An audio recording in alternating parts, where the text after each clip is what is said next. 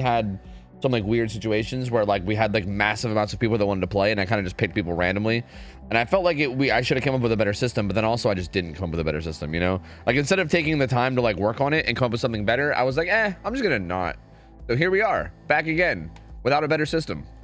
So fuck it, let's just wing it. Let's just wing it. Fuck it. It's called it's called SCUFFED for a reason, right? Fuck it, dude. Yeah. Okay. So here's basically what I want to do. Okay. I'm gonna be getting teams, like the survivor teams. I want to be people from SCRIMS, like people that have teams already signed up for scrim nights. I want the survivor teams to be people that already know what they're doing and already like, you know, I want the survivor teams to be a good challenge for the killers, right? And I don't want them to be like brand spanking new or whatever, right? But on the killer side, I am okay with you being like new to comp. As a matter of fact, I prefer that, because I think the main thing I want out of this, like the main goal of this, is kind of to give people a chance to like give it a try and see what they can do, right? Like as opposed to like, I don't know, because like back in the King of the Hill days, we used to just have like signups where anybody could sign up and play. It was super easy for anybody to really give it a try, and it was like really easy and like accessible. Whereas nowadays you have to have an entire team to play, which is obviously a lot harder. So yeah. So basically the main rule that I'm going to be trying to follow is, if you're signed up already for a team, also, by the way, we're going to be needing an EU killer right now, by the way, just to start. We need we need a killer from EU. But yeah, basically I'm gonna try to prioritize killers that aren't already signed up for a team in scrims, and if possible, I would rather not take a killer that already plays a bunch of comp, even if they're on a team, right? If somebody like from the comp scene just isn't in a team in my scrims yet and they want to like play, I'm still gonna I still would rather take somebody that hasn't played comp yet, you know. But obviously I don't know every single person in the comp scene, so who knows? I might end up taking some people with comp experience. I don't know. I can't really make any promises, but I'm gonna be trying my best to prioritize people who haven't. But yeah, we need a killer for from Europe to play against Bad Intentions. The team is gonna be Bad Intentions, which is like Disaster's team. So we need we need a killer to go up against them, and we need a EU killer. Hold on, I had a bunch of stuff set up. Wait, no, I changed. Oh, I changed this. Oh, I changed it. Oh, wait, let me just oh god, this is super scuffed. Looking for EU killer.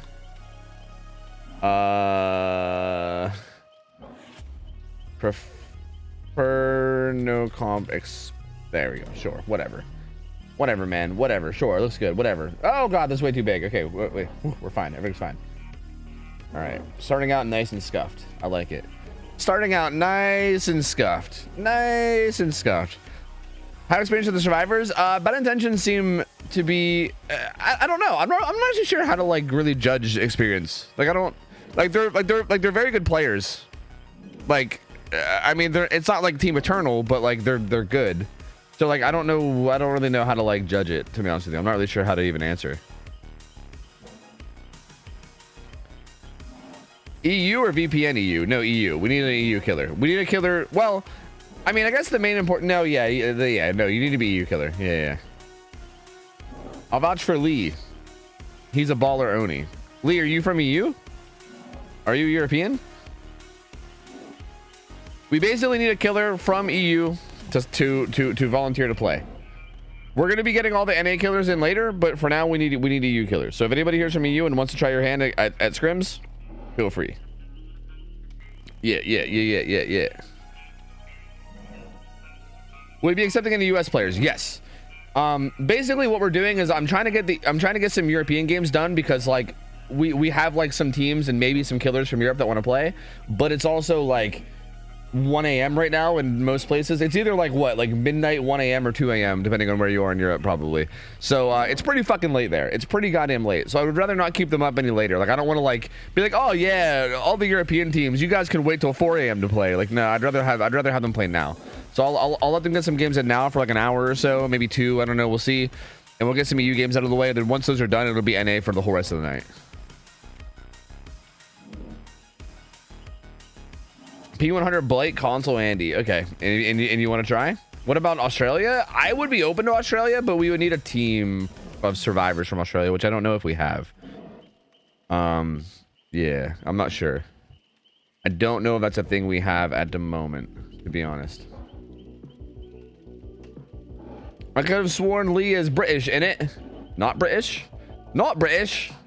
Oh no, not British. If there are no EU killers, I guess we could play against NAEs. That would be fine. Although preferably no 150 ping. What would happen, hypothetically? I actually don't even know how this would work. What happens if you host a lobby as survivor and get an EU server, but the killer's NA? Would that be horrible? That would probably be horrible, right? Like if you're low ping as survivor, but the killer's high ping, what would that do? I actually don't know if I've ever played something like that. I don't know why. I don't know like what effect that would have. That would probably be horrible, right? I think. But I'm not 100%. Bad, super bad. Yeah, would that be really bad? Maybe. Hey, I will say, if we don't have anybody with like no experience that wants to volunteer, I'm down to like start the night with a killer that does have experience. Like if somebody like from EU that does play scrims or whatever, or does have comm experience, wants to like step in just to play a quick game, just because I mean we're kind of gonna be waiting for people to come in anyway, right? Like we just booted up. We've only been live for like 20 minutes, so like I'm sure that like, you know, give it like a half an hour and we'll probably have a ton of more people in here that might want to volunteer. But yeah, I mean for now, if we want to get a killer that even does play comp or whatever to just get in and play, we could. Yeah, we could. The killers will be getting hits from Mars. Yeah. What killer? You can play anything really. Pretty much anything you want. I mean, I'm assuming. I mean, I don't know. I feel like for the whole night we usually just allow the killer to pick whatever killer they want. But I also feel like maybe we should have like a certain role where it's like, all right. Maybe if you pick a killer that's fucking miserable, like. But I don't know. Actually, yeah. I think anything should be fine. Yeah. Yeah, Hens, if you want to do it. I mean, look, man, Bad Intentions, like from what I've seen from them in the past, I'm pretty sure like I'm pretty sure they're going to be down for almost whatever. Like, again, this is the team that stepped in that one day against Vicinal when their opponents backed down last second and we needed someone to fill in against Vicinal, which is like one of our best teams. And also they're an NA team. And also it was like 4 a.m. for Bad Intentions. And they stepped up last minute and was like, yeah, we'd love the practice. Let's do it. So I feel like Bad Intentions will probably be down. Like they seem to just love getting good practice. I'm pretty sure they're going to be down for anything. I feel like no matter who we get, they're probably going to be down. I don't think they're going to be scared of really anybody or anything. So I think it'll be all right. Yeah, Hens, if you want to come in and play, I'm down. I am definitely down. Any killer you want. Doesn't don't matter. We'll just tell you what the map is and everything, and then so basically what we're gonna do is we're just gonna like tell you the map and like give you like give you the rule set, and then we're gonna set a win con basically. How about some Ghostface? Ooh, okay. You know, I actually like the idea of that. I kind of like that idea. Yeah. I like the idea. Where's your webcam? It's right here. My webcam is right here. Would you prefer if I kept it on the entire time? I can if you want. I'm an EU killer. What's this about? This is about scrims. This is about comp DVD, and if you want to, this is basically like the. How do I want to word this? I really should like articulate thoughts before I speak instead of just like word vomiting before I really come up with like a. All right, basically we do scrims every Friday. Where like competitive teams can sign up and play against each other, and you have like teams of all skill levels, right? Like you have people that are new, you have people that are super experienced, and it's just like a fun way to get together, play some competitive matches, and like learn the game. But this is scuff scrims, which means it's a lot easier to play. Normally to play in scrims, you have to have an entire team to sign up. You have to have like survivors and killer. You have to sign up, and then you have to like sign up in advance for the weekend. This is scuff scrims, which means we're gonna have a bunch of teams of survivors, and then we're also just gonna have I'm just gonna, sure, whatever, man. Like, we have a bunch of teams of survivors, but then we also are just gonna be taking killers from chat and just giving them a chance to play against these teams just to see how they do, essentially. So, yeah. It's kind of like a chance to, like, try out comp style play if it's not something that you are, if it's not something that you're used to or whatever, or if it's something that you want to give a try but you've never really had the chance, then this is kind of a chance to do that. So next Friday? No, right now. No, right now. Right now. Like right now, so right now we're having Hens play killer up against Bad Intentions. But after this match, we're gonna rotate Hens out and we're gonna get in a different killer. But we need EU killers. So if you're a European killer and you want to try your hand at scrims, like if you feel like you're confident in your gameplay and you feel like you can, you know, hang in like a competitive environment against a competitive team and you want to like see how you do, this is your chance to get to give it a go. What map? Larry's. Okay.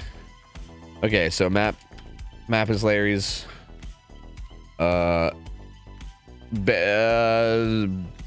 Bands. There you go.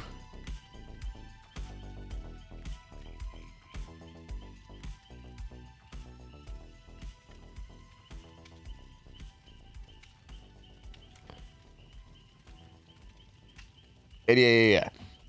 My wife is European. Does that count? Are you with your wife right now? Because if so, then as long as you're in Europe, man, that's all that matters. Look, dude, you could be a dirty, filthy, good-for-nothing American living in Europe, and that would be totally fine. It's just as long as you're currently in Europe is the main thing that matters, you know, just for the sake of ping. Oh my God, the broadcaster is in the chat. Hi, broadcaster. Fuck you, Fet. Wait, hold on. Fuck you, Fet. There we go. Yeah, there we go. Yeah, got his ass. I'm chatting for the beaches of Normandy. Oh, that's sick. Is it with spawn offerings? Yes.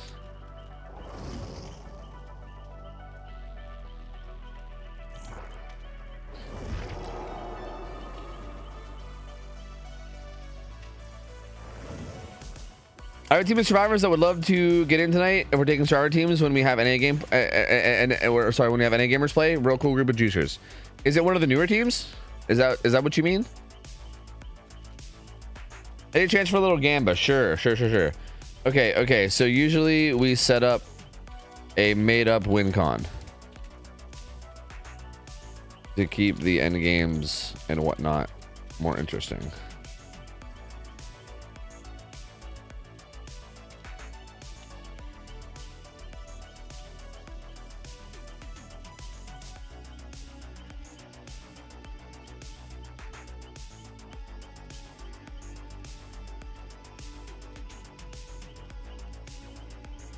Yeah. I think that's fine. Yeah, because I think Ghostface Larry's, it does seem to be like really like feast or famine.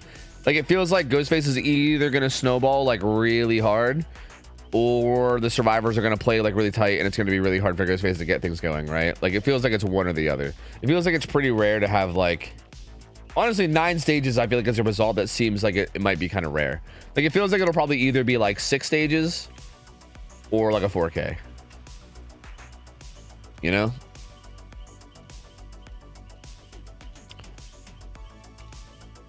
But in the tunnel, it's probably a bit harder. True. Yeah, that's a good point. Yeah, I'm pretty sure like in most comp leagues, like there's like no exhaustion, there's no anti-tunnel. Like we allow like all exhaustions, we allow anti-tunnel, like we allow a lot of stuff. So yeah. But that being said, a lot of our teams are a lot like lesser experienced, right? Which makes it, I think, a little bit more even. Because Ghostface Layers is a hard set to play, man. Like that's a very difficult set to play from the survivor point of view. So yeah. I can vouch for Shay's team. I'm their killer. Okay. So was it like a solo queue farm team? Because yeah, sure, I'm down, man. I'm down. I am down. Okay, so something I need to figure out. Like we're gonna have Bad Intentions play for EU, for like a little while. Something I need to figure out is basically when we go into the NA games, like what teams are going to be around all night and what teams have like a limited amount of time. Because if there's like a team that's like, okay, we're going to be around until like, I don't know, like 10 p.m. and then we're gonna have to leave or something, right? Like if that's the case, then we can get you in earlier. But if you're a team that's like, yeah, we're gonna be here the whole night, then we can maybe save you for a little bit later, right?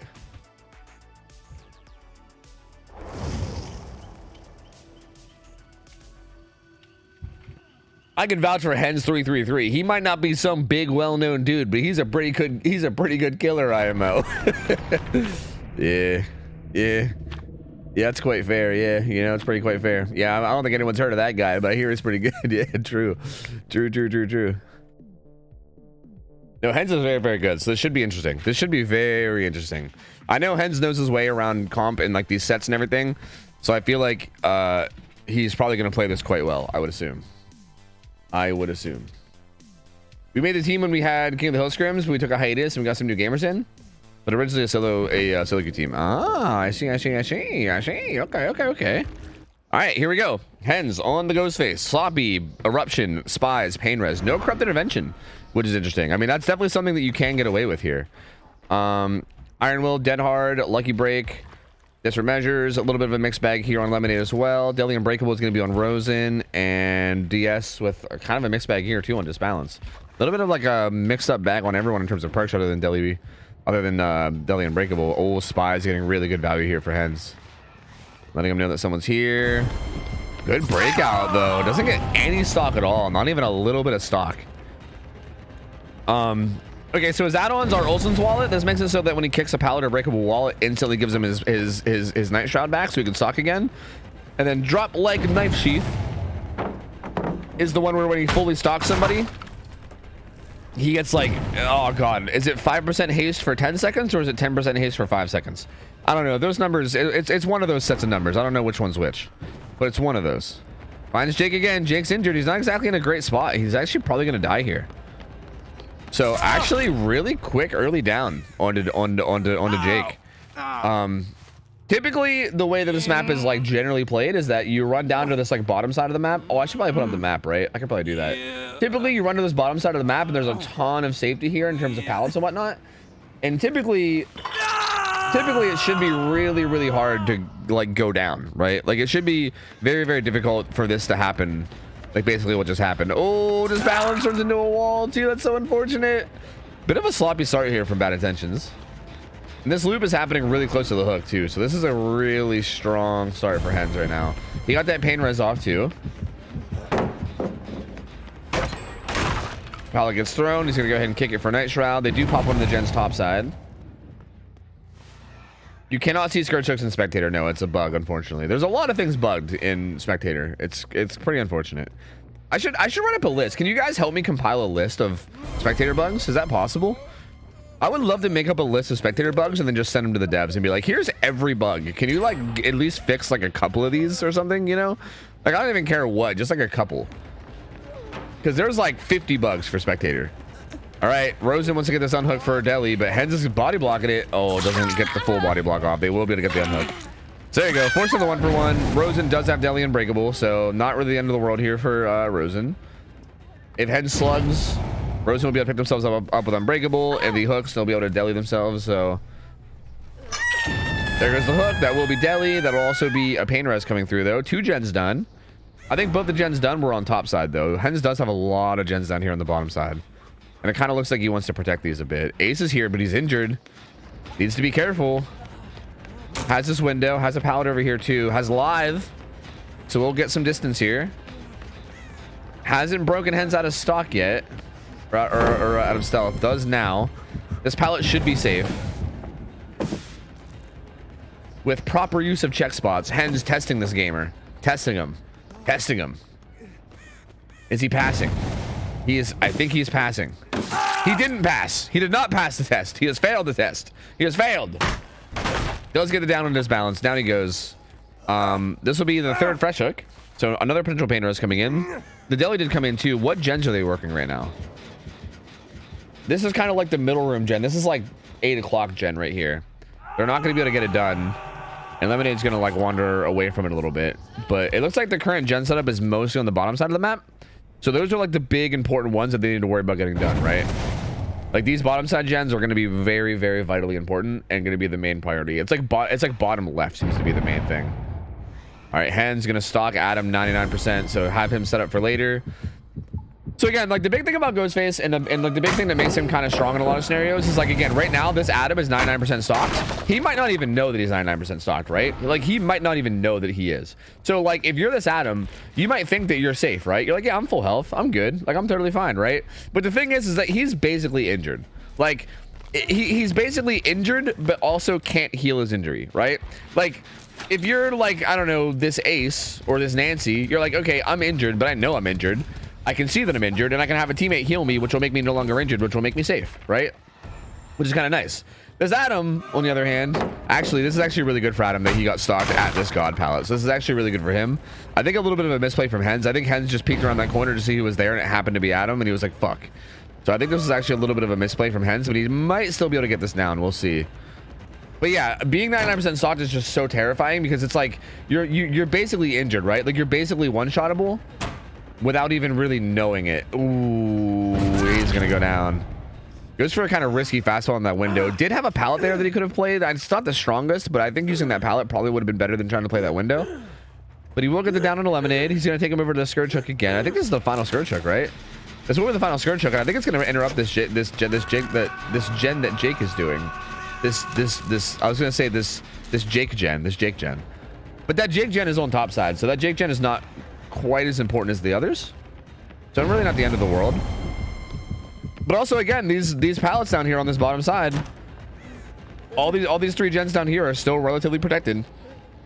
And they're gonna be really hard to tackle. I think there actually might be 4 of them, right? Yeah, there's actually 4 of them down here. So yeah, these 4 gens still not getting done, and these are the main problematic gens at the moment, and the main ones that Hens are kind of protecting. Ooh, gets the stock on the ace and forces a 1-for-1. And this will be another stage on him too. 5 stages so far. Everybody's been hooked once. Ace will be death hooked now. 2 people injured too, so they're gonna have to go away and reset that. This is it's definitely not over, but this is looking really grim for the survivors right now. Like they're gonna have to run away and reset and make sure that they get these guys healed up, but they also are going to have somebody death hook now, which is not great. And again, the gen setup down here is still pretty nasty, right? Like all these gens down here. I didn't even realize he was using the old what's up face. But yeah, all these gens down here on bottom side are going to be relatively hard to do. He also has eruption to help holding them to help hold them down even more. They do have a bit of progress here though. Like it's definitely not over for either side, but the survivors definitely need to make sure to like get it together and start playing really tight from here, because it's looking like it could get out of control. Gets a tag onto Nancy.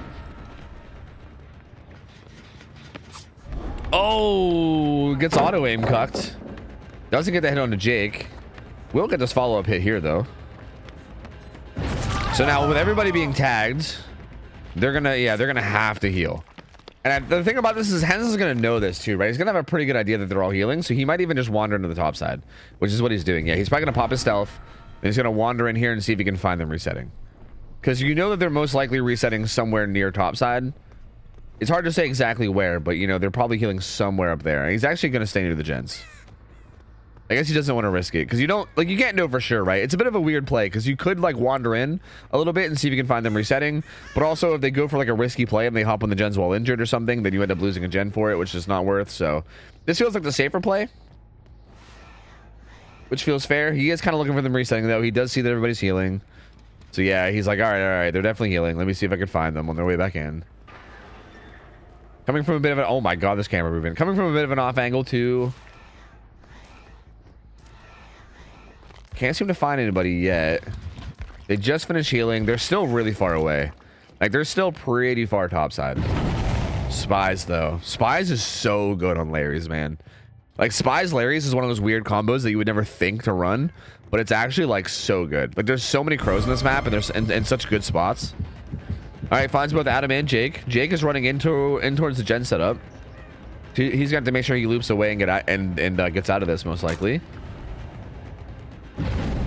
I feel like at this point what's probably going to happen is that Hens is going to try to, like, now we're kind of in like a classic 3-gen type scenario, although it's a 4-gen, but Hens is most likely going to try to like 99% stalk these guys if he can and make it so that they're like close to being one-shottable. Because the thing is that if you just tag survivors and make them injured, they're going to run off to the top side and heal, right? So if you just hit somebody normally, they're just going to run off, they're going to heal, and they're only going to come down here if they're full health basically. So like so like you'll never actually be able to kill anybody if you're just tagging them and then leaving them.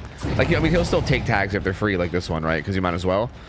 But for the most part, I think his main goal was going to be doing what he did to Jake and like just stalking him to 99.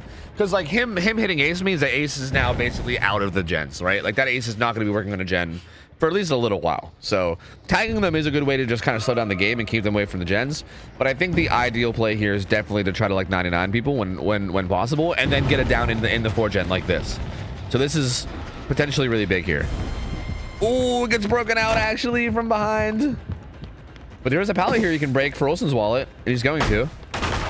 He's gonna kick that. He's gonna get the night shot instantly back. And Jake needs to be careful because he's gonna die. Yep, he's going down. So down goes Jake. Eruption pops.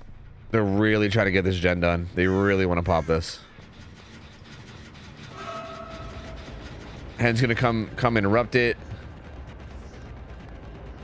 Probably wants to at least get a tag onto Adam and just back everybody up, right? Like, again, staying injured and doing gens on this map can be fucking terrifying. So, like, if you just tag people like this, it kind of, like, helps keep them off the gens. They actually do manage to pick up disaster, though. But they're all injured down here, again, which is kind of scary. They got to be really careful. Yeah, because now they're down here running around injured.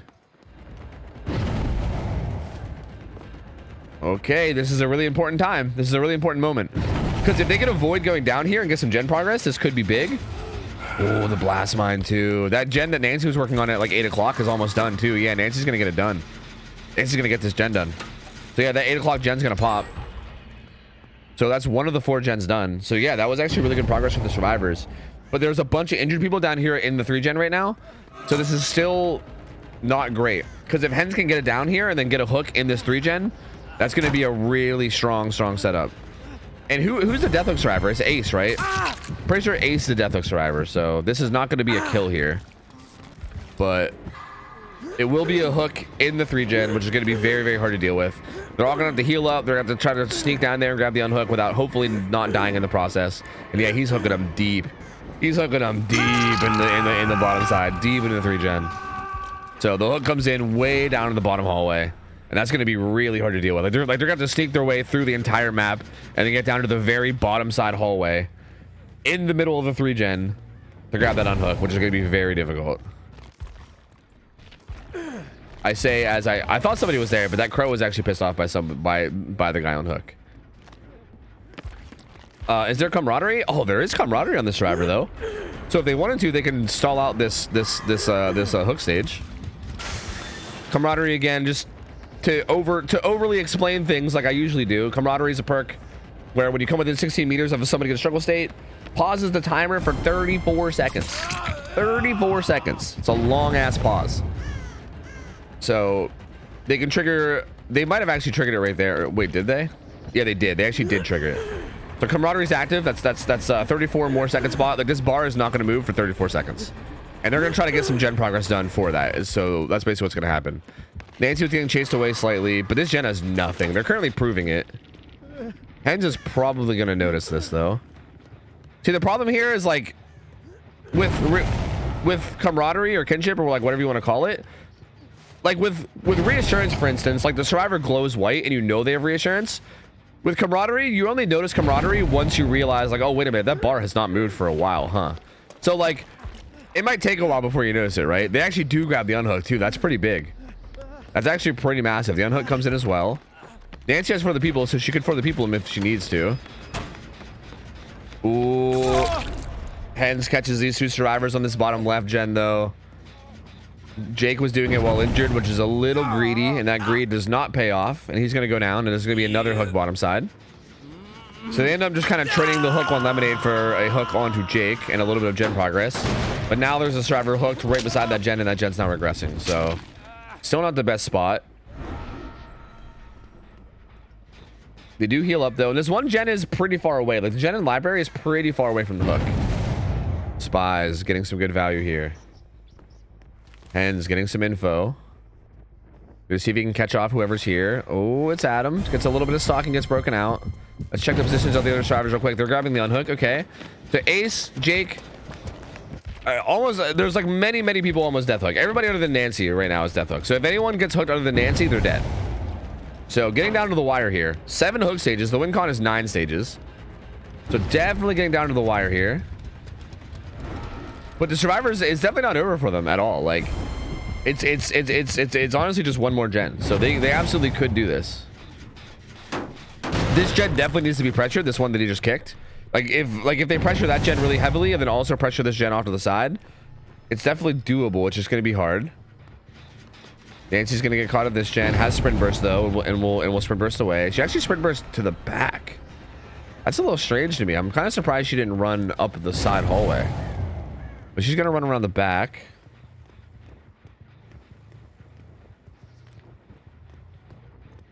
And still wandering around. Oh, does get the stock on the ace. And again, he's death hook. The haste kicking in too. Both these guys are death hooks. So even if he killed Jake there, it would have been valuable too. But he's going to down ace. He's going to be dead. That's going to be eruption on both of these gens. And yeah, they basically have to get this gen done like now, or else this is like borderline game over. And I mean, as you can see, they're not going to get done now. So I think that's gonna cut. It's not, again, I'm still not gonna say it's over, but that's gonna be really close. I mean, that's hook stage number 8. One more hook stage wins it. And again, it's gonna be like, it's not gonna be impossible for them to get these it's not gonna be impossible for them to get these done, but it's probably gonna be impossible for them to get these done before one more gen pops, you know? Like, I feel like having, or not one more gen pops. It's gonna be hard to get this gen done before one more hook stage happens. That's what I was trying to say. Sorry. Like, more than likely, like, if one of these gens pops, it's gonna happen like in exchange for a hook happening, you know? Like, someone's gonna die, and in exchange for that person dying, the final gen pops. Like, that's most likely how it might go down. And they can't afford to do that, right? Because next hook stage wins. Like, next stage of any kind wins. So yeah, they kind of have to play this like literally perfectly from here, which is not easy to do. Although Rosen does have a lot of progress here.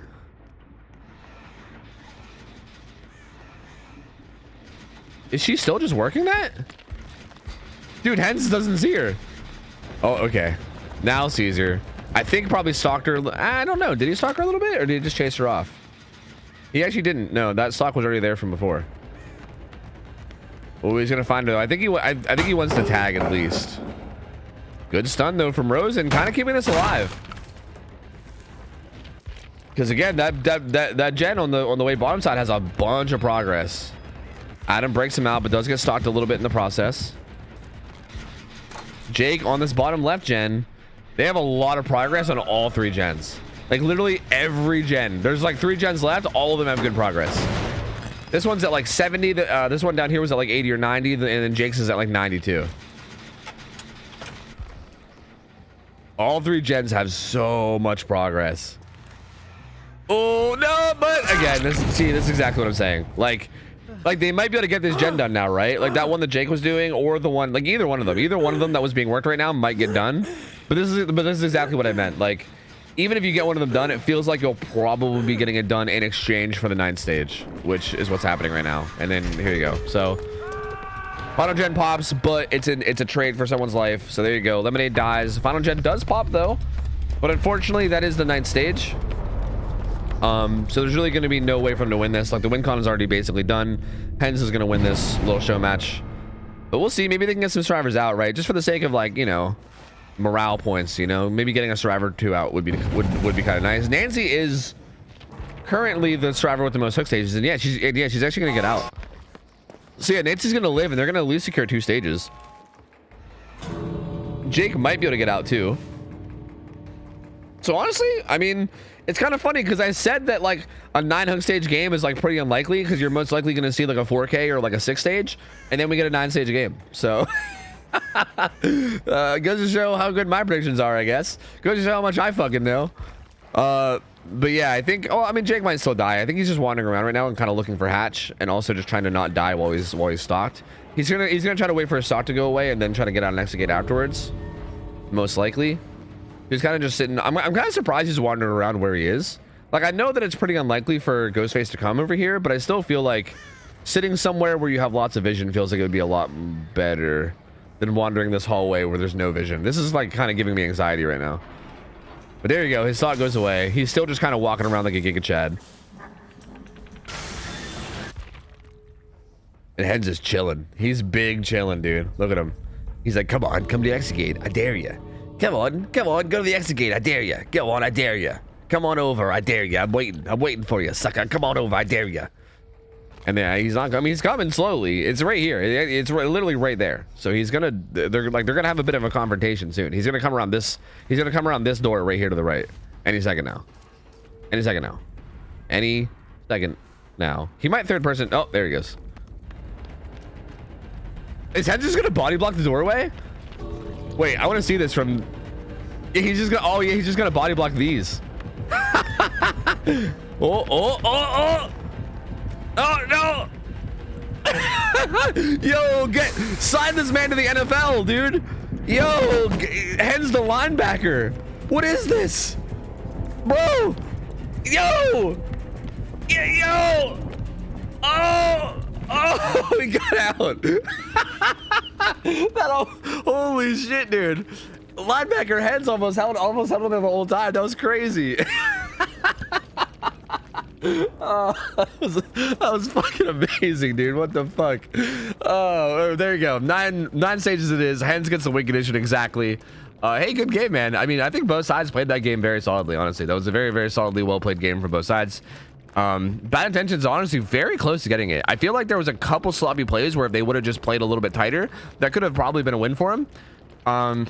But yeah, I mean, just a little bit of sloppiness here and there. Hens was able to take advantage. And again, it's kind of understandable. Ghostface Larry's is a hard set, right? Like, I feel like what you'll hear from most like really experienced players is that Ghostface Larry should, like Ghostface Larry's with our rule set, especially with how many perks we allow, should probably be like a domination for survivors if they play it like borderline perfect. But playing Larry's Ghostface borderline perfect is fucking hard, dude. It's such a weird set. It takes like insane amounts of like coordination and like communication.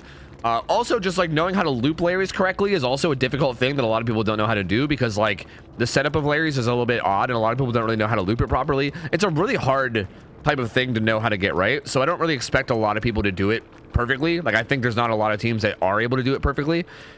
So that being said, I think like given everything that happened, yeah, this is a really close game. Like, there wasn't a ton of mistakes, but there was a few. Hens was able to take advantage of them and managed to squeeze out the win con. And yeah, that was a good one. That was a good solid game. That was a good solid game, man. I liked it. I liked it. Dude, the fucking linebacker though, the linebacker play was fucking god tier. If you would have actually held him until he died too, that would have been hilarious. Holy shit, that was so good. That was fun. Thanks for having me. Yeah, of course, dude. Thanks for playing, man. Thanks for playing. I appreciate it. That was honestly super great. We need okay, so we're still looking for you killers.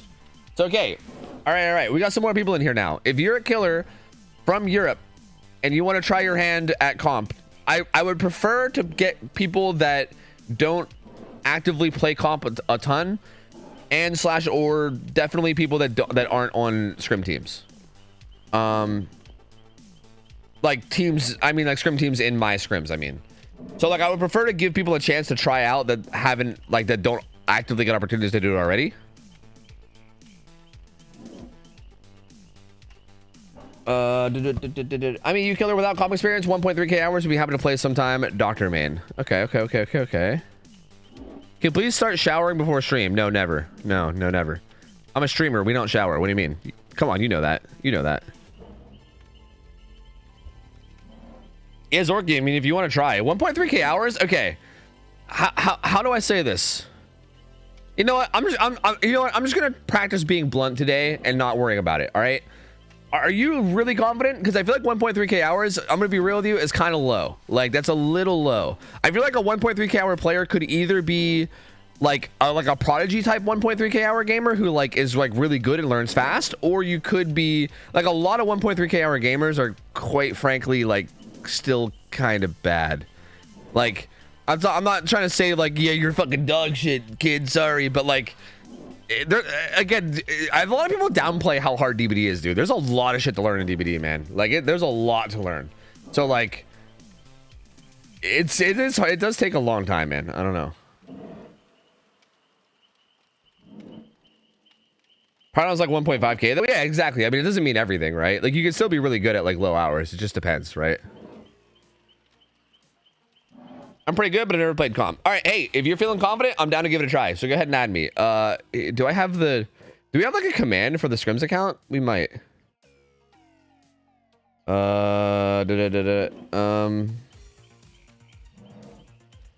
Here, I'll just. Oh yeah, wait, no, there was like a command that gave like the code, right? Here. Add. This is probably a bad idea because I'm probably gonna have everybody adding me. But add this up here. Wait, the map overlay is in the way. Add this up here. OhTofu scrims #9374. Send a friend request to this. Like basically open up your DVD, go to and then click on this like little add friend button over here. You can it's kind of under the word looking right now, right? It's like this little add button. You can kind of see my mouse like lighting it up. Click on this and then type. Honestly, you can probably just type OhTofu SCRIMS and hit search, and then it'll come up. I'm pretty sure I'm gonna be the only OhTofu SCRIMS. What happens if you type OhTofu? Is it just me and the SCRIMS account? Oh, go. There's a bunch of phonies. It's a bunch of fucking phonies, bro. Look at all these phonies. What the fuck? What is this? What are all these phonies? Wait, what happens if you like... What if I... What a... Whoops. What a... Bro... Yo, who are all these phonies? What is this? What is this, man? Hello? Hello? Who are all these phonies, man? There's so many phonies in here. What the fuck? Anyway, is this you? Or is this... Okay, if your name isn't your name on Steam or whatever, try to let me know too. Because, like, I'm probably going to get a bunch of random friend requests. So, like, try to let me know who you are, if possible. This might be you, Zorky. I don't know. It is the same. Okay, so that's not you. There's an OhTofu SCRIMS account without the space. Yeah, that might be the old one. The old one, we lost access to it. Okay, wait, I see you. I just added you on Steam. Yeah, we lost access to the old SCRIMS account because all the info was had by Lemon and Lindy, and then they left, and then they didn't give it to us. So we were like, okay. They were like, we're taking the account with us. And I was like, okay, so we just made a new one. Famed DVD streamer Shroud. Yeah, I was just curious, you know. I was just curious what would happen. I was curious how many imposters there was of, like, everybody, you know. I'm kind of mad. There was, like, a lot of me imposters. Like, a lot of them. Like, they're, like, too many. You know what I mean? Like, a little bit too many. Like, an uncomfortable amount, right? Like, what is this? OhTofu Jr.? Like, do I have a son that I didn't know about? Like, I'm pretty sure this is me. I'm pretty sure ED4F, I'm pretty sure that's me. The top one. Like, who the... V2? Like, version 2.0? Like, what the fuck? Hello? Anyway, Zorky, if you want to make a lobby to invite me, that's what you should do. Make a lobby and invite me, if you can.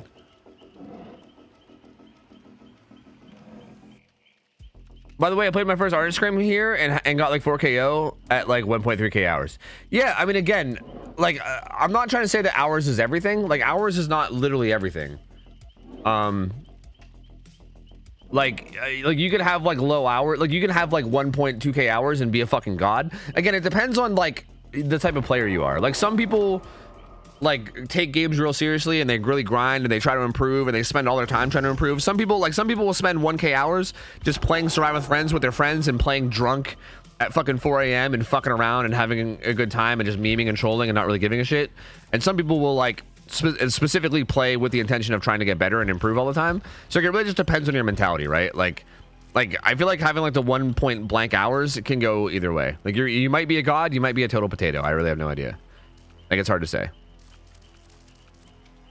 But basically, like what I'm saying, like the awkward thing that I'm trying to get out without hopefully being too awkward is that I just want to make sure that people that are volunteering are confident in their abilities, right? Like I want you to feel like you're ready to play in a comp setting, you know? Like I don't want someone to be like, yeah, I'm like 200 hours. I don't really know what the fuck's going on, but I'll give it a go because why not? Just because I'm bored and I might as well. Like, don't just play just to play, right? Don't play just to get on the stream or whatever. But yeah. So doctor, yeah. I'd humbly I'd like to request Gambit for this game. Okay, sounds good. Okay, Cool Tower. Wait. Set map to Cool Tower 1.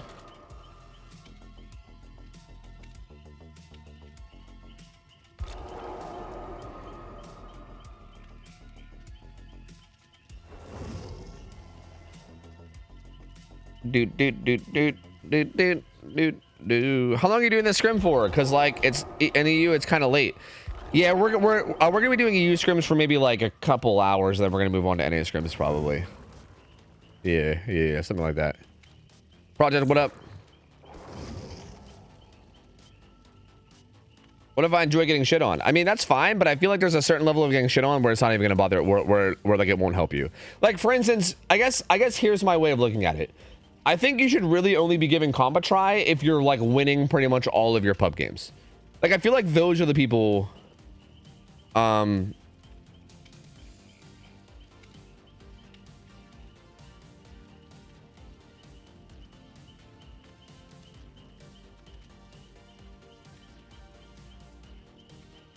Dude. Right? Am I right? Yeah. Anyway, I did water redeem. Yeah, I've been chugging it. You can't see it, but I'm chugging it. Trust me. Gulp. See, I just chugged some more. I'm slamming it. Don't worry. Who's Doctor going against? Bad intentions. Okay, let me set up a prediction real quick. Killer result. We're just gonna reuse this for every single one. All right. We'll say 4K2 plus, 4K1, 4K0. We'll say, you know what? Instead of 4K0, let's say like, we'll say 10 to 12 stages, because 12 stages is 4K0. I'll just put all gens done just to clarify. Well, okay, I'll say 10 to 12 stages / 4K0. I want it to be clear that like, oh, well, they got 12 stages technically, but they just didn't get the gens done, blah, blah, blah. You know, whatever. It's fine.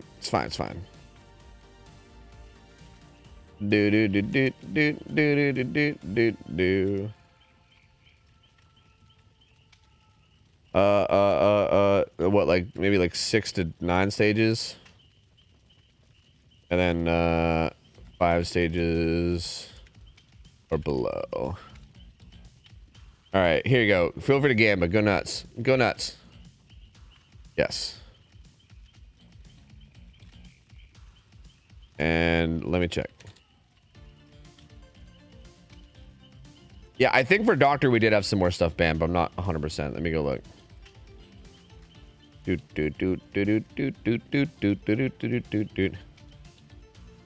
Yes, all global bans. Plus DMS plus Merciless.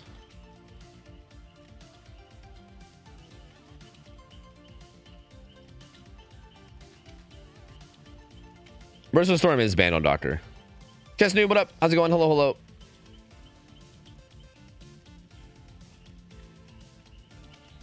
Like Inspector, it's cool. I threw one together. It's cool. It's fine. What does the number after the 4K mean? That's the amount of gens done. A 4K2 means they got 4K'd with 2 gens left. So like if the killer 4Ks with like 2 gens, 3 gens, 4 gens left, then 4K2 plus would get the result. If they 4K with 1 gen left, then 4K1 gets the result. 4K0 means that they got all the gens done, but they still 4K'd.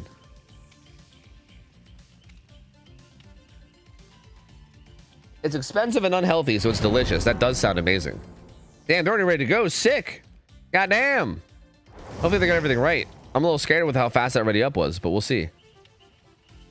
Nice.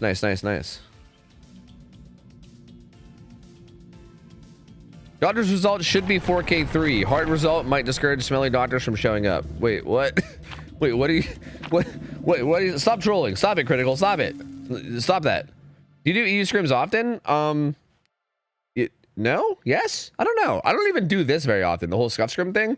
This is kind of a rare thing. But Duke and Queen, thanks for giving us up to Black Widow. Black Widow, welcome in. Otterpuff, thanks for the raid. Appreciate you, Gamer. Vibrant Tech, thanks for the 11 months. 13 months, I guess, overall. Thank you. Kobo, thanks for 13 months as well. Appreciate you guys, man.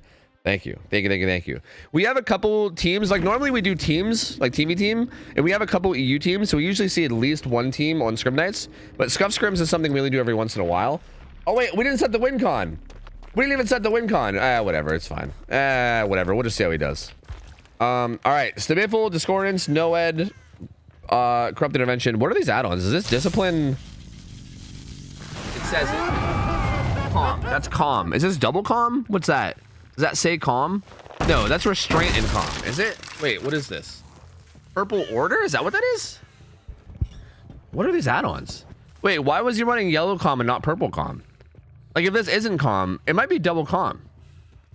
Because, like, if this wasn't Calm, then why? I don't think this is Calm, though. But why would he not run Purple Calm? Why would he run Yellow over Purple? That's weird. Yeah, I'll just ditch the win con because, like, whatever. It's fine. Anyway, he finds... We'll figure out what the add-on is. Who knows? It's fine. Overlay says purple order and yellow calm. That's so weird. Doesn't get that shotgun disaster. Disaster's going to be looping around this path palette. Has a pretty good setup. Discordance does proc. So they're doubled up on a gen somewhere. So just already, just a critique. I mean, I think the add-ons are a little bit weird, a bit random. I'm not really sure what the meaning behind them is. And also, like, I honestly don't mind the build other than Discordance. I actually don't really hate Stiviffle on Doctor. Like, I don't think it's great, but I really don't think it's awful, to be honest with you. Like, Doctor, I feel like it's one of the killers that actually benefits from Stiviffle a decent bit a lot of times.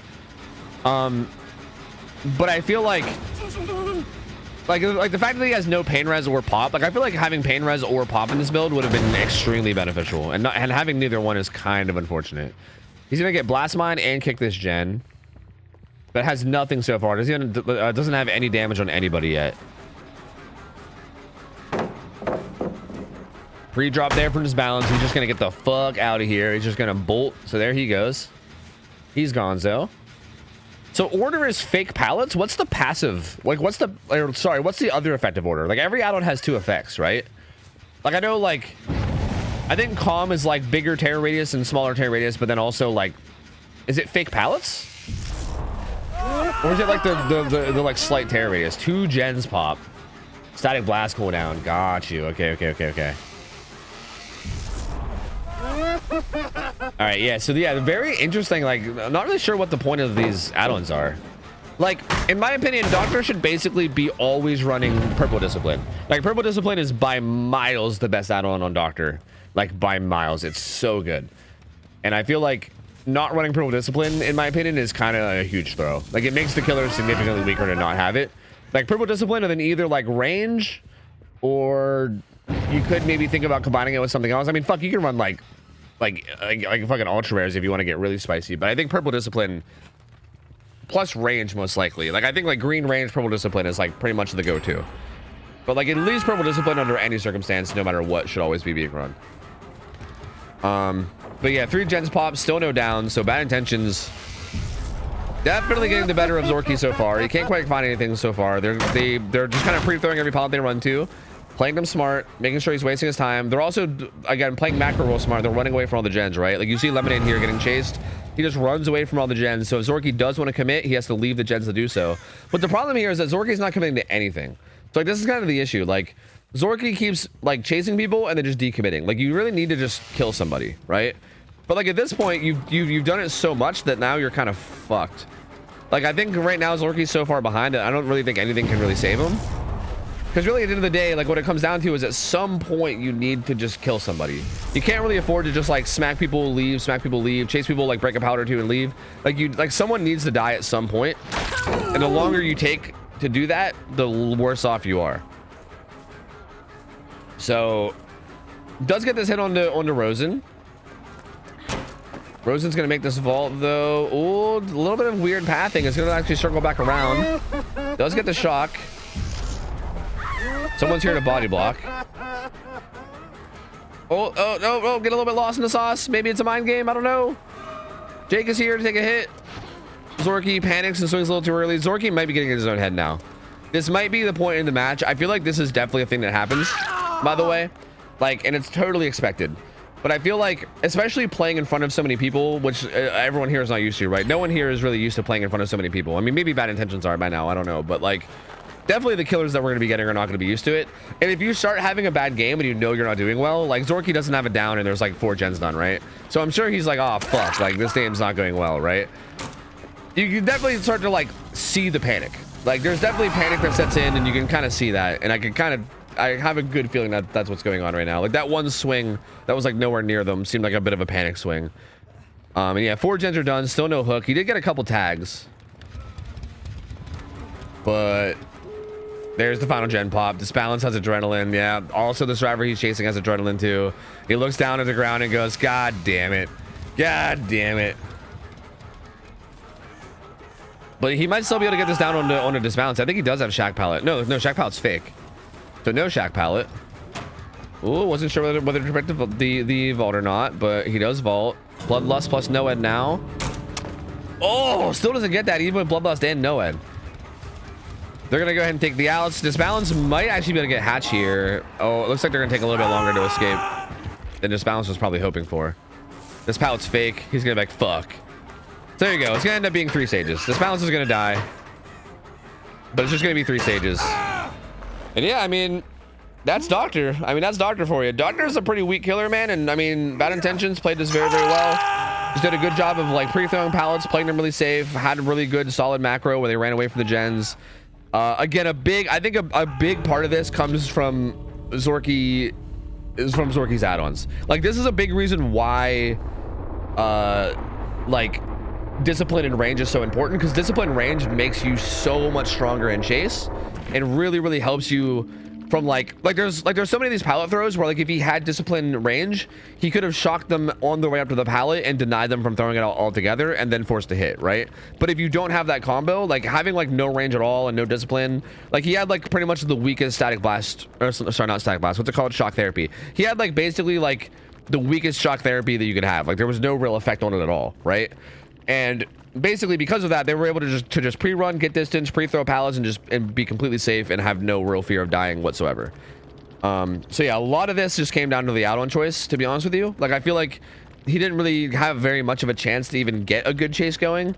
But I do think that he really needed to just commit to somebody early game. Like I feel like, again, it's kind of stressful and it's tough for a lot of killers to know like what the right play is in a lot of scenarios, but like in the early game you really need to just commit to somebody. Like he was committing to somebody a little bit at Shack, and then he left to like kick the gen that was being doubled, and then after he kicked the gen that was being doubled, he chased somebody else around. He like kept like swapping targets a lot, and you really just have to stick to somebody and get it down, right?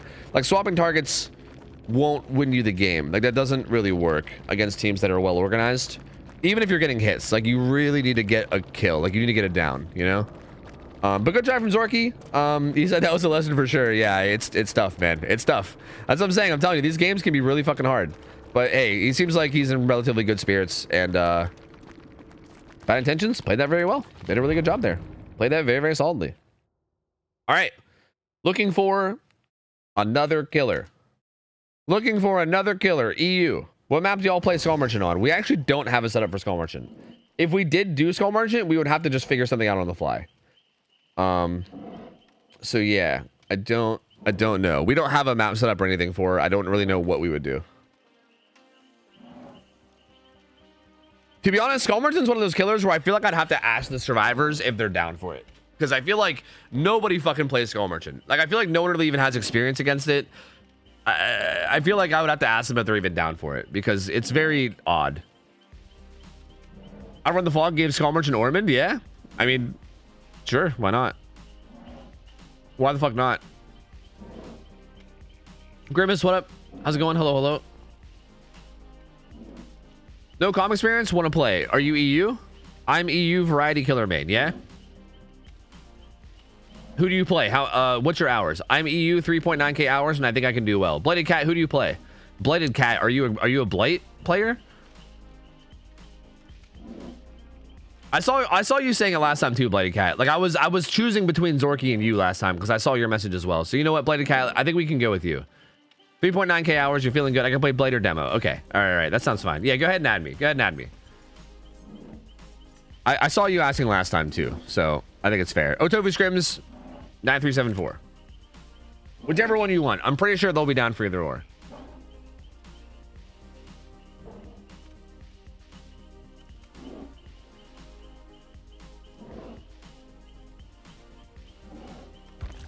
Is console allowed? Yes. I'd pay to see a Skull Merchant comp but the survivors insta DC. Like in a tournament, they're just like, nah, no thank you. We'll take the loss and we'll just win in the other killer sets. Fuck it. Imagine, dude, that would be such a Giga Chad move. Imagine if there was like a best of 7, like and like a fucking tournament grand finals, and one of the teams is like, nah, we're just gonna DC this one, and we'll just take the we'll take the L of the Skull Merchant set, and we'll just win the others. Shit. Lady Executive, what up? How's it going? Hello, hello. I have 3 hours. I'm a Chucky main. Can I play? Tee. Do I need a team to join as killer? No. That's kind of what's nice about what we're doing right now. Normally, the answer to that is yes. Normally, you do need a team. But specifically for tonight, because we're doing SCUFFED scrims, specifically tonight, you don't need a team. You just, if you're a killer that wants to play, you can try it. That's kind of the whole point of Scuff Scrims, is to give people a chance to play who normally don't get a chance to play. Because like that's kind of the biggest like barrier to entry, right? Like a lot of people want to try it, but they're like, I don't have a team of people. Like I don't have like a group of people that want to play. You know what I mean? So this kind of gives you the chance to like show what you can do. And FYI, a lot of people that play in Scuff Scrims, if you do well or show a lot of potential, teams will like scout you. Like we've had a lot of people that like played in Scuff Scrims that then get hit up by teams from Scrim Nights and then get signed onto teams. Like it's happened a bunch. As a matter of fact, one of the people on Bad Intentions, I'm pretty sure Posture Killer's on Bad Intentions now, right? So I think that's a good example right there. You playing Blight or Demo? If Blight, Suffo 1. If Demo, Wreckers Yard.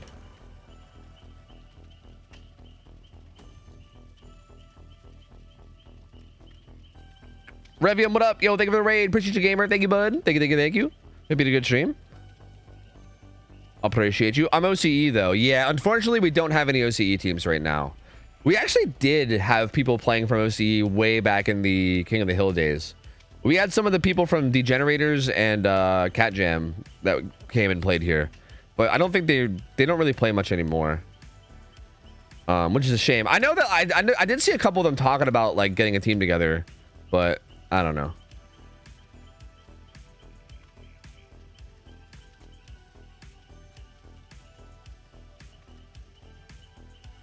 All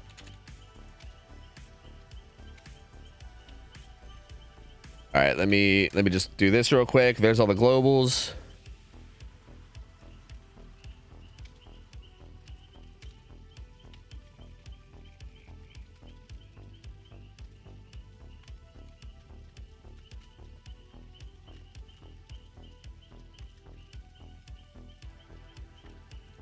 All right. I'm pretty sure there's I don't know why I always think there's like a third ban, but I think the third ban, I still think there's a third ban from when we used to have Deadlock banned on him a long time ago, when we used to allow Deadlock on in general. That was like so long ago, but for some reason I always remember being like, okay, Blight has 3 perks that are banned on top of everything else, but yeah, it's only 2. Yeah. Oh yeah. I think they already know that. I think the Strivers already know that they can burn double Vigo instead of Shot of Binding.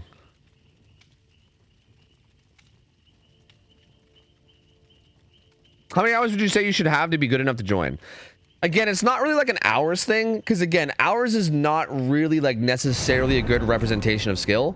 Like it's like people were saying before, you could have like 1,000 hours and be a fucking god if you're like a really competitive type person that just focuses on getting better all the time, or you could have 1,000 hours, or you could have 4,000 hours, but you spent that entire time playing drunk surround with friends with your buds and not giving a fuck about how well you're doing, right? Like it's hard to judge it on hours. I would say the thing that I would use as criteria is, if you want to give comp a try, you should be the type of killer that is winning all of your pub games. You know what I mean? Like if you're the type of killer that is like playing pubs and you're like struggling a lot in pub matches or whatever, then you still need to just improve in pubs, right? Like you should just play pubs and try to like you should be good enough that you're beating pub matches very regularly. Like you should be having like an 80-90% win rate in pubs at least, and then you're basically ready for comp. Because I feel like if you're still losing to just like decent pub squads, then like you're probably not ready for an actual comp squad, you know? Anyway, here we go. Blighted Cat on the Blight. Up against Bad Intentions. The lobbies today have been very fast. Rose and Rockandeli Unbreakable again. Shadowborn, Brutal, Pop, Corrupt. Interesting build. I mean, I don't hate it. I mean, I'm not crazy about Shadowborn, but I know that all these fucking Blight addicts love it, so, you know, it is what it is. Circumventing some options though, like Eruption, like Pop Eruption is a very popular combo, so not having Eruption here could end up being very good for the survivors. Tries to zone out Lemonade a bit here. Zones pretty well. Good bump logic. It's a very fast down in Lemonades. There you go. Very fast start. Very good fast start. They're going to split. They're on 3 different gens at the moment. Rosen's going to get in position for the unhook because of Deli. A very, very good start. Blighted Cat looking pretty good on the Blight so far. Oh, doesn't quite get that hit on the Ace. 4 rushes used. Gonna have to just go into fatigue here. and follow this chase. Scratch marks, trying to get an idea of where they're going. How's the gen setup looking, by the way? It looks like there's maybe a 3-gen bottom and maybe a 4-gen top. I should bring the map overlay back, huh? That'd probably be smart. The unhook does come in, so Rosen grabs the unhook. That should be Deli, assuming they don't die really, really quickly. Oh, where is it? There it is. Bam, there you go. So SCUFFED pit layout. I think there's a 4-gen top, if I'm not mistaken. It's taking the chase on the Rosen. Oh, whiffs that swing though. It's really unfortunate. It goes, I think, went for like the shoulder flick, but was a little bit too late on it. And Rosen's actually going to get away from this and get a little bit of distance down here bottom side.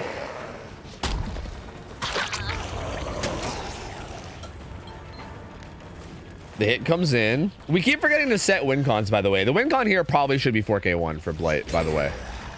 We didn't really set it, but that's probably what it should be. They do pop gen bottom. Ooh, this Balance doing some weird shit on the hill and avoids a hit. But what am I looking at? Also avoids that hit. So that was actually really good there. Blighted Cats could have been a little bit more patient there and used more rushes to guarantee that hit. So a little bit of like impatience there. But good. Oh, that was actually really good bump logic, but doesn't get that flick either. Disbalance gets away from that one too. Still had another rush that was available there, but I do feel like that was pretty good bump logic. It's a little panicky there as well. Again, I think the panic here is kicking in a little bit. Gets that down though. I'm gonna close that pool because it's still going, and like this match is pretty far in. So yeah, we're gonna. Oh no. Okay, wait. It already is. It already is closed. Okay. Okay. Good. Never mind.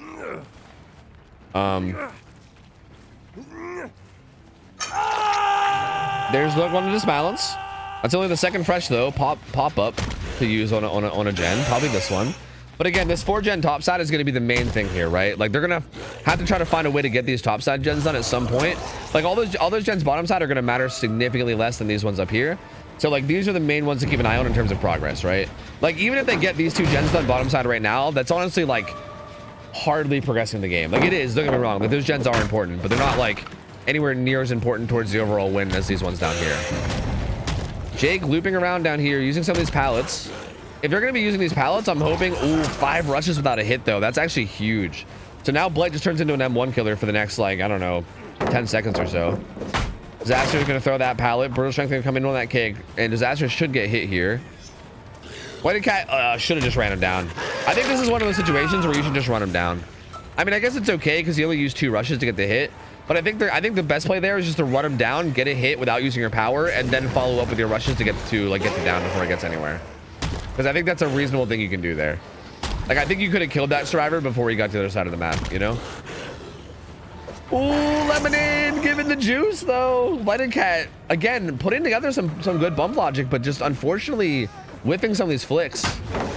Jake almost going down there. And again, if these topside gens are getting done right now, this is going to be huge. We haven't seen Rosen or Ace in a while. So the down comes in. Ace is on the hill gen. Rosen is, yep, on one of the gens topside as well. So you had 2 gens down there progressing. This down will come in, and this will be pop again. So he will interrupt one of these gens. Probably the hill gen, if I had to guess. But they are getting a lot of progress down there. Gen bottom side pops. And yeah, Pogba's Weasel is definitely gonna come down on this hill gen. But that means that gen that Rosen's working on should get a lot of progress. It's currently at about 80. And if they can get that gen done, that's gonna be pretty big. Blooded Cat does come find it though, so is aware of it. Again, these hits, man, like if every single one of these would be landing, this would be a whole different video game, dude. Like this is so unfortunate because I feel like Blooded Cat's rushes are good, but like just the hits aren't landing. And it's so sad because like I feel like if every single one of these like hits that could have been hits and then weren't hits would have landed, this could, again, like how many more damage hits would there have been? Like it's happened like 5 times now or something, you know, which is really unfortunate. Again, it does feel like it's a lot of like panic. Like it is important to keep in mind that most of these players, right, especially the killers, are not used to playing on stream. I'm going to be repeating this a lot tonight because I think it is important to keep in mind, right? So like be ready for me to get annoying. I'm going to be saying this a lot, but these guys are probably feeling the pressure, right? They're probably not used to playing in front of so many people, you know, and again, killer is one of those types of rules too, where like if you start messing up, the pressure builds, right? Like if you start missing a couple hits or whatever, you start fucking up, This is good, though. This is huge. Downs Rosen. Rosen does have Unbreakable, though. But then comes back and then redowns Ace on this gen, too. He's going to grab this hook. He's going to get Pop Goes the Weasel. This is big. This is really good for Blooded Cat. This is really, really good. This was actually a bit sloppy from this balance here. They really wanted to try to get that gen done. But I think it was a little bit of sloppy communication. He didn't really pre-leave it enough. Right? Like that down came in and the slug came in. And then they could have maybe communicated more so what was happening, that the blight was coming back. But it felt like he kind of stayed in a bad spot for too long. Good flick there, too, and getting that down onto Rosen. He's going to slug and go after the Sun Hook as well. And suddenly, how the turntables. Jake avoids that hit real quick. Does this balance have kinship or anything? Or, sorry, camaraderie? No. And now all of a sudden, the survivors are the ones that need to, like, make some plays and recover here.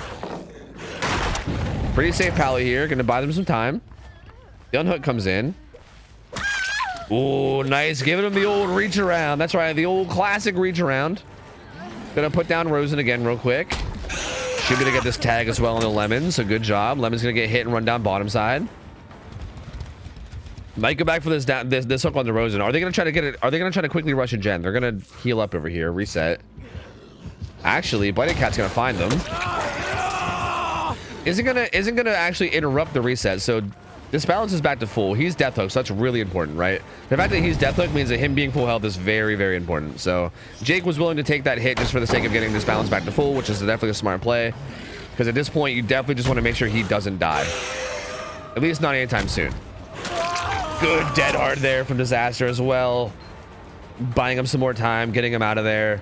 Again, all this is happening in the generators, though, which is very significant, right? Like, if this chase was happening away from the gens, this would be huge. But the fact that this is happening within the gens means that, like, if Jake goes down here, which he probably will, then this is going to be another hook amongst the 4-gen, which is going to be, again, tough to deal with. So there you go. Down comes in.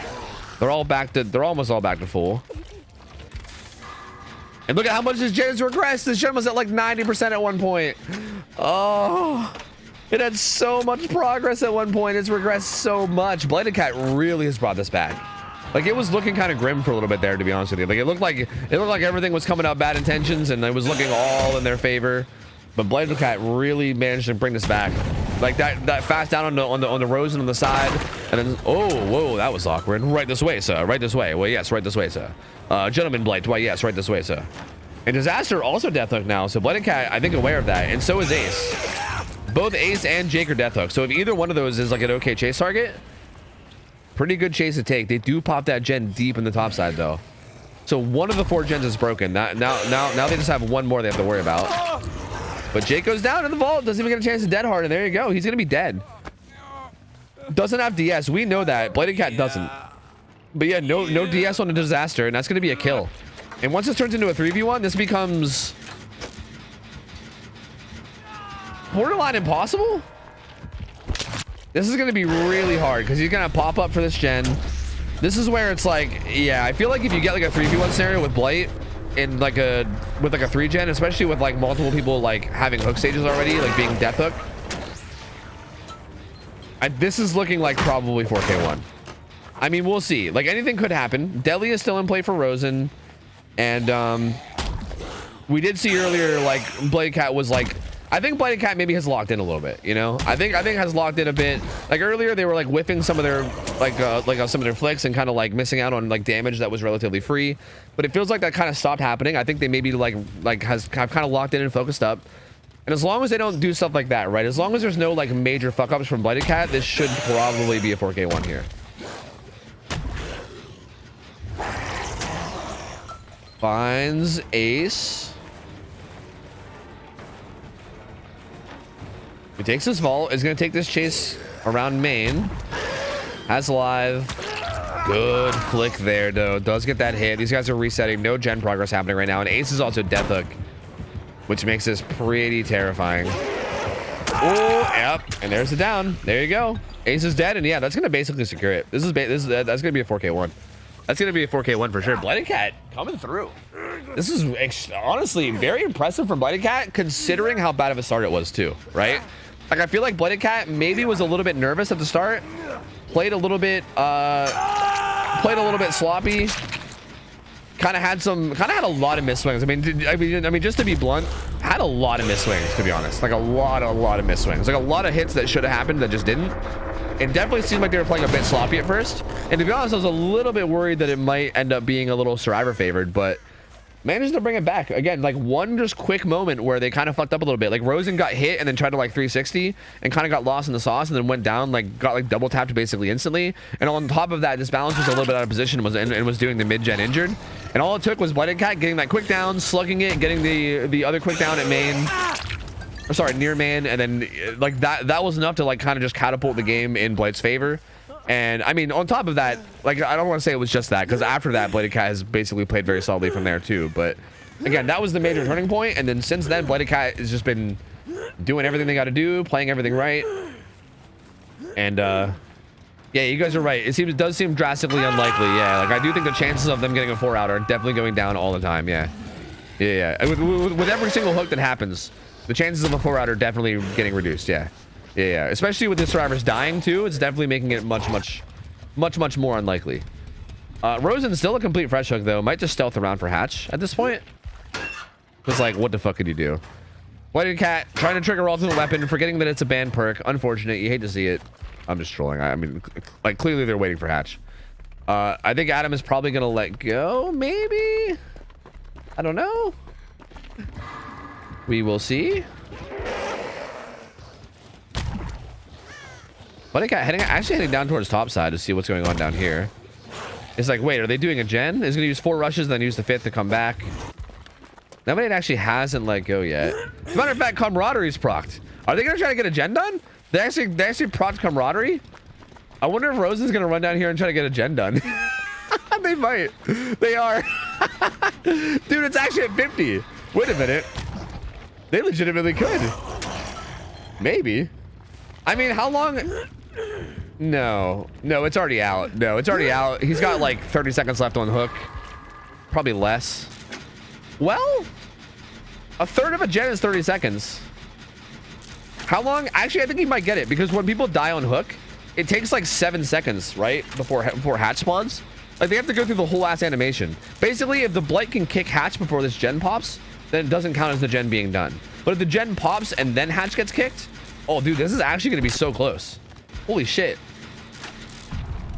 Oh dude, this is gonna be so close. Hit a great skill check. It was only a good, but they get it anyway. 4KO, baby. 4K0. Anybody that bet on a 4K1 is fuming right now, dude. Any gamers that gambled on a 4K1 is literally fuming.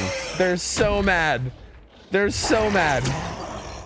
Gonna be a 4K0. I mean, both the gens are bottom side. I don't think there's really any hope for Rosen to get out of this, right? Whited Cat is literally just holding this mid right now, trying to hold down as much vision as possible. But yeah, I think with both gates being bottom side, I don't think there's really any hope of this happening here. So I think this is basically just gonna be a 4K0. But yeah, honestly, I mean, I will say that was actually a really smart heads up play from Bad Intentions there. Like again, if this was like a tournament or whatever, right, where like once, because like again, I'm gonna overly explain things that are probably obvious. I know that most of you know this, but just in case some people are new or whatever. Like again, in most like tournaments and stuff or whatever, or most like any kind of competitive thing, typically like you'd have like the Blight from one team go against your survivors, then your team would put out a Blight to go against the other team's survivors, and then you basically just compare results, right? So the fact that they got that last gen done would actually be really huge in like a tournament setting, right? Because that would open up their Blight to just get a 4K1 to win. So yeah, I mean, that was actually like a really smart heads up play for them to use that camaraderie and get that timing like basically perfectly to get that gen done before that hatch got popped. That was a really cheeky play. But the down does come in, so there you go. And hey, Blighted Cat, very well played. Very well played. Again, brought this back a lot. Like this was looking kind of grim at first, but managed to bring it back really well. So GG's, very solid played by them. And I mean, Bad Intentions looking good as always. Definitely managed to pull that out. Again, a little bit of a sloppy mid game is kind of what caused that result to happen the way it is. But that's kind of how Blight is, right? Blight's a fucking wild killer, dude. Like, even if everything is looking in your favor, all it takes is one fuck up and then Blight's suddenly miles ahead. Like, that killer is just so fucking strong. I mean, I actually disagree with you, Bloody Cat. I actually don't think Gen RNG carried you. Like, I think that was pretty standard Gen RNG for Suffo Pit. Suffo Pit pretty much always has a 3 Gen, 4 Gen. Like, that's not... I feel like that wasn't insanely good. Like, I feel like insane Gen RNG is when you have, like a 5 Gen topside, you know? Like, that's pretty much insane RNG. 4 Gen topside is pretty normal, I think. I think you just played it well. I think you're downplaying. I think you just played it well. All right. Disaster, are you in chat or anybody from Bad Intentions? How many more games do you guys have in you? Because I think, how long have we been going? An hour and a half? I think we can maybe do like one more EU game and then maybe go NA. I don't know. Okay, I don't know how many NA teams we have waiting too. That's also another thing that's kind of important. Yeah, you're right, Array. Of course. Yeah, of course. 2 a.m. in EU for reference? Yeah, I know it's very late there. I know. If Bad Intentions is down for one more, then I'm down to do one more. We're up for the last one. Okay. Cool. So I'm down for one more. Okay, we need one more EU killer to try their luck. If you guys want to try your luck here, any killer other than maybe Skull Merchant. Again, maybe Skull Merchant, but I would prefer not. We literally don't even have balancing for Skull Merchant at all because we've never had her in the rotation. I think she might be the only killer, right? She might be the only killer that we've never had in rotation.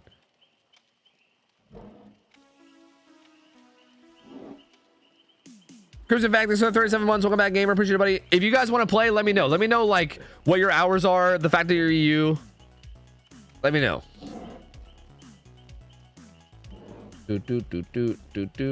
Also, I prefer people that don't have comp experience, by the way. I want to give people a chance to play that already don't play comp.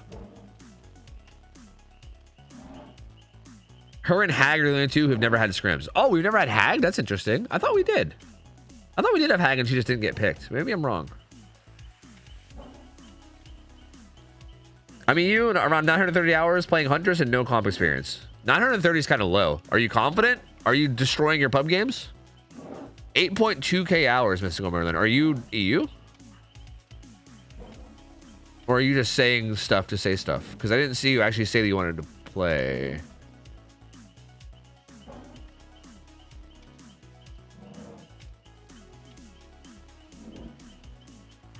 Low-key, I think Chag is the way to go in this balancing. Do you unironically think that? That's actually really funny. Because you actually might be right.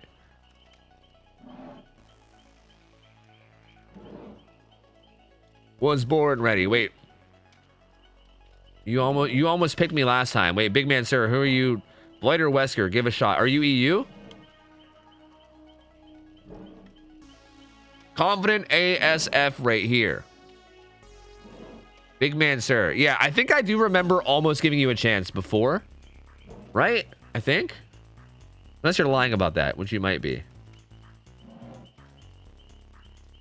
You said Blight or Wesker?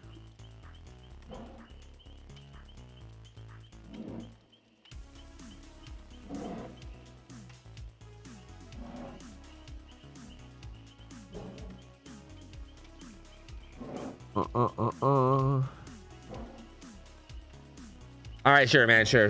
You know what? Sure. Whatever. Sure. Let's do it. Fuck it, man. Fuck it. Whatever. Sure. Let's do it. Sure. Fuck it. Just add me, big man. Sure. I'll have you do it. Can you do Wesker though? Because we just did Blight. So are you confident on Wesker?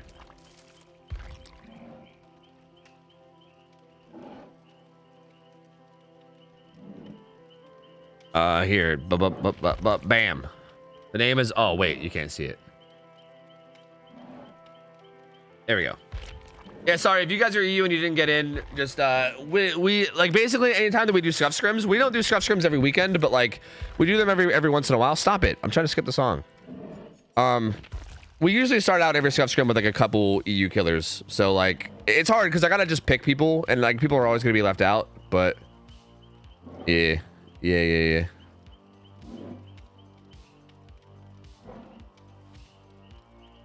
I'm drinking water. You don't even know that I'm not drinking water. So like, what are you like? Hello? Like for all you know, I am drinking water. Fuck you, man. Also, if your name is something different on Steam, let me know. Because like some gamers are adding me with like strange names. And I don't know who's who. You know. So like, if your name is not Big Man Sir, let me know. Just curious why on Fridays and not a Saturday, because I don't stream Saturdays. Saturdays are my day off.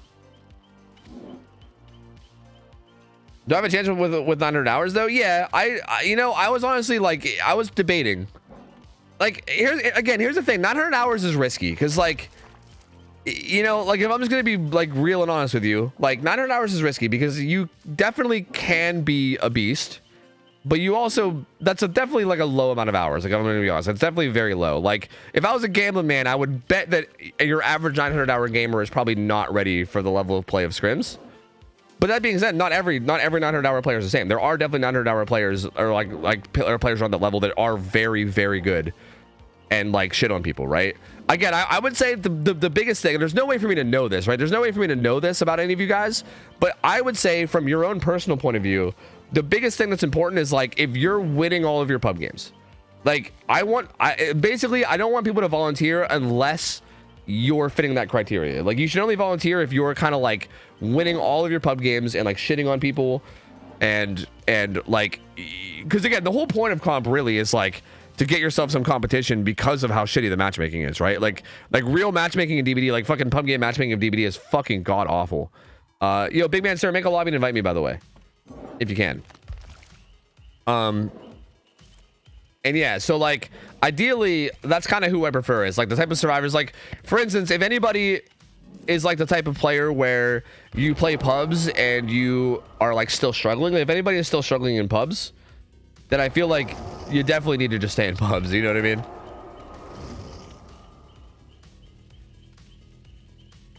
I'm winning all my pub games with a normal / comp build, but when I play aura because people complain, I'm sweaty. Yeah, so then yeah, you actually do probably sound like you would fit in just fine. Yeah. So, you know what? Next time we do this, I'll just try to remember your name, right? Because again, that's kind of what's happening with Big Man Sir, because I'm pretty sure we did the same thing with Big Man Sir where we almost had him in and then we didn't. So if we do this again, I'll just remember your name and we'll get you in next time. What if you're struggling to stay upright at the pubs? What do you... Oh, you're making a joke about being drunk at pubs. Well, then you probably shouldn't be playing comp DBD if you're fucking wasted, bro. You probably shouldn't do it while you're wasted. That's a bad idea. Don't do that. Don't do that, man. Any limits for... Yeah, Wesker... Wait, are you on Steam? Can you... Yes. Wesker is Coal Tower 1. Make sure you set 1 and not 2. Run cut coin. No eerie add-ons. No Deadman Switch. And then global bans, which will be in chat. I typed that space in chat. That's not what I meant to type. I had chat on the brain. No, stop it. Okay, wait. Shay already got it. It's fine. Why not type exclamation point chat? What the fuck is wrong with me? That is not a command. Sorry, I said the word chat out loud and then it just came out of my hands on my keyboard. Like, I couldn't control it. Yeah, Mr. Blue, we'll get you in. I saw that you've been very eager. So yeah, we'll get you in. Don't worry. We will get you in at some point. Maybe first, maybe at some point. We'll see. We'll see. TT, right? Yes.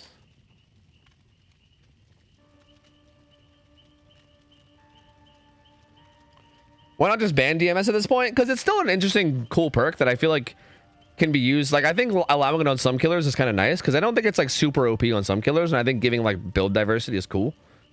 Like, I kind of like the idea of people being able to like mix it up and do different stuff, because like if we ban it all together, then like every build is always like the same no matter what. And I don't know, I mean, that's kind of already the case a lot of the times, but like I don't know, like leaving it unbanned on a lot of killers means that there's at least a chance to see some variety every once in a while with builds, you know?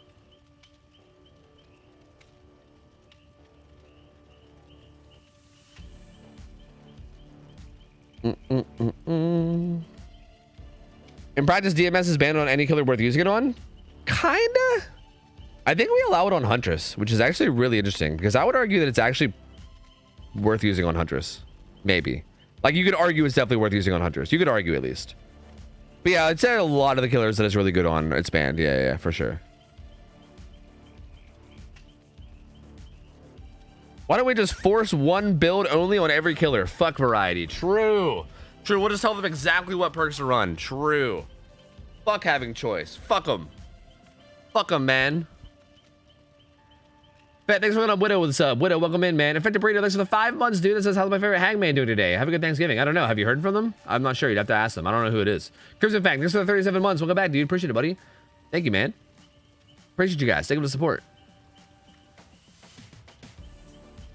Oh, do you guys have a gamba up? You do. Okay. Good.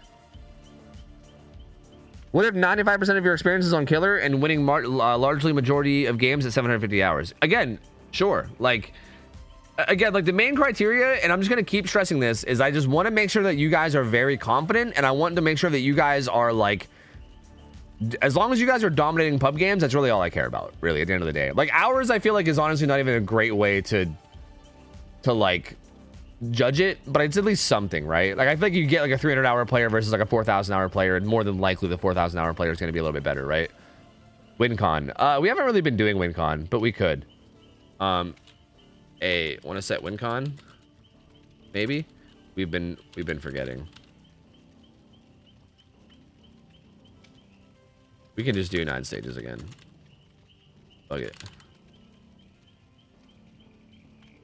Just in case it gets close to that end game. All right, 9 stages. Fuck it. Fuck it. It's 9 stages. Whether they even understood that or not, who knows? They might not even know it was 9 stages. It's fine. Who cares? Fuck it. We'll see. We'll see, man. We'll see. We'll just see how it goes.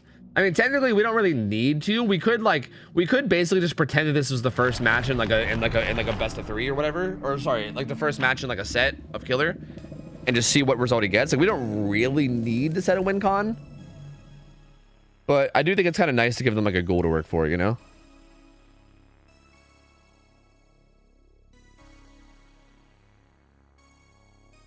When there's an A team, can I go and practice in my demo perkless in pubs and I've been winning way too much? I feel confident. I'll make out a pub. Sure, man. Sure. Yeah. Translation, be prepared to be possibly shit on. True. Well, I feel like, again, like the whole point of this is to learn and like the way I look at this is that like comp is a way to like continue to improve once you've gotten all the improvement you can get out of pubs, right? Because I feel like in pub games there's only like a certain level of like improvement you can get until you're like kind of hitting a wall because of how bad matchmaking is. And I feel like once you hit that wall where you're like, okay, I'm just winning pretty much most of my games anyway, so like whatever, right? I think at that point, right, like if you're still winning a lot, like if you're still losing a lot in pubs or whatever, then that means you still have room to improve in pubs, because like losing is just how you learn, right? Like, that's just how things work. I like this build, by the way. This is a really strong build from Big Man's. Uni medallion and leather gloves are really good add-ons too, so really good setup. Ooh, little impatient there, and oh wait, this is a new survivor. I didn't even notice. Filling in for Rosen? Yeah, Rosen stepped out, and we got Boguli. Ooh, slams the edge map. Not quite a throw. That was a throw that could have been huge, but does get the slam edge map, which is still pretty solid. Bogu taking this chase down to this bottom side. Has this pallet. It's not the strongest. We'll see how he plays it. He's running to the window. Needs to be careful. Is gonna die. Down he goes. Good down though from Big Man Sir. They're currently doubled on a gen. And I'm assuming Disaster's on a separate gen solo. Disaster actually has the deli build this time around. DS live on Disbalance. Lemonade rocking head on. Head on Dead Hard Lucky Break is a very interesting build. And a lot of gen doing perks on this driver on hook. Pain Res comes in. Pop Goes to Weasel comes in. So tons of regression coming in for Big Mans. Really good start here. For the people coming in immediately from D's. Ooh, goes for the quick double dash into the pallet, but his balance baits it out and jukes it. Might get zoned here. Could have used his one dash to zone that. Like, he could have came around that corner charging that dash and zone that, but doesn't. So Disaster's going to take that vault, get his live. And Big Man's not quite able to cut him off there. Disbalance is going to be able to get away. And he's gonna opt to leave that chase. He doesn't even want to mess with it. He said, hey, you know what? He's got a jungle gym. Fuck it. So he's just gonna walk away from that one. Comes back and finds Jake here. He's gonna play Shaq. Ooh. Trying some stuff out. Playing around. Acting a fool. Oh, gets the minion ball hit on Disaster. So well played there. And this will be another hook here, possibly another pain res. Still no gens done yet. We're still sitting at 5 gens at the moment. Or is he going to basement him? This is actually going to be deli, though. So the thing about this is that the survivors don't have to worry about saving here at all. Like, altruism is not like...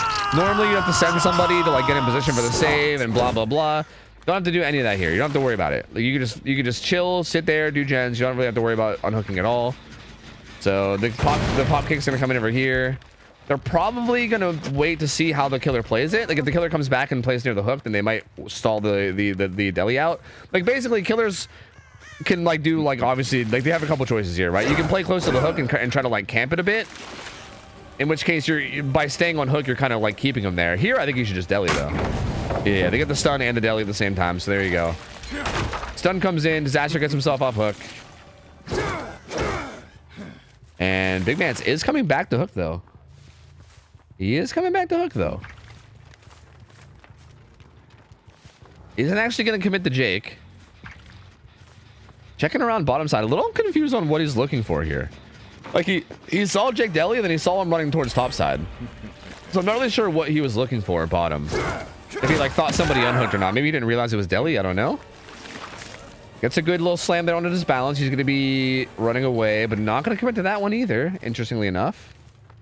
What's his plan here? Is he trying to hold, like, a 3-gen here?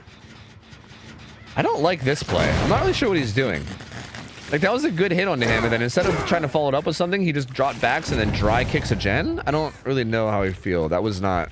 Well, I mean, I do know how I feel. I feel like that was not a good play, but I guess I'm trying to understand his logic here, because I'm not really sure. Oh, Disaster. Having a bit of a disaster on that pallet, if you know what I mean. I'll be here all night. He's going to get down and get his second hook. So there you go. Pop Goes the Weasel's going to be back up. And he was probably just going to kick this gen right beside him. Yeah, going to put some aggression down here. But 2 gens done now.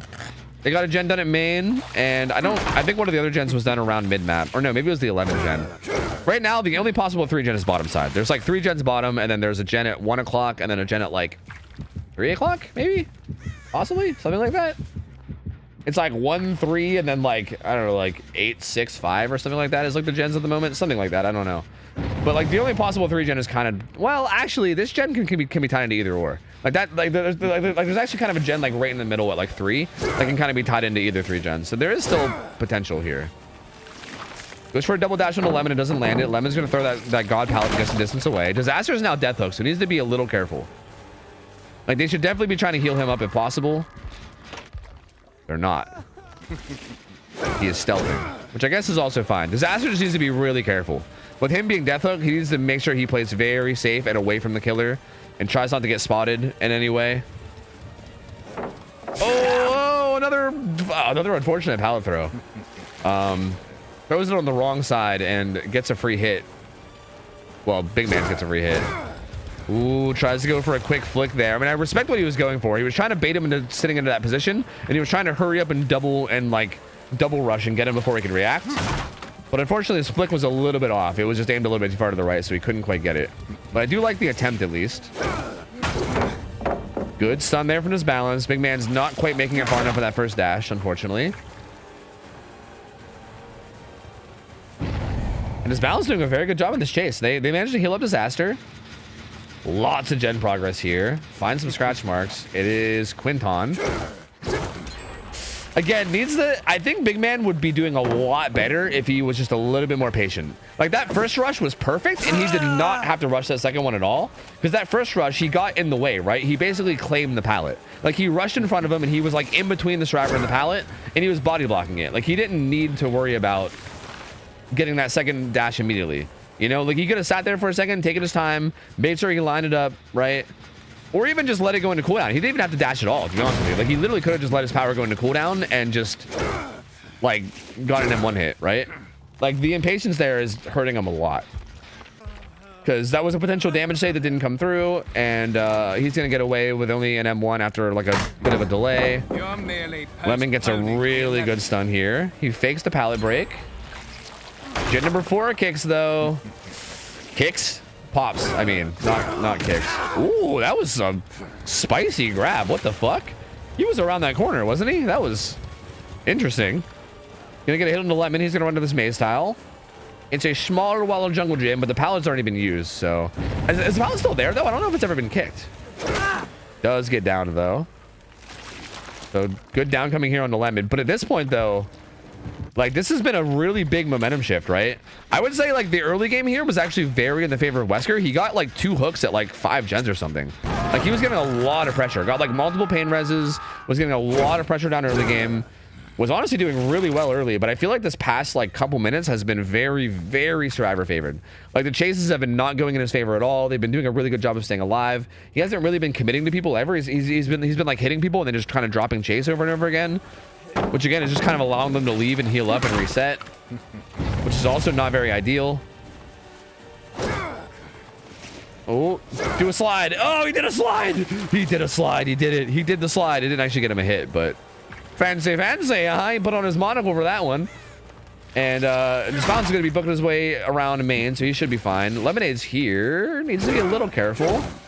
Unfortunately, hitting the wall again. Some of these dashes are so unfortunate because, like, his first dashes are good and he's setting himself up in a good position. But then he goes for, like, an instant second dash and it's just a little bit off, you know? Just a little bit off.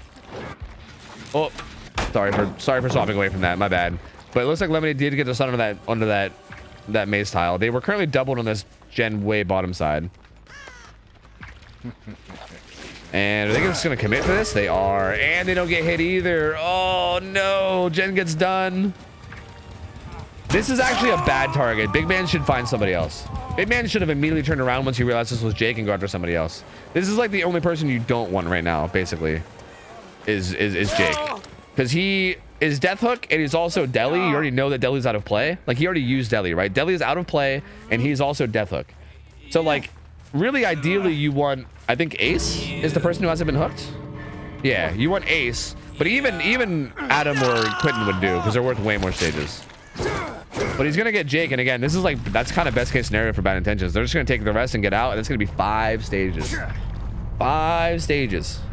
So very, very strong performance there from Bad Intentions.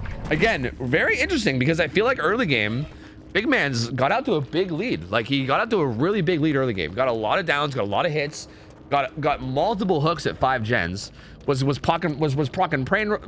Oh my god, was procking pain res. That's so hard to say. Procking pain res and pop goes the weasel left and right. That's apparently a tongue twister if you suck at English like I do.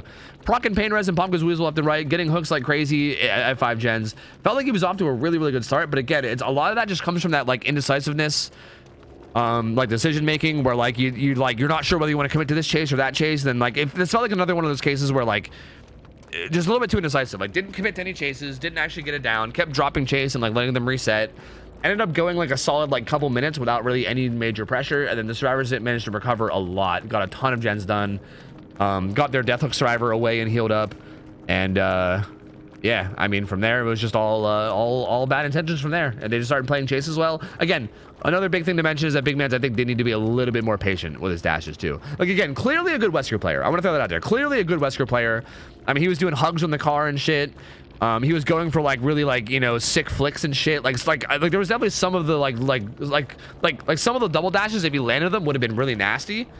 And you could tell that he's like good at Wesker and he knows like what, like kind of what to do, and like he gets it like mechanically, I guess is what I'm trying to say. But I feel like, again, there were some instances where I think he just needed to be more patient, you know, like use your first dash, zone them out, be a little patient, don't be afraid to even just go into fatigue if you have to. But yeah, still overall solid game. Bad Intentions is gonna walk away from that one with a really good result though. And GG's man, good try, appreciate you playing. Still a pretty solid game regardless. Okay, that's we're actually done with the EU section now, so no more EU killers. Sorry, I'm baiting you all. We're now looking for NA killers. There we go. NA killers. All right, what all NA teams are available right now? Can I just ask? We might end up doing, I think what we did last time was we just did a rotation. Like we just took all the NA teams and we just brought in a new team for every round. I think is what we did. Prism is here. Okay, Prism is here. There's like a new team, right? Shia's team. What's your guys's? Are you Frosty Eyes, or is that a whole different team? Am I making this up? I saw that Frosty Eyes was back, but that's not, is that the same? No, not the same. Different team? I don't know. Quarter gen gods. Okay. Wait, do you guys have a team and like signed up for scrims? Am I dumb? Because I don't see you guys. I'm a blight man with 2.3k hours. Yeah. Hold on. Let me figure out what survivor teams are here first. I can be a +1. Okay.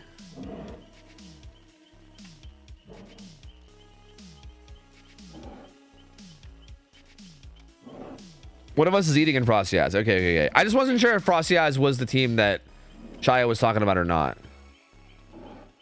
Wait, Shia, who's on your team? I don't see you guys in the Scrim Discord. Am I missing something?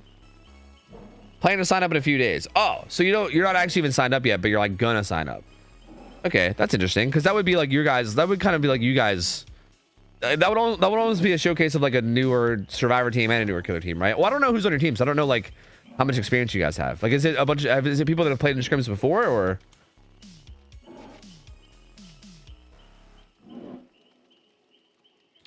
We expanded, but we re-signed up for Frosty Eyes. Got you. We have a whole new roster. Okay.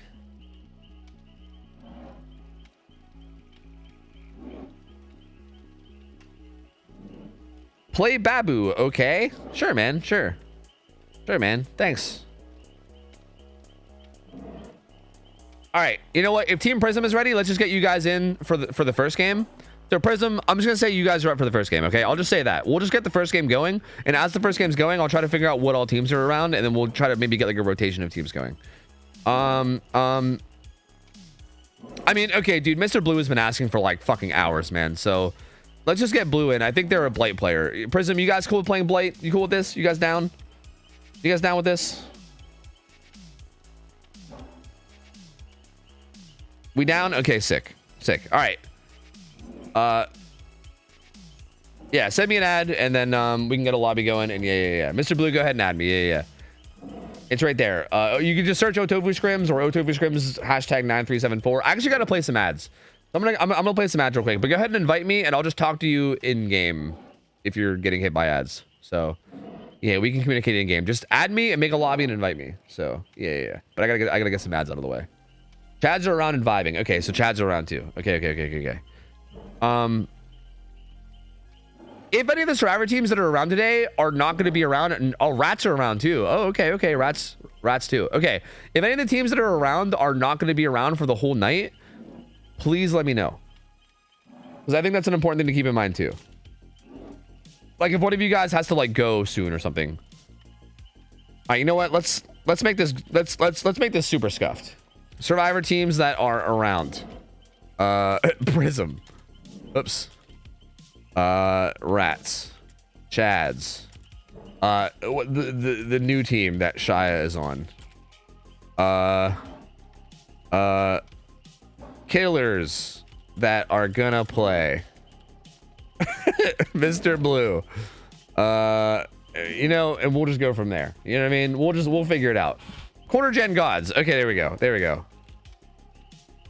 Thank you. We did it. We figured it out. We're in there. Our team is new but ready. Are you on it too, Jeg? I see.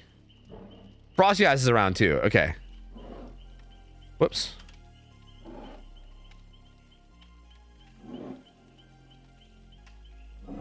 I'll run next if you want. 7k hours, NAE, no calm experience. Widow, I think I've played against you in game a lot too, so that's actually kind of interesting. I would not mind to see how you do. You know what? This might be a little bit of bias from me, but I run into you in public lobbies a lot. I want to see how you do. So yeah, I'll go ahead and line you up for going next. I'm just curious.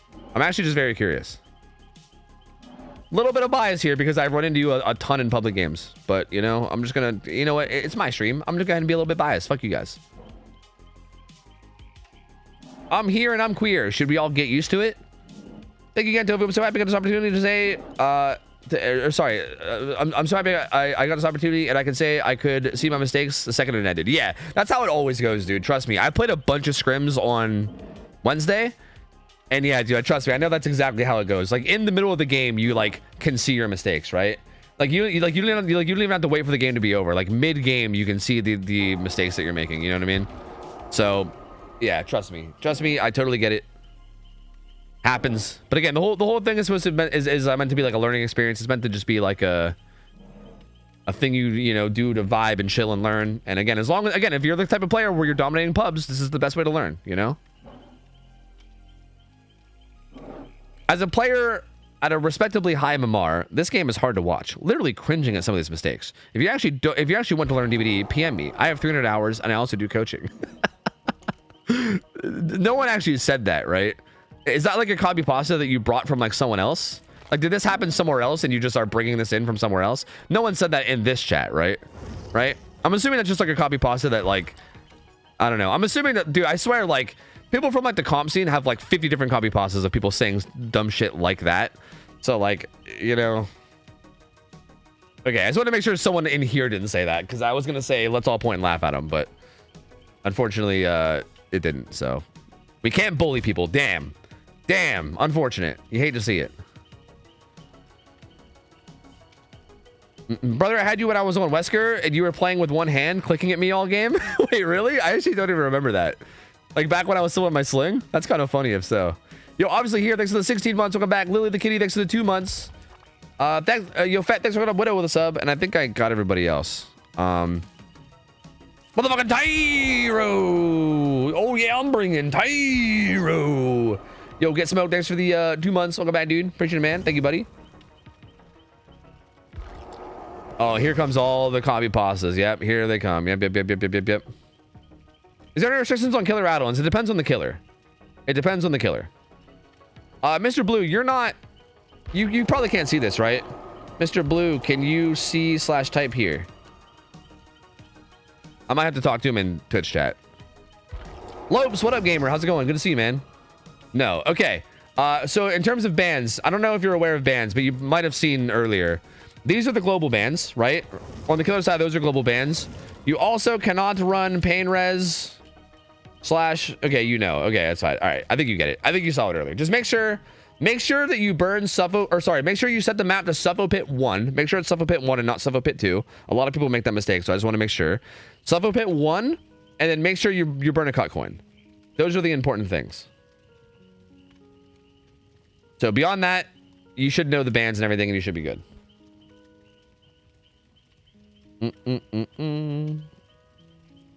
I'm doing great, Lopes. How you been, buddy? How you been? How are things? How's life, my guy? I hope you had a good Thanksgiving. Is there a prerequisite for hours on killer? No. It's weird. Like the higher the hours, the more I'm kind of tempted to let you try, because I mean, the higher hours feels like you're probably going to be better generally, but for the most part, like no, because I feel like it can go either way, right? Like again, like low hour players can sometimes be gods, high hour players can be potatoes. There's not really like a set, like again, I just want people that are confident in their abilities. I want people that are winning pretty much all of their pub games and they're like, all right, I'm winning all my pub games and I feel like I'm ready to like step up and try like an actual good organized team to see how I do, you know? Like that's really the main thing that I want. Yo, Lopes, thanks for the resub, by the way, for 20 months, man. And Get Smoked, thanks for the 2 months as well. I appreciate you guys. Thank you. I appreciate you, gamers. Thank you. Is there a tracker for DVD? What do you mean? 4.9k hour Pyramid Head? I haven't played comp in 3 months. Fucking Georgie, dude. Fucking Georgie. Honestly, against Prism, I should have, because like, these are a lot of like your ex-teammates and shit, right? Get you in there to fuck up Tyro, you know? Get Georgie in just so we can specifically tunnel Tyro.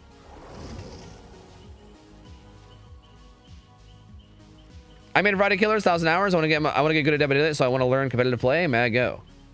I have no comp experience, but public matches are very easy for me. Okay. Yeah. I saw you talking about it, Steve. Yeah, you know what, Steve? I saw you talking about it earlier. I'll put you in the list. I got you, man. Don't worry. I got you, buddy. I got you, brother. I got you.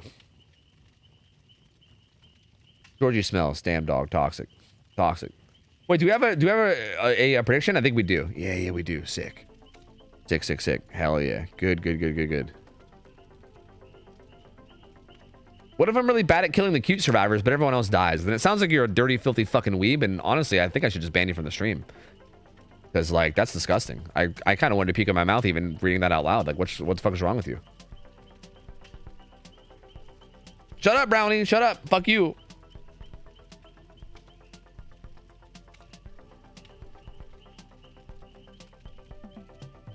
Okay, Exiled. All right. All right, all right, all right, all right. You know what? I'll put you on the list too, Exiled. You know what? You know what? You talked me into it. You talked me into it. Sure. We'll give you a go.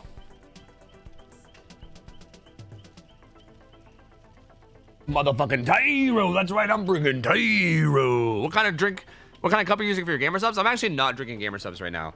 I left my cup upstairs and I was too lazy to get it. So I'm actually just drinking normal water right now. Like normal flavored water. No G subs right now, unfortunately.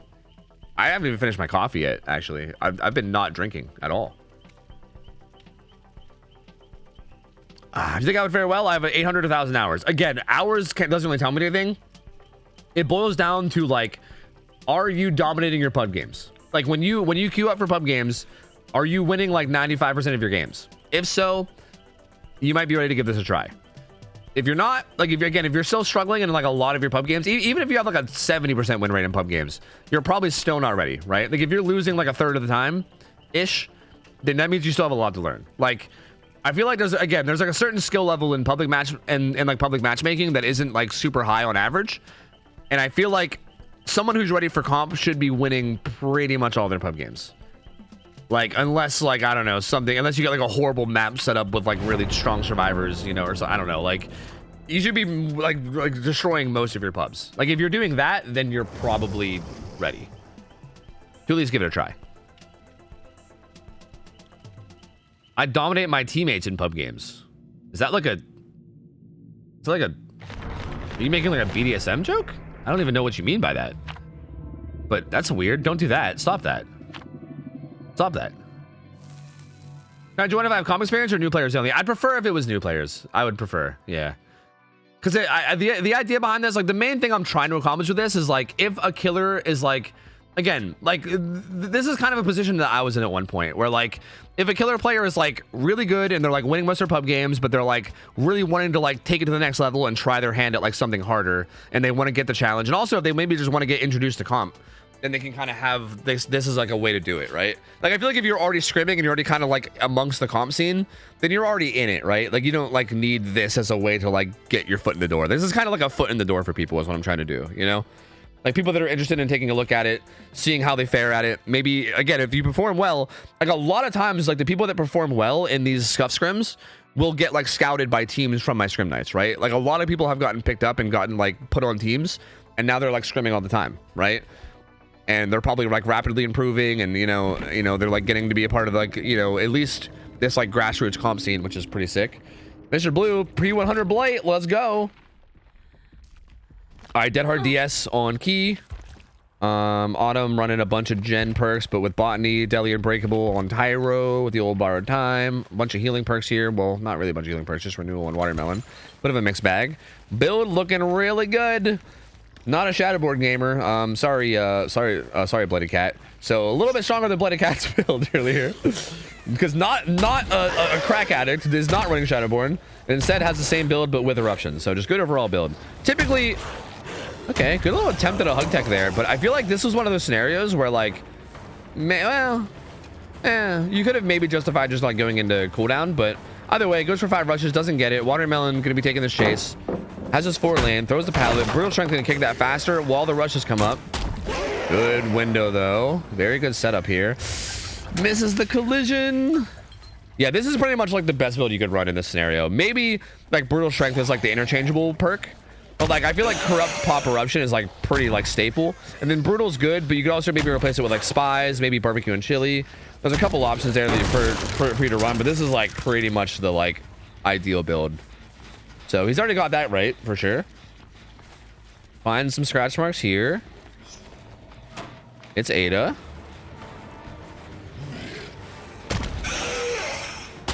Oh.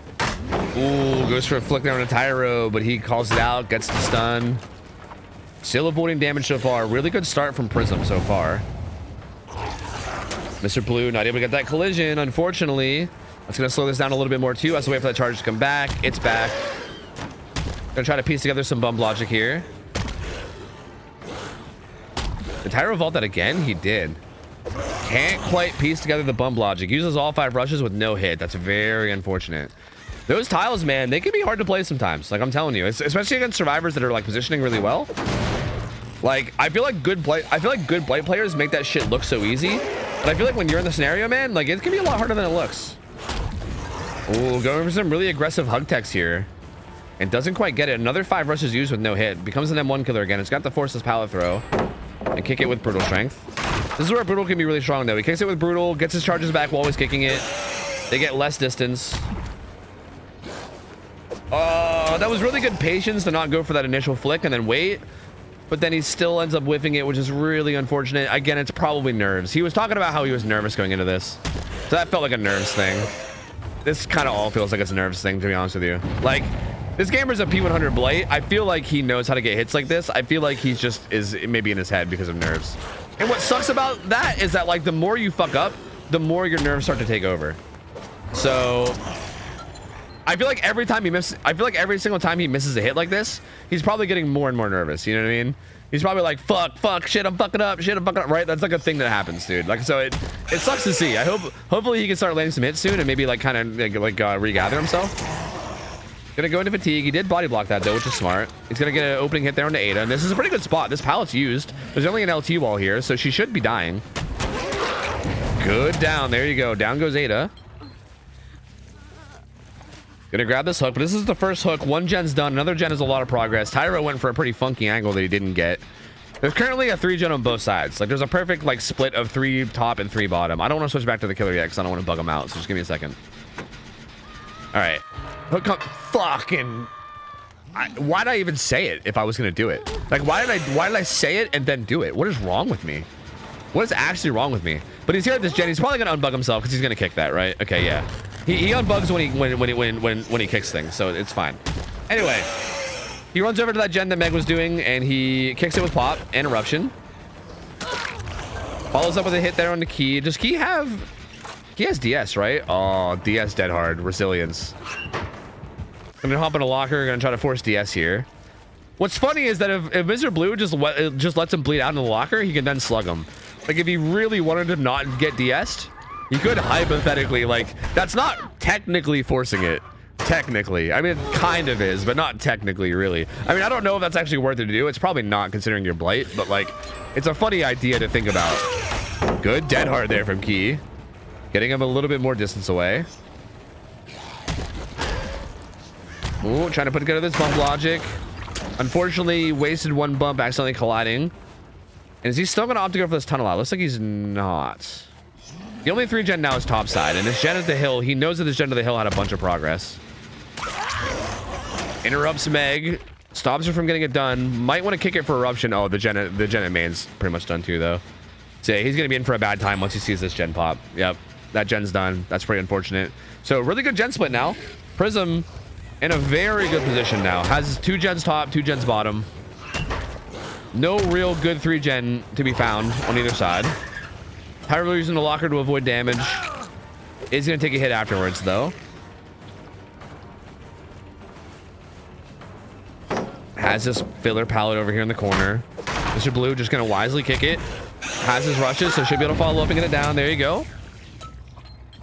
Gets this down. This will be hook number 2. But again, this is the type of thing where I think like nerves might have played a huge role here. Because like I feel like this start was just so like it was such a bad start for Mr. Blue and such a good start for Prism that like now it's like hard to recover, right? Like at this point, Mr. Blue is like basically playing like damage control, you know, and just trying to like manage to get what he can. But the gen split is really good, right? There's a very, very solid gen split. He's only got 2 stages right now. Really no hope for getting a tunnel out in any type of a timely fashion. Tyro also had Deli, I think, which I didn't even talk about, but I'm pretty sure he had Deli. So he's going to Deli, and he's going to be off the hook over on the top side.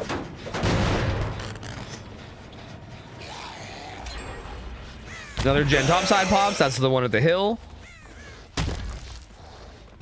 And yep, now we got really deep gens. We have a really deep top left gen, really deep bottom gen in Shack, and then one kind of dead in the middle. So again, super good gen split. Gonna be really hard even for a killer like Blight to be able to hold this. Ooh, tries to get the double bump on that window, but a little bit too late on it. She was already kind of mid-vault as he gets the bump. Wasn't gonna get that hit either. And yeah, he needs to get, oh, the fucking slippery ass logs. He needs to get it down like yesterday. But also everything's all buttered up and he just can't stop sliding, you know what I mean? Oh, you know what? All that sliding almost worked in his favor, but he just a little bit off on that one. It doesn't quite get the hit. Autumn gonna have bounce landing here, and we'll get some distance away, I believe. Could have maybe hit through bounce landing there as well. I think if he would have lunged, he actually might have been able to hit through bounce. I don't think she had enough distance to not get hit there. But doesn't get that hit. It's gonna leave this one alone now too. And yeah, this is kind of the problem. Is like if you leave this though, that gen had a bunch of progress. So like no matter what, you're losing a gen, right? Does find injured Tyro though. This is maybe your best bet for getting a quick down. Mega's here too to take a hit possibly.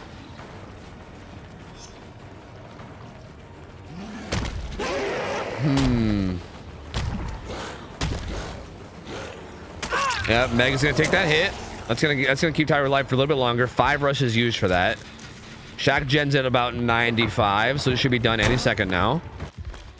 Gen topside was basically at like 30 or 40, but it's not gonna matter because Shaq is gonna pop. There you go, final gen done. Gates are powered. Tyro's only worth 2 stages, so he's gonna get down and hooked. He's not even worth that much, so him getting hooked here is not even that isn't even that big of a deal for Prism. They're gonna hop on a gate immediately. This is up on top side. This looks like it's about I like 1 o'clock area. Although these guys are both bottom side, which is interesting. Like they're both miles away from this. So depending on how the Blight plays this, they might want to unhook and then make a bolt for the gate. I don't know. They might try to save him. Feels a little aggressive. I feel like the correct play here would be to just leave no matter what. I mean, 4 stages is insane. Like I don't really see a point in like risking it. I know that this is just like a scuff scrim or whatever, but if we were gonna play this like a real scrim, like you definitely don't risk this. You just get the fuck out with your stages. And yeah, they are. Because yeah, like there's no way you risk, especially against a Blight, there's no way you risk giving up one of these like fresh hook gamers, right? Because if you save Tyro, but then like Autumn or Watermelon gets put on a hook and you give up like 3 more stages, that would be really ridiculous. So yeah, I think you just take the 4 stages because that's a really good result. So yeah, Mr. Blue, unfortunately, couldn't quite keep up with Prism. They played this really, really well. And again, a lot of it came down to those chases early game. And again, I would be willing to bet that a lot of this came down to nerves on Mr. Blue's part. There was definitely a lot of moments where he had like solid bump logic, right? Like you can tell that he's got a lot of experience on Blight, had some good solid Blight logic, or sorry, had some good solid bump logic. Unfortunately, just kind of like missed some pretty easy hits that he had on his dashes. And then there was also a few situations where he went for some pretty like aggressive, spicy hug tech stuff when he probably shouldn't have. But other than those two, like those are like the 2 major issues that happened. And again, a lot of that might have come from nerves. Again, nerves is obviously going to be a big factor here, but he did manage to get it together a little bit towards like the mid game. But I think at that point it was kind of too late because the early game was just so bad, so he couldn't quite recover from that point because of how far ahead the drivers were. But Prism playing that very solidly and just playing a real tight, good game and gets a really strong result for 4 stages. And good try from Mr. Blue. Good try, man. Good try. Again, solid game. Like, I don't think he played terribly. I think he struggled a bit early. And again, like I said, I'm willing to bet that nerves had a lot to do with it. He struggled a lot early, and again, he kind of got it together towards like the mid-late, but I think at that point it was just too late. So, like, had he been playing the way he was playing in like the mid game in the beginning, I think this could have been a whole different result. But you know, that's kind of one of the issues, right? It's hard to be consistent, and it's hard to like keep it under control and know exactly what to do. And it's kind of one of those things that comes with more practice in this kind of thing. So, GG's, man, GG's. All right, let's see what we have up next. All right, here, let's consult the list. I made a little list. Widow, you're gonna be up next. Against rats? Sure, man. Yeah. Widow versus rats. Yeah. I'm down to do this. Yeah. Sure. Let's doot. Let's fucking doot, man. Sick. All right. If rats are here, let me get you guys in. Let me get you guys in. Rats. Who am I inviting? Smokey? Oh, Smokey, where are you? Or do I gotta invite somebody else? Is Smokey not around? Who am I inviting? Who's here? You're here? Give us 1 sec. Okay, sounds good. No problemo.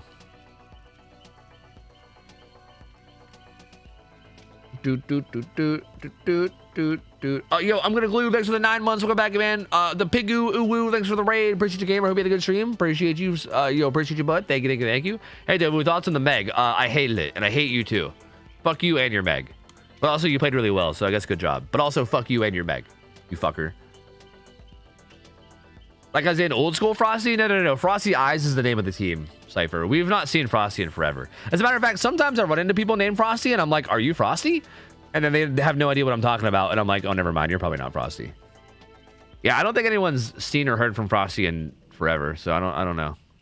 I don't think they're around anymore.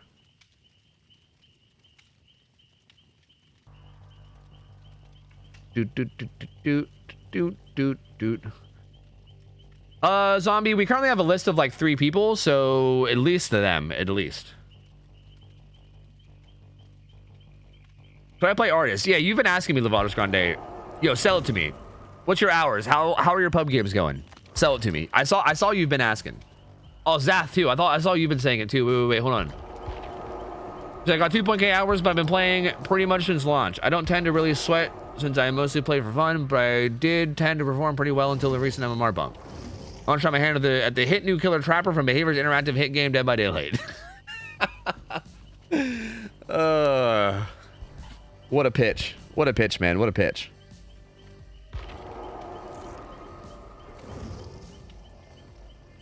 Bessie, you want to know what sounds super rad? The solo queue form. True. If you guys want to play Survivor, but you don't have a team, we have a form for that. You can fill out the solo queue form, and then Shay will match you with other gamers that have filled out a solo queue form, and then she'll put you together on a team, and then you can just have a team together.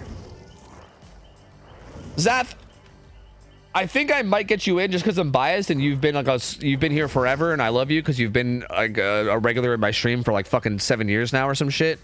So I think I might go a little biased here and give it to you, but I'm gonna be honest, I actually didn't like your pitch. I'm just gonna be real with you, because I feel like one of the things that you said is that you've been struggling a bit with the recent MMR bump, which makes me feel like I'm not sure, right? But you also did say that you didn't play sweaty, so like maybe if you played sweatier, right?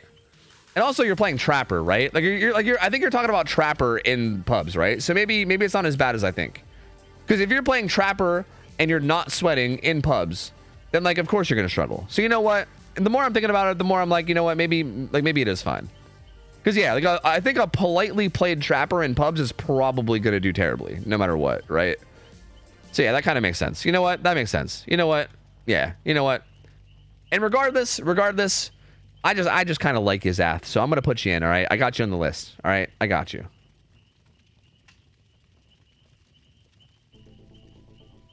Is Tofu gaslighting himself? No, I just had to take some time to think about it. All right, that's all.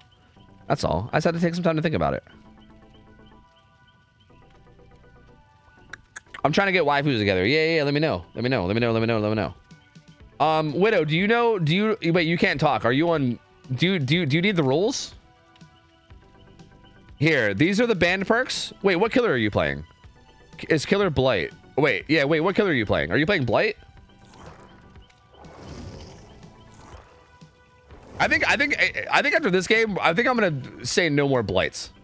I don't know who's planning on playing what, but maybe I'll see what you guys are planning on playing. I feel like this is like our 3rd or 4th Blight today. We might need to stop the Blights. Build's ready to run. Okay, good. All right. So I'm down for this one, but I think after this one, we might need to take a break. We've had like 4 Blights today. I feel like it's been a ton of Blight. Which, I mean, I get it. Blight's a good killer, but like, I don't know why the win condition thing is even there. Like, that's not even, like, who cares? I'm just gonna ditch it. We'll just see how it goes.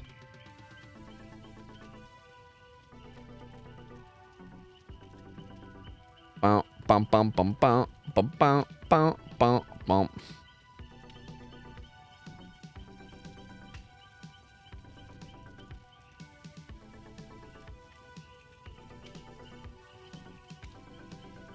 All right, Levados, you know what? I've seen you asking a lot. I'll give you a try too. Sure. Sure. And then Insane Zombie, if we have time, I'll see if I get you in too, but our list is getting kind of long. So like, we'll see. We have quite a long list. I'm not going to add anyone else to the list for a while now. All right. No more list.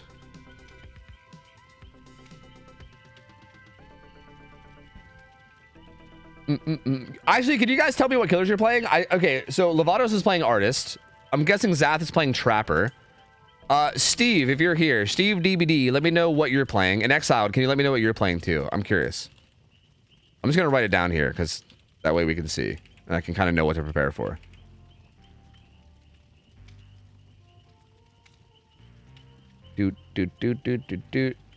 I have the wrong map up. I've had the wrong map up. This is too scuffed.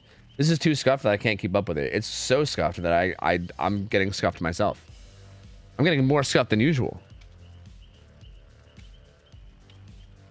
Can I do Chucky? Good one, man. Good one.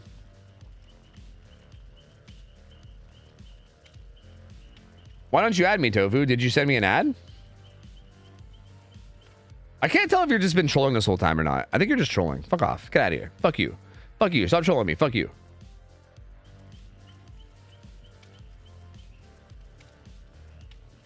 Tofu, I hope you like my powerful Nia. Honestly, 10 out of 10 Nia. Nia can't go wrong, though. Other than that awful crop jacket. Can we go Birkin? I mean, if this guy wants to play Birkin, then sure. See me during game. Best of luck. Hey, you too, man. You too. You too, gamer. Best of luck. I want to go Trapper, Wesker, or Legion. I'll let a randomizer decide. Okay. Those are very different killers. Legion and Trapper are both very weak, whereas Wesker is pretty strong. But that's an interesting section of, an interesting selection of 3. But hey, I'm down for any. Looks like we might be getting a ton of Trapper, maybe, you know? Fake Legacy? True. Every time I see these skins, like these like bladed skins, especially, who's this? I think it's like Adams. His like pants looks like Legacy pants. And I'm always like, wait, is that a Legacy gamer? Oh my God, wait, never mind. What's up, Nalty? How's it going? Are doing killer with no comp experience only? I would prefer it, yes. Like, or maybe like a very small amount of comp experience, you know? Like either small or none at all. Because again, the idea behind this ideally is that I want to give people a chance to kind of like get their like foot in the door in terms of like trying out comp and stuff. And again, if you perform pretty well here and you do solidly, you can then like try to get someone to pick you up on their teams for scrim nights, right? And then maybe like continue to scrim even after the fact. So it's kind of like a way to kind of get your foot in the door for people, as opposed to like people that already scrim all the time who already do have their foot in the door, you know? The ad, you can just search OhTofu scrims, but I don't know what the, yeah, there it is. OhTofu scrims 9374. Zero's not really banned. I don't usually run it anyway, but I'm gonna sweat, so I need, yeah, we did ban it, and I was kind of unsure whether we should have left it banned or not. I'm still not sure about it. This is something that we can discuss before your game. Oh, Pop goes the Weasel, Dying Light instead of Eruption for Widow. That's interesting. And then No Way Out. This is an interesting build. And he is doing Birkin. He's a Birkin gamer, dude. He's Birkin it. He's out here Birkin it, dude. Deli Unbreakable is on Contra. Smokey's got a very aggressive build, so he's playing aggressively. Bit of a mixed bag on those two survivors, but you know, we saw a general assortment. Was that a survivor right there to the right? Am I dumb? Is there a survivor right to the right of that person? There was. I thought I was hallucinating, but yeah, there was an ace crouching right there. I guess Widow didn't see them, but did see them now. And yeah, this is definitely good because like, this is one of those like game sense things or whatever, where like I feel like if you don't play a lot of like scrims, you might not even think about this. I mean, it's not like a super intense game sense thing, but I guess it's just something that maybe people that don't scrim might not think about. But like that Kate was clearly like playing aggressive, so you know that she's gonna have a more aggressive build, whereas this ace was like trying to stealth. And he's also got toolbox, which makes me feel like he seems like he'd definitely be a better target in terms of like being the chase / tunnel target, you know, most likely anyway. So I do like that he swapped off here. He found ace. He should be able to get it down on him relatively quickly here. Yeah, there you go. Pretty quick down. So first down comes in. This will also be a stack of Dying Light, baby. Dying Light stacks. Look the fuck out. They're doubling up on this gen, and they're maybe going to be able to get this done. This is top side, so yeah. Even if he rushes over here right away, they should be able to get that done before he makes it. Although Dying Light, making that go 3% slower. Nope, not enough. So yeah, popping that gen's really good. You definitely want to get a gen done in exchange for the first hook against a killer like Blight for sure.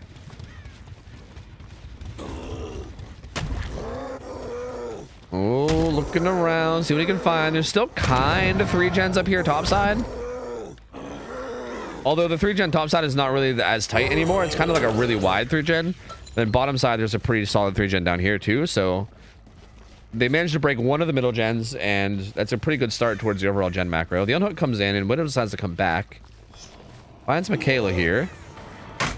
They did heal up Ace, so he's back to full. Michaela, the Deli survivor. Means that this is probably the best target for the survivors at the moment. Tries to crouch that, but Widow not letting her get away with it. Takes that hit. Only 2 rushes used too. So rushes will be back very soon now. Okay, good. 50-50. Oh, little amphibious there. Swinging at nothing. Gonna not get that hit, unfortunately. Again, that's one of those big ones that like it's really important to be able to land those, because if this chase ends up getting delayed a lot, which it's not going to, or maybe it is. I don't know. Is it? Is it not? Who fucking knows? If his chase ends up going for longer. Oh god, he just keeps getting baited. I'm gonna be honest. That second one, like the first one, maybe I'm like, okay, well, you know what? You swung, but it happens. That second one, you should have swung at that one, man. Like even if she vaulted there, that would have been a medium vault. Like you didn't have to lunge at that one. You were fine. But either way, regardless, down comes in. Contra actually did a really good job of buying more time there. Like that was again, you can say it was like maybe more so Widow fucking up than it was Contra, you know, being like a god juicer, but. Again, I think a good player is a player that gives the other side a lot of chances to make mistakes. So, you know, in a weird way, like one side messing up is very often just showcasing another side's strength. I think is a way to look at it, right? Contra did a good job of buying time there. 2 more gens pop. That's so big. That's so massive. And again, Deli means that they can just keep sitting on gens too. They don't have to worry about the unhook. Contra pulls himself off hook. Oh, again, these are so important, man. These are so important. All 5 rushes used right there. So now Blight has no power for the next like 10 seconds. All 5 rushes used and not even a hit coming in.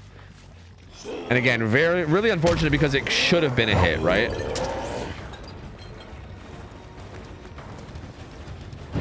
Doesn't quite get that one either, but it's gonna be able to follow this up. Just kidding. Balance landing kicking in from Pi. It's gonna get him some distance away. Has his pallet here too. And Widow cannot get these tags, man. Cannot seem to find these. Goes for a really aggressive flick there. See, that was one of those scenarios right there where like I feel like that's like bad habits. Like I feel like I'm looking at my own Blight. Because I feel like when I'm panicking, and again, it might be panic as well, right? Like I think panic might have something to do with it too. But like that's one of those like kind of panicky situations, I feel like. Where like that's the kind of stuff that might work against like a bad survivor. But like a good survivor, you can just use your rushes, right? Like you have like in every single one of these scenarios, you have more rushes. You still have 3 more rushes. You can use those to piece together bump logic. There's trees all around here that you can use, right? Like there's a lot of objects out here to collide with. Like you can try to piece together bump logic to get these hits as opposed to just going for really aggressive flicks. Does get like a little like mini V1 tech there kind of. And gets a hit though. And 1 more rush. Whoa, fucking wide flick. Flicking the whole way around the goddamn rock. And this chase on Pi is going to cost him the game. Yeah, this chase is just taking too long. Yep. Pi has done a really good job in this chase. Widow, unfortunately, just hasn't been able to find the hits fast enough. And yeah, down comes in, but that's only going to be the 3rd hook, and the gates are powered, and that's basically going to be it. No Way Out's going to get triggered, but that's only going to be 2 stacks, so that's what, 36 seconds of blocking? Ooh. Michaela gets found. She's going to get smacked. Oh, I should take down the text where it says I'm looking for people. I have a huge list of people. My bad. That's probably a big reason why everyone in the chat keeps talking about it, because I still have this text up. I have like a massive list of people that I've all been asking to play. So I'm just going to like make a list, and then if we need more people later, we'll figure it out. Down goes Contra though, so read down onto Contra, but again, Contra's only worth two stages. So like Contra and Ace, I don't know, like whatever you want to call them, are probably the 2 worst targets. Like you probably ideally want either Kate or Nia here, which I think is why Widow is slugging, or maybe he just wants to see if he can slug out. I don't know, which is probably not going to happen at this point in the match. Misses a swing there, but does find Smokey. It does feel like he's aware of the hook stages thing, because yeah, he made it a point here to go after Kate, which I think is the right idea. Like if you're gonna salvage something here, good attempt at a body block, but doesn't quite get it. But that swing does miss, and that's gonna get them out. That's gonna get them out. They can body block here, and they're gonna be and they're gonna be able to get out just fine. So there you go. The hits coming in, and yep, there you go. 4 out.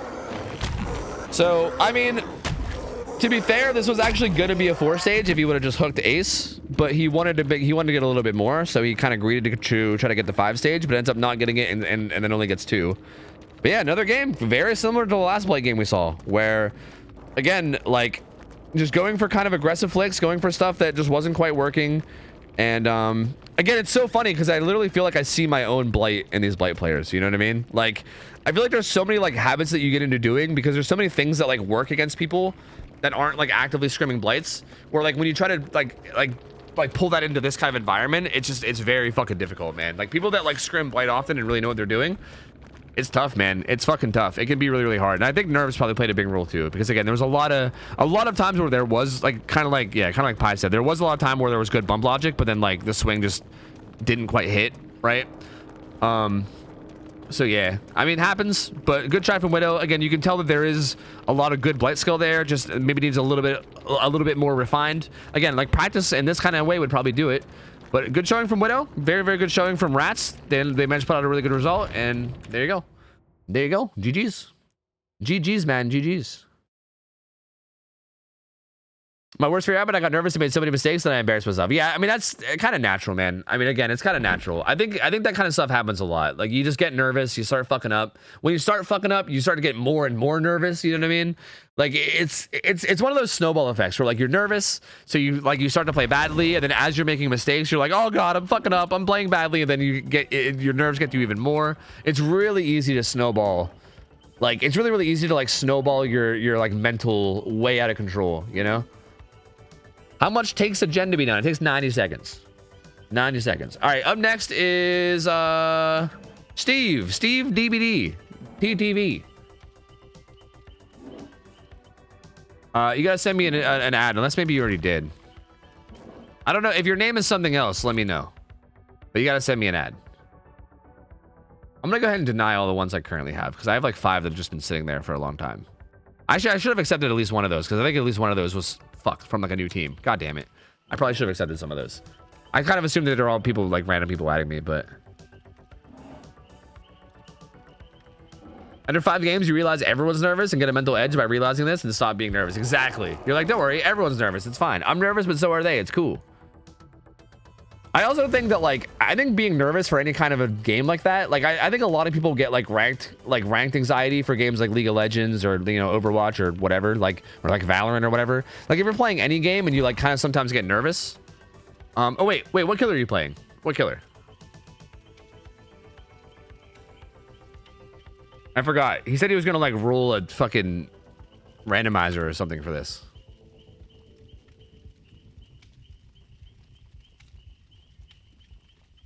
Your stream title says taking killers from chat too, but I mean, I technically am. I think that's fine. I can leave that there. What map is Wesker for competitive Dead by Daylight? Is it Rotten Fields? No, I don't think anyone uses Rotten Fields for anything ever. It's Cool Tower. Are you playing Wesker? Okay. Okay. All right. The team I have next, Steve. How confident are you? The team we have next is Chad's. That's the next one we have lined up. So how you feeling? Steve is console. He's console. Okay. Console Wesker. How confident are you feeling? I'm very confident. All right. Cool. Good. Perfect. All right. Cool. Let's get him in. Sick. All right. Dino, Kurt, anybody? Hello? Chad-like gamers? Any Chad-like gamers around? Rain? Hey friend. Hey. Psst. Hey friend. Psst. What's Larry on? Dead Dog Saloon? We actually have Larry's on Suffocation Pit, but I think there's been a lot of discussion about moving him. Because a lot of people were saying that Suffocation Pit isn't really good in terms of like having a lot of skill expression. So we've been considering moving him, which does kind of make sense. I feel like the middle area is very, very good for like LOS blocking and everything. It's like good area control, but not really good. Like, I don't know. It feels weird. Like we might end up moving him to a different map. As a matter of fact, I'm open to suggestions. I think a lot of the comp leagues have him played on like Dead Dog or something, if I'm not mistaken. But you can probably get away with even like Records Yard or something too if you wanted. We were doing some ones. We're coming in now. Okay, sounds good. Sounds good. You ever met the demo main Monster Kill? I mean, met them? I've seen them around. I don't know. Does that count? Like, I know who they are. OhTofu rank design is one thing. Being broadcasted to over 1,000 people for a competitive match is on a whole nother level. Yeah, true. You're not wrong about that. That's a pretty good point. That's a pretty good point. Can we chat about Spirit on Blood Lodge? Because heck, Blood Lodge. I mean, yeah, we could. but I think we had Spirit on Blood Lodge that 1 week because we had Wrecker's Yard used up for somebody else. We usually try to only have one map in at a time for each week. So I think, like, typically I think she's Wrecker's Yard if we can, but I think it was like her, and then I think it was like Pyramid Head or Nemesis or something, and we kind of prioritized them because they're the weaker killer.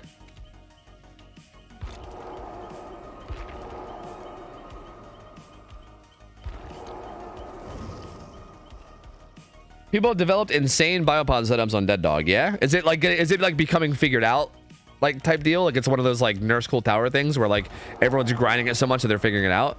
I would actually love to see some like high level singularity scrims on Dead Dog to see like exactly what you mean. Maybe we should move it. Maybe we should move singularity to Dead Dog and give people a chance. I would love to see it. Is that like, I'm actually not 100%. Like, I don't participate in like all these leagues. I like creep on the Discord sometimes. Is that like the standard for singularity? Like, what are like the typical maps? I know that Dead Dog is used quite a bit, but I don't know if that's like kind of the golden standard or not. But if it is, then maybe that's a good idea for us to adopt it. Wreckers and DDS? Yeah, that's what I figured. I feel like Wreckers makes sense too a lot of the time.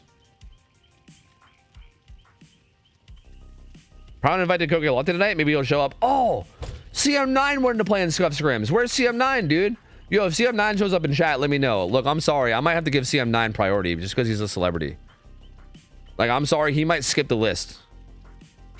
Because he was asking about SCUFFED, you know? And, you know, I'm down. I'm so down. Is he got a hostage? Yeah. He wanted to try out some singularity shit, I think, you know? I mean, I think he's been cooking up some like hostage singularity shit or something. I don't know. And I wanted to see it, you know? What map do you think is best for Blight? I don't know, dude. That's been a constant discussion for us. Cause like back in the day, like back when we first started doing scrims, we used to just like do not team v team. We would just do one match, kind of like what we're doing now, and we would just make the win condition 9 hooks every single game, and we could never figure out what to do for Blight because he would just 4K on like pretty much every map. So I don't know. It seems like people like to play Blight on Suffo Pit. I've seen him played on Blood Lodge. I mean, back in the day, I used to hear a lot about like Gas Heaven. Blight. I honestly don't know, dude. I have no idea. I could not tell you how to balance Blight or what map to put him on. I feel like he does. Like, I feel like you can slap him on pretty much any like Macmillan or Azerov's map, and he'll probably do fine. Yeah, Suffo seems to be kind of like the gold standard for him now, from what I see, but I don't know. Okay, here we go. Geez, guys, are these players pretty good? Yeah, these guys are pretty solid. Yeah, these are pretty good gamers. These are a pretty good group of survivors. So, like, that being said, you're probably nervous, right? Don't get me wrong. But like, if you don't do too well, like, don't worry about it, right? It happens, you know? Are they on high MMR? If so, I don't know if I'll do good. I can't tell if you're like... I can't tell if you're like a comp player who's actually a god and you're just trolling right now and you're going to come in here and fuck shit up. Or if this is... You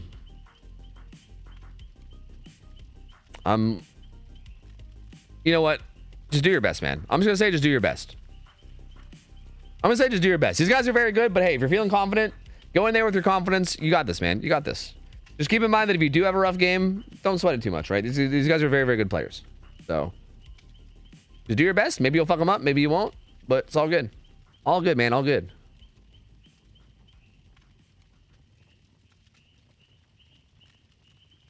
Dude, there's so many trolly motherfuckers in the comp scene that, like, I feel like this could be just, like, some fucking god in comp that's, like, in here just trolling around that I just don't recognize. Like, who's the motherfucker? Dude, Henu. I don't think he knew that I knew who he was. And this motherfucker tried to come in here saying all this trolly shit, not realizing that I knew who he was. And I was like, shut up, Henu. I knew you play comp, fucker. And he was like, God damn it. He fucking came in here trying to do all this trolly shit, pretending he was like some. He was like, all these guys are just pre-throwing. Oh my God, this is so. I was just like, shut up, dude. I know you're fucking trolling. Fuck out of here. There's so many like just trolly motherfuckers in comp that like, I'm always like on the lookout. I'm like, wait, is this just another like Giga troll?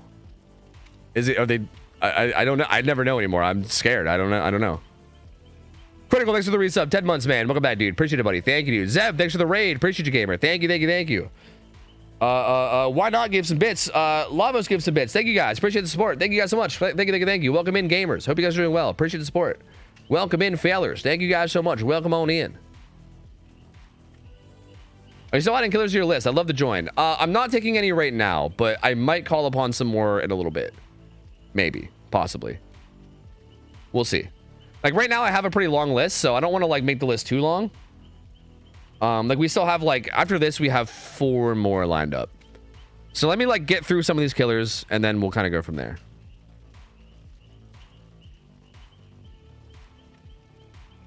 Yeah, look, the raid was 15 minutes ago. I have alerts off, okay? I'm sorry. I have alerts off because I don't want to get distracted while I'm casting. All right. I'm sorry. I'm a little bit late. I'm sorry. I know. I'm sorry. Welcome, guys. I'm sorry. Thank you. I appreciate you guys being here, though. Thank you, though. Thank you. I do appreciate the support a lot. And I appreciate you guys all popping over and saying hi. Hello. Hi. Hello. I do appreciate it, though. Thank you. Guys, this is why DVD League has such long breaks between sets. True. I still think, yo, I'm just going to throw this out there while we're doing scrims because I'm going to keep saying this. I'm going to keep saying this over and over and over again. All right? Because I believe very strongly about this.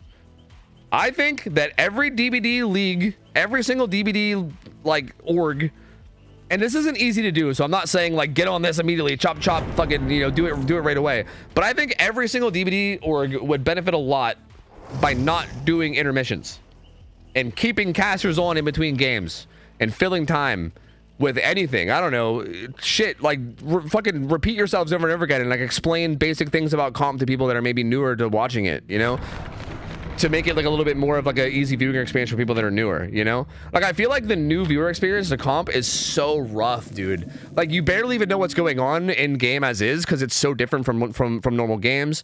And then also they play out a match and then they just go through like a 10-minute intermission where music plays and then you're just like, well, do I leave the stream now? Like, do I just stay and chat? And then chat's usually just filled with people spamming copy pastas anyway, so you're like, well, I mean, I can't really take part in this chat. Everyone's just spamming a copy pasta and then they just leave, you know. But I feel like if there was like a lot of like fill time in between with like casters talking and like maybe explaining things, maybe even like talking about what happened last game, talking about things that could have been done better. Again, even if you're just explaining like very bare basics of things, right? Explaining like the bare basics of macro and shit to people. Like, again, I think a lot of like viewers that are maybe newer would help them like understand shit and help keep the experience a lot more in flow. So again, I'm throwing it out there. I know it's not easy to do. I'm not saying like, yeah, get on it right now, you fuckers. Like, I think a lot of the leagues are doing great. They're doing a great job, and I'm not trying to downplay. They're all working really hard, and they're doing a great job, and I'm not trying to like shit on them. I think they're doing great, but I think that's definitely a place where they could improve a lot. And I think the overall comp scene for DBD could improve a ton with that, like a ton. So anyway, here we go. Casters needing time to breathe means the casters are pussies. There, I said it. I don't need no time to breathe. Who needs to breathe? Not me. I don't need to breathe. Breathing's for pussies. Anyway, here we go. Corrupt Intervention, Spirit Fury Enduring. What the fuck? Oh my god, what is going on here? Spirit Fury Enduring. No, Ed. I mean, the add-ons are... I don't hate the add-ons. Like honestly, Unicorn Medallion Egg is actually like a good set of add-ons. I think End Fury is not... I don't know if I'm down with End Fury. That's a little aggressive, especially on Wesker of all killers. Like, this feels like not it to me, but you know, who knows? We'll see. Hey, he was baiting the... Maybe. I thought he was trying to bait the like Wispy Tech thing, but maybe not. He kind of actually just gave him a lot of distance there and he left, so is actually gonna end up not gonna get down there. He has no regression, so no pop, no pain res, nothing to regress gens at all, unfortunately. Oh, here's him over there. Does actually force him into a bad spot. Might be able to get a dash here. Fury, oh, why is he taking a Y? But could have gotten hit there. That was honestly like a 50-50, but Steve kind of rushed it. And Fury does get away from that unscathed. They do manage to pop a gen. First down does come in though. Honestly, not terrible. Hey, man. Hold on. Did we consent to this before the game? Hold on a minute. Was there consent here? Hey. Whoa, hey. What about the survivors fifis? You know what? I kind of love this. This guy's kind of a Giga Chad. You know what? This guy's kind of a Giga Chad. I'm kind of about this, to be honest with you. I'm kind of about it. All right. Who has Deli? So Dino's got Deli. He's gonna be setting up for the save. Looks like Rain is gonna be taking a chase at Shaq, and Tina's gonna be staying on Gens. Flares it and does get away with it, but he does claim the pallet, so smart play there from the Wesker. Yo, man, my boy Steve, yeah, he's doing good. He's doing good things. I respect this. I respect this. Rain just going to go to the pallet. Going to go ahead and just throw and get some distance. Goes for a really aggressive swing there. I guess he does have End Fury. Wait, he actually didn't get stunned there. Wait, what happened that he didn't get stunned there? He does have End Fury, so I guess it makes sense, but he didn't get stunned somehow. The blind comes in. Oh, vaults the window. Could zone this. Could zone this. Doesn't even need to. Should just get the M1. Never mind. Doesn't even need to zone. He knows. He just gets the M1. Easy peasy. Gets it down to Rain. Second gen pops. WS's again. This guy's insane. Oh my god. I've never seen better WSing in my entire life. Dino's gonna go ahead and heal up Fury on this gen that just popped. And Tina should have a gen progressed a lot too. Yeah, this gen over here is at about 60 top side. It looks like the current 3 gen is top side, like top left. There's actually a really tight set of gens up there. And I just realized every time I talk about top side, bottom side, I realize I have the wrong map on here. Let me change that. Here we go. Cool tower, top right. Is where the current really tight 3 gen is. So they're gonna have to make sure they prioritize breaking that up. Fury gets founded. He actually never gets a chance to spray. So this is actually huge. He can get one-shotted by power here. So he's probably gonna play really safe to avoid getting hit by power if he can, and try to force an M1 maybe, but it's gonna be hard to do. Oh no! A throw actually won't do it. Weirdly enough, a throw won't do it. So that's pretty much the only way he could have got hit by power and not die. So I guess he does avoid getting one shot at least, but he is still in trouble. He is still slowed down, which is not great. He's definitely gonna be in trouble here. Oh, was waiting for him to turn the corner to see if he can get it with egg, but couldn't quite do it. Dino's here to take a hit if he needs to. Dino's gonna bail for now since he makes that. I honestly like it might not seem like much, but that's so good. Like the fact that Dino like bailed because he didn't need to take a hit for that tile, but then takes a hit at this tile is like so cool, right? Like it might not seem like a big deal, but that's like the kind of shit that I wouldn't do because I'm a dumbass. So like really good play there from the survivors, doing a really good job of just making sure they only take the hit when they need to. Dino does take a hit for him there, and I was actually gonna swap the Dino. This is good for the survivors too because Dino's got Deli, so no real need to worry about altruism here. This is pretty much just free gen pressure right now. They also pop this gen behind him, so that 3 gen top side is broken. Gets a vault on this pallet, and he actually might be able to get this down. He's gonna fake it. Still doesn't get the down though. There you go. WS coming in, yeah, with the nodders. Hell yeah, like a true Wesker main. Let's go, my man. Let's go. You love to see it. So there it goes. Spirit Fury still up, but hasn't gotten value yet. I don't know if they even know he has Enduring yet. They're probably so confused about his perks. They're like, what is he running? Like, I think they've only seen Corrupt, and that's it. But yeah, they don't have to worry about unhooking Dino, so they can just kind of get gen pressure right now. Dino's going to deli right away. 3 hooks right now. 3 fresh hooks is all he has at the moment. Ooh. Finds Fury again. Jump up. Gets a slam. I think he was maybe trying to get a throw. I think maybe he was trying to line it up to get a throw edge map. I don't know. It seemed like that might have been the case, but he didn't get it. Just gets a slam. I mean, still gets damage though, which is good. Good flick right there. That was actually kind of fucking nasty. But he fucked up because he can't WS him. So yeah, actually he's throwing. You know what? Fuck. That was actually a bad flick. That flick was bad because he didn't get a chance to WS, so he's actually just throwing. He's honestly boosted. But no, really, that was actually a really good flick. They're currently split. They're on main gen and then also the gen bottom side. This gen was the one that they weren't working on, so he's checking on the only one that they weren't pressuring.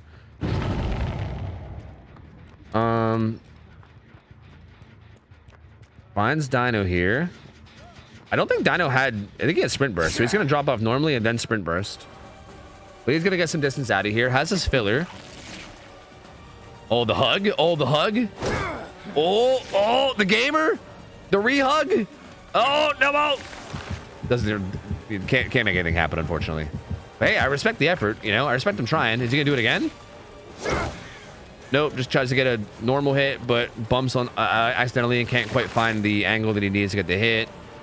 And spending a lot of time here on this pallet, though. Oh, the End Fury. Oh, the build finally pays off, baby. Let's go. The WS as the gen pops. Watch out for Noed, dude. Watch out for Noed. He could have downed her with Noed. No, he should have killed him with Noed. That would have been so funny. If he killed that person with Noed and then WS'd them, I would have literally, I would have gifted him a sub. I would have gifted him like 6 months of subs if he did that. Straight up. I actually, unironically.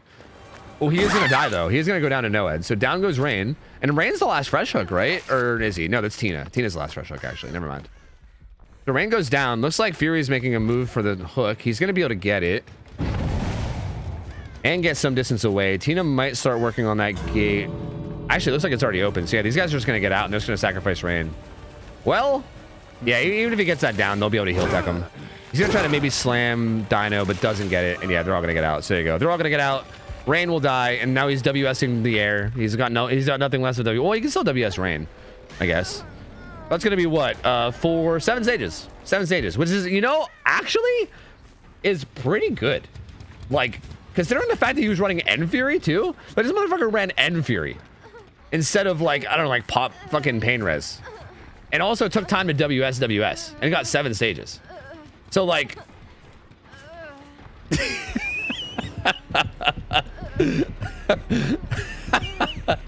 oh shit, that's great. Oh, that's great. I mean, how long do we want to do this? You know, like how long do we want to do this?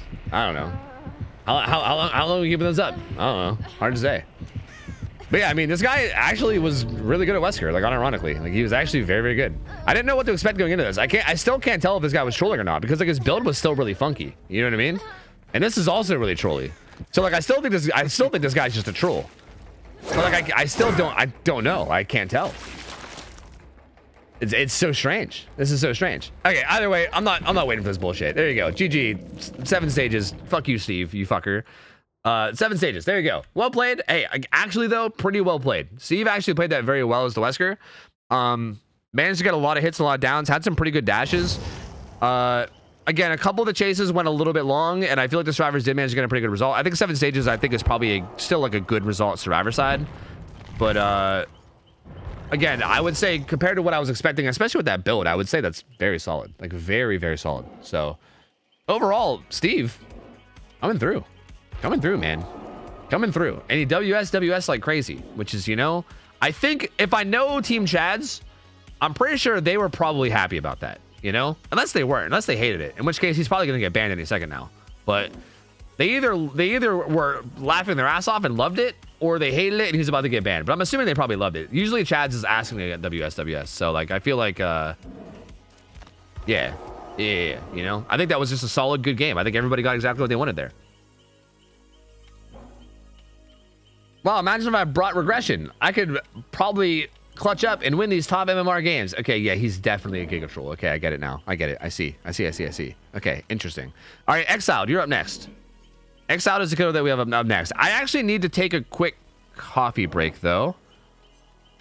Okay, so I sent a friend request, but I think you denied it, but I can send another. Oh, yeah, please do. Yeah, sorry. If you had sent one and I denied it, that's just my bad. Yeah. Steve is brand new. I gifted him the game this morning. Oh, okay. Thank you, Diablo Cat. Thank you for confirming that for me. And I know that you're definitely not lying about that for sure. You wouldn't do that. So thank you so much. They just said they can't. Oh, wait. Can you give me your friend code thing then? Oh, I thought you said you can send another, but you said you can't. I see. Can you send me like whatever the fuck, like whatever I gotta punch into here? Like basically open this up and tell me what this says for you, and I'll just add that.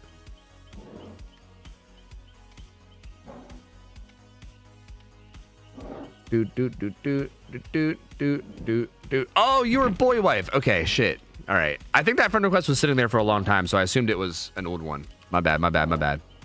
Wait, is that 1F5? Yes. All right, perfect. Okay, so this might be a good one because you said you have about 1,000 hours.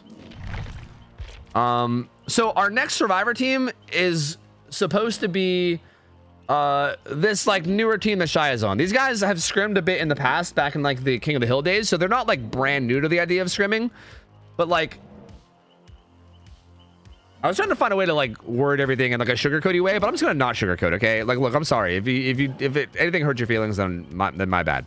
I'm just gonna be as blunt as possible because I don't want to just beat around the bush. Basically, these guys played a lot of scrims back in the King of the Hill days, but just to be blunt, back in the King of the Hill days was when the overall skill level I think in scrims was way lower. Like I would argue that like the lowest skilled teams in scrims now are probably like better than like. Other than like the teams that had comp experience, they're probably better than any of the teams we had back in the King of the Hill days for the most part. Because I feel like just back then was when everybody was still learning and no one really knew what the fuck they were doing yet. And it felt like the overall level was just a lot lower. So I don't know what to expect from these guys. I mean, I'm assuming that they've been watching scrims and they've been taking part in everything. So I don't think that they're going to be like horrible or anything. But I just don't know exactly how good they're going to be because we haven't seen them and they kind of just remade their team after like a long time. But we're gonna give them a try. We'll see how they do. I still think they should be a good enough competition regardless. Like I think even if they're not like playing perfectly or whatever, I still think it should still be good competition because they're still generally like a team that is aware of all this comp stuff. They're not just like 4 random pub players that we're throwing in. So I think this should be fine. We have 1.3k average. Yeah. I think I might remember because Jake, I remember you being on a team. So I think I do remember the team. Yeah. Wait, did you wait? Yeah, sorry. Wait, so that I sent it. Can you make a lobby and invite me? I'm gonna get the lobby set up and I'm gonna go get coffee while we're in the lobby. Okay, there we go.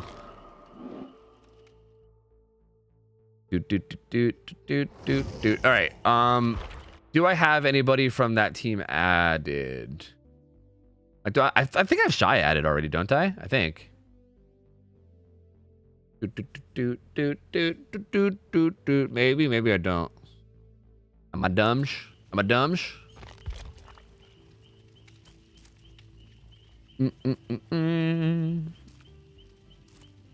See, I don't even know who's on the team other than Jeg and Shia at the moment. Like Bad Tempers, are you on the team or were you talking about Frosty Eyes? Because this is a separate team than Frosty Eyes. So now I don't know anymore. Now I'm confused. I'm their killer, don't have a PC at the moment. Oh, so who am I inviting? Who am I inviting then? You're Frosty Eyes captain. Okay. Got you.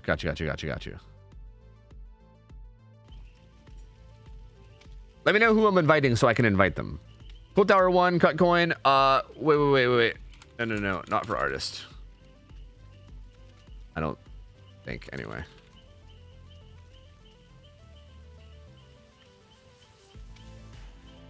Oh, Oni. Wait. Never mind. You're right.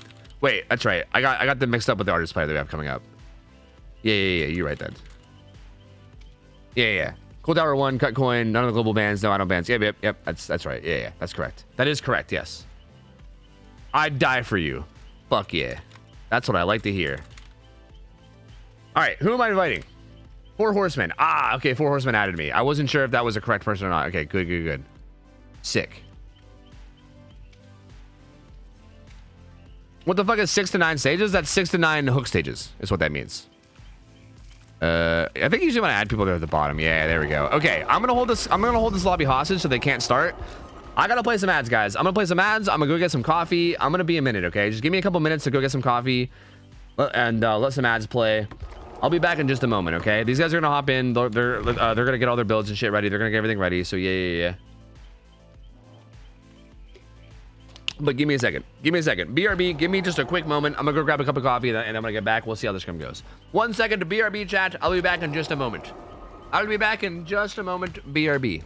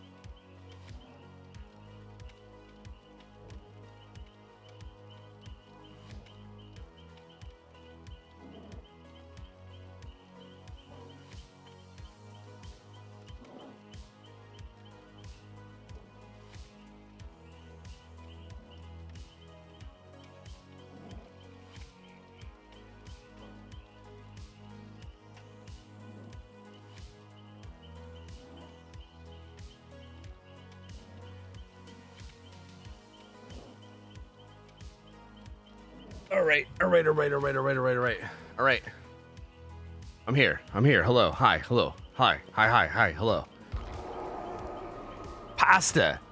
It's pasta. I got you, man. I got you, pasta. Don't worry about it. I got you, gamer. Hi. Hello. Hey, I'm here. Hi. End of intermission. That's right. Yes, end of intermission. Okay, we're good. We're back. Killer's Oni.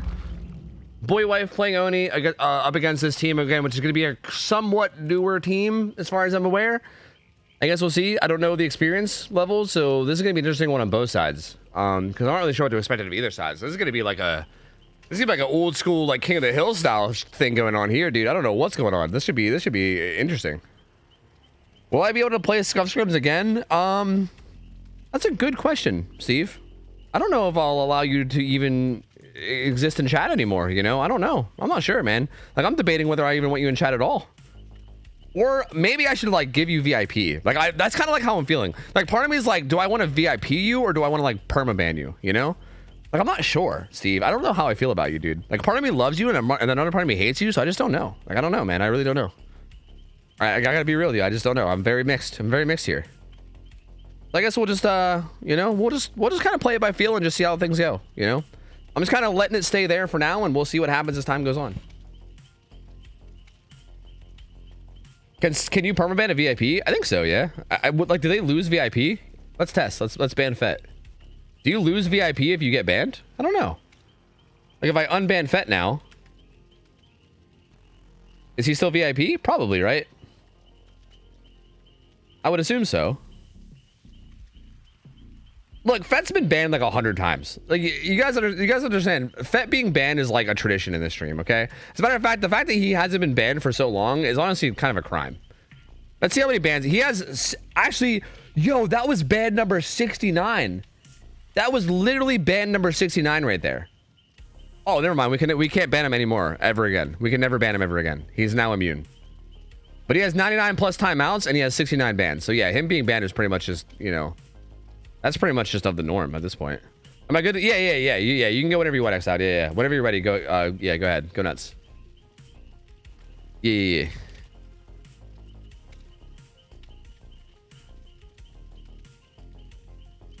Wait, is Fett still VIP? Fett, can you say something? Or did Fett leave? Did he angrily leave? We lost him. We lost him for good. X out, you got this. Yo, best of luck. You got this. I believe.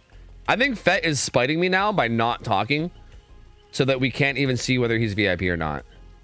He's like, I'll show you, Tofu. I just won't say a single word in chat. This fucker. This son of a bitch.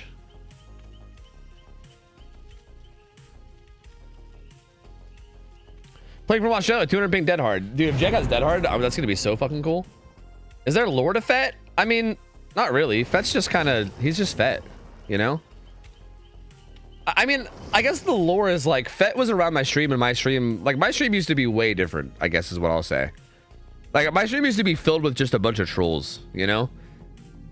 And Fett's like, he's one of the long-lasting trolls from a long line of trolls. Dude, did Fett actually just leave? Did he leave? Oh wait, did I never unban him? I didn't unban him? What? How? No, I typed it. Oh, Fett, I'm sorry. Oh, Fett, I'm sorry, man. I thought you just left to spite me. Oh. I even pulled up his profile, and it literally probably says on his profile that he's still banned, and I probably just didn't even see it because I'm dumb. I was too busy looking at the fact that he had 69 bans. I pulled it up, and I saw the number was 69, and I was like, oh, nice, 69. I didn't even look at the rest of it. It probably said that he was still banned. Fucking hate this fucking stream. Fuck. Guys, the good news is that Fett is still VIP. So the answer to your question is that yes, you can ban a VIP and they do actually remain VIP. So that the good news is that science prevailed here and we did figure it out. So, you know, reparations equals mod Fett. I don't know about that though. I don't know. Look, I love Fett, dude. Like I do love Fett. There's a special place in my heart for Fett, but like, I don't know if that place is a mod place, you know? You know, we'll see. You know, we'll see. Anyway, here we go. So, boy wife on Oni up against this driver team, whose builds look pretty good. I just wanted to make sure. Dead Hard DS. Actually, all the anti-tunnel here on Michaela. Michaela should be playing aggressively. Has all the anti-tunnel. Akito's Crutch, Lion Fang, really good add-ons. No Splintered Hall, so circumventing Splintered Hall for the rest of the for the rest of the add-ons. Bamboozle, Pain Res, Pop, really good build here on Boy Wife. Mine's a really fast opening hit too. That's a really good start. That was really sloppy from the survivors. That was really rough, man. That was pretty bad positioning to get hit that early. So hit comes in really early, and this is gonna be interesting. I would close that pool if it's not already closed, by the way. Because yeah, this is a pretty good start. Does get that blind though. So it's gonna be buying some time here, but the orbs are coming in quickly. And gonna be able to get power kind of soon. I think Boy Wife wants to see if they can get this down first though. Michaela doing a pretty good job of actually playing the loops now after the fact, but I feel like at this point it's a little too late. I don't like the blinding at pallets. I think that's a mistake. I don't think you should bother doing that. As a matter of fact, all you're doing by doing that is getting less distance. Like, I would argue that here you maybe could have gotten somewhere, or you at least would have gotten even further than you did, right, if you don't blind to the pallet. Because if the killer just has good ears and follows the sound of your, especially if you're injured, right, without Iron Will or anything, like if you're injured and making injured sounds, they're just gonna follow the sound of your death moans, and they're just gonna follow you and then find you and kill you, which is basically what just happened. So yeah, I don't like the blinding at pallets. I think that was a little shaky, but I do think the way that the Michaela played the loops was at least solid. It was at least like pretty solid after the first hit, but giving that first hit was a little sloppy. And here I'm curious to see how Boy Wife plays this, because again, does have power, can try to harass here, but probably isn't going to want to step away from the hook too much, right? Oh, big flick though. Big flick. They do pop a gen bottom side, and then the unhook does come in. Goes for a pretty aggressive flick that doesn't land. Are they going to stay on Michaela? Ooh, oh, whoa, it actually missed, but then Michaela ran into it. So ends up actually getting the, was that Dead Hard? Unless that was borrowed time. It was either Dead Hard or borrowed time. I don't know. Either way, they're going to go down. It's actually kind of significant, because if she has Dead Hard, that means that her Dead Hard will still be up. It wasn't Dead Hard. So yeah, I think that was borrowed time from whoever unhooked. The unhooker must have had borrowed time. Because yeah, Dead Hard is still active, not exhausted. Which means good Dead Hard is going to try to take this chase back down to bottom side, which is smart. He's going to use this pallet and then maybe run bottom side. I think using that pallet first would have been good. I'm not really sure where Michaela's taking this. It's just going to run to this pallet. Tries to blind as they're breaking it. Getting a little anxious with the camera. Getting a little anxious. But the down does come in. Second gen pops. So this is interesting. This can still go either way. Third gen is being worked right now too. Like, gen progress is honestly going decently. This hook's gonna come in. That's a pain res though. So there's a pain res. Pop Goes the Weasel's now up too. So this gen's gonna lose a lot of its progress. Pop can't be used because it's still regressing. But if they tap it at any point, they basically have to let it regress, because if they don't, he's gonna hit it with Pop. Camaraderie triggered. So that buys 34 more seconds of time on this hook. Again, this driver has all the anti-tunnel right now. So this is like, again, it's not good how early they got hit, but if somebody was going to be in this position of getting tunneled, this is definitely the ideal survivor to have it happen to, because they have literally everything in the build for it. Oh, Elodie a little close. Boy Wife may be realizing soon that camaraderie is in play, right? You kind of like take a look at that bar not moving and you're like, Pop Goes the Weasel runs out, so doesn't actually get value there. Is there still a 3-gen anywhere? I mean, not really. There's not really a 3-gen top side. I mean, this middle gen could really be tied into anything. I think instead of kicking this gen, if you can get a hit on one of those survivors, like if they step out of position, you get a hit and get your power, I think that's better. But looks like Chris is going to go for this. And does get the unhook. Power comes through, though. Boy Wife gonna take this down, and maybe even just grab this hook. Oh, nope. Gonna pop power and go in banging. Go in fucking bang slam bamming. Okay, pallet throw from Nancy. Oh, that's not a good corner to go to. Nancy's gonna die, so down goes Nancy. Nancy is deli unbreakable, so actually this is really good. Boy Wife picking up the person that has unbreakable, so not gonna have to deal with unbreakable. We'll get a pain res here. Also can get another hook on Jeg if they want as well. So there's pain res. they should, like, this is one of those game sense things, but like I feel like if you're worried like about like who has deli or unbreakable, the fact that Jeg has not gotten picked up yet or hasn't gotten up should tell you that Jeg doesn't have unbreakable, which means that they don't have deli, which means that deli has to be on either Elodie or Nancy, which makes this kind of risky. Like if you're gonna try to camp this out, which I think is maybe what they're gonna do, this makes this a little bit more risky because yeah, Nancy does have deli, so this isn't as strong of a position as it might be otherwise. Okay, Blue Wife's gonna actually opt to not camp this out. Gonna go ahead and grab his pickup. Gonna grab this pain res hook here too. So another pain res coming in. Tons of regression. And also, Michaela's gonna be death hook now. Michaela's gonna be death hook, which means that that's gonna be a little bit scary. A little bit scary, a bit alarming. So at any point, if we spot Michaela, Boy Wife should most likely focus down Michaela at all costs, especially if it's soon, right? If it's like before all the gens are close to being done. Anyway. Power gets popped immediately without even seeing anybody yet. Scratch marks though. Oh, goes for a really aggressive flick onto Elodie there, but doesn't get it. Elodie's gonna try to bail. Gets a quick peek. Baits the vault. Live though, saving Elodie's life.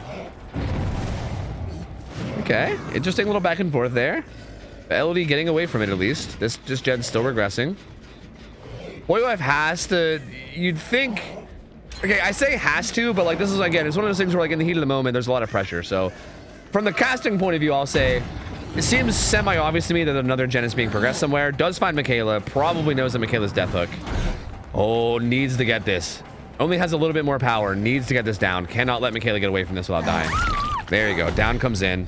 And this is big. Getting this kill into Michaela is gonna be huge. I mean, if no one's here for a flash hit or anything, which they're definitely not. Yeah, there's gonna be a kill into Michaela with 2 gens left still. And like the gen split isn't amazing, but it's not terrible either, right? It's like they're all kind of top side, I think. Like there's 2 here, and then I think there's like main plus 11, if I'm not mistaken. So like it's not like it's a super tight 3 gen, but they're all they're all like relatively, like none of them are deep bottom side, right? It's like 2 top 2 mid essentially is what it is, which is not, I don't know, it's not great but not terrible.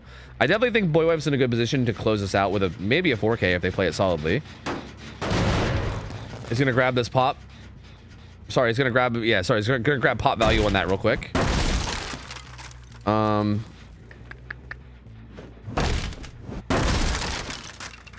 Boy Wife looking around, breaking out some walls.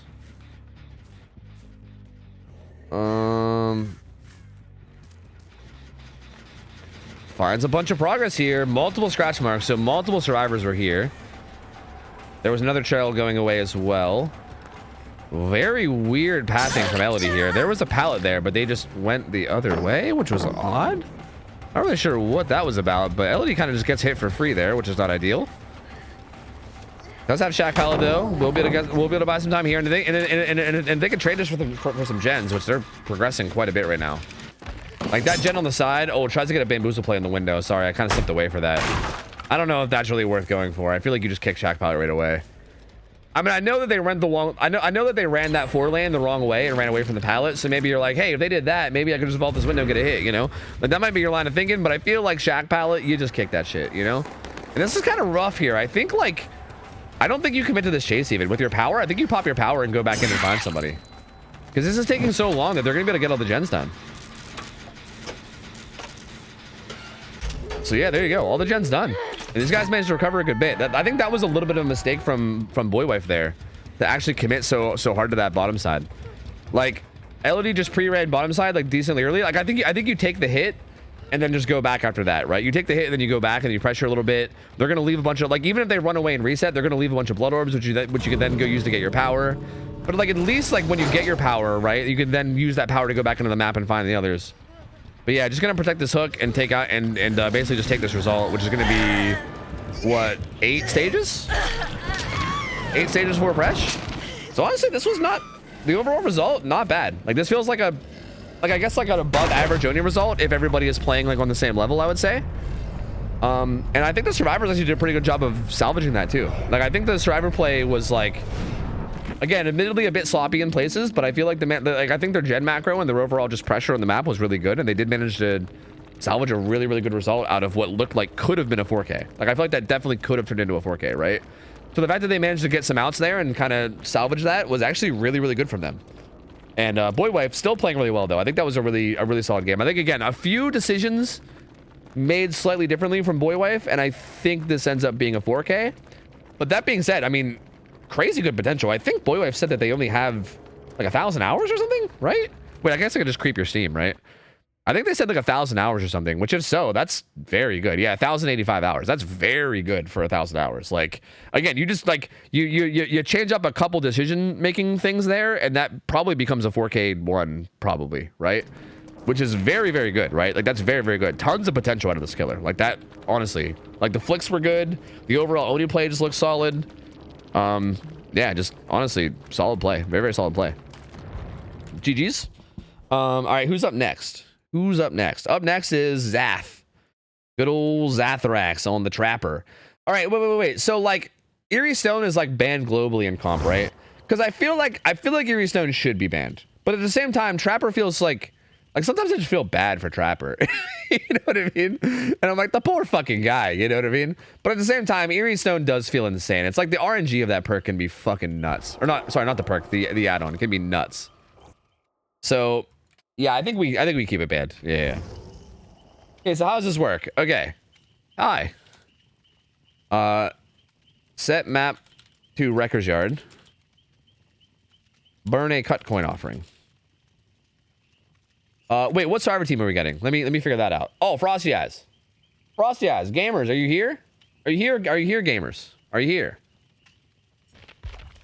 I mean, Pasta added me pretty recently. Pasta, you're on Frosty Eyes, right? Right? You're Frosty Eyes gamer, right?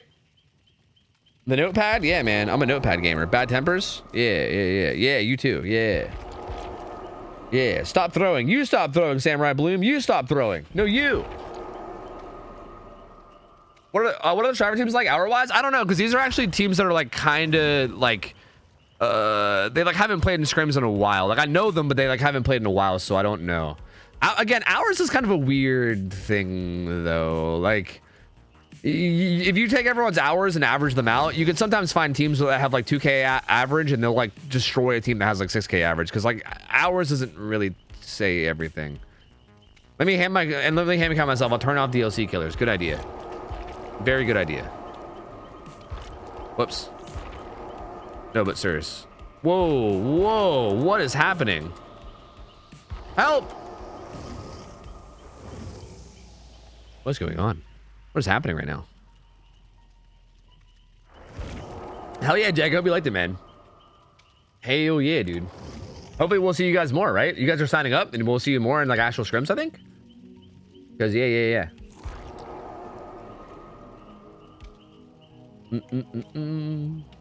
Fell for the oldest trick in the book. My elite team of hackers are DDoSing them upon my behalf. Ah, I see. The classic. Yes. My game button and I back. Okay, I see. Okay, Zath. Do you know bans? There is a list of banned perks. And you... Okay. Sick. Okay, just set map to Wreckers. And burn cut coin. And then make build based on bans. And you're good. Only additional ban for Trapper is Eerie Stone. At least I think. Let me make sure before I hit enter on that. I'm pretty positive that's a true thing to say. But before I just say it, let me double check, because it's always good to double check. I can be an idiot and misremember sometimes. So let me just make sure. Yep, just Eerie Stone. Yep. I'll share my build publicly so there's no surprises. That's a good idea. Zath has this all figured out. What day do you do? Actual scrims? Fridays. But like, sometimes we basically, instead of doing scrims, we do scuff scrims, basically. Like, it's always done on Fridays. Fridays is like the one scrim day. It's just sometimes it's normal. It's usually normal scrims, then sometimes it's scuff scrims. Like, scuff scrims happen like once a month-ish or something. I don't know.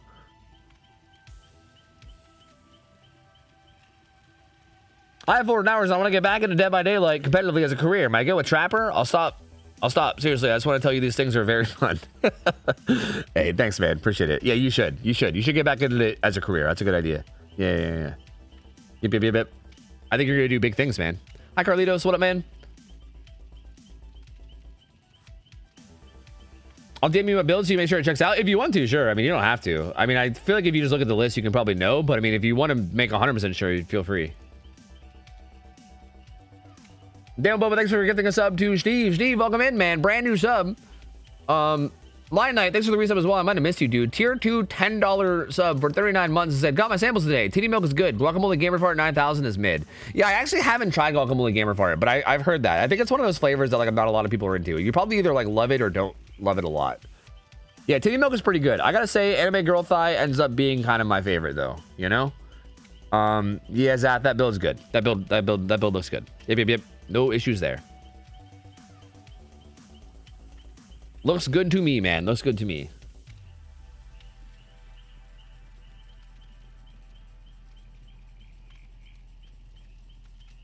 Drinking Farks is pretty mid. Yeah, compared to Titty Milk at least, you know? Yeah. Yeah.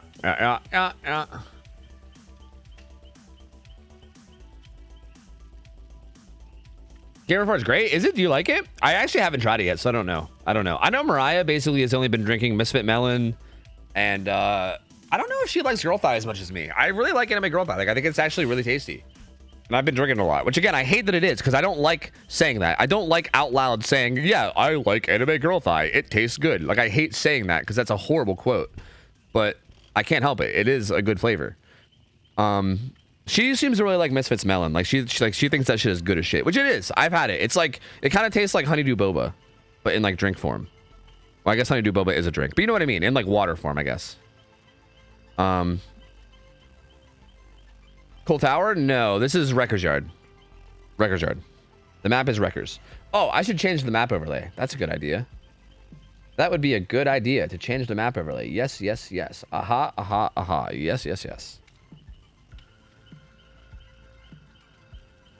Is this G Fuel names? G Fuel? Ugh, disgusting. Let me puke in my mouth real quick. No, dude, get that fucking garbage out of here. Gamer subs. Gamersubs.gg, baby. Get that you said the forbidden phrase. Get that gamer out of here. Disgusting. Ew, gross. Sorry, we're talking about Gamer Subs. Gamer Subs, the delicious sponsor of my stream. Smile? Sponsor? No, but really, Gamer Subs is good shit. Yeah.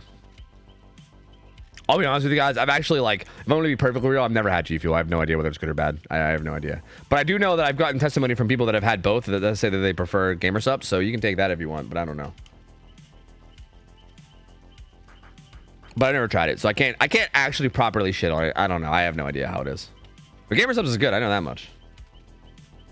Have you tried Titty Milk and Anime Girl Thigh mix? Someone said it's good. Mostly noticed it seeming creamier. That sounds like it would be bad, but I could try it. I don't know. I'm kind of wary on like mixing them. Like that feels risky. You know what I mean? That feels very risky.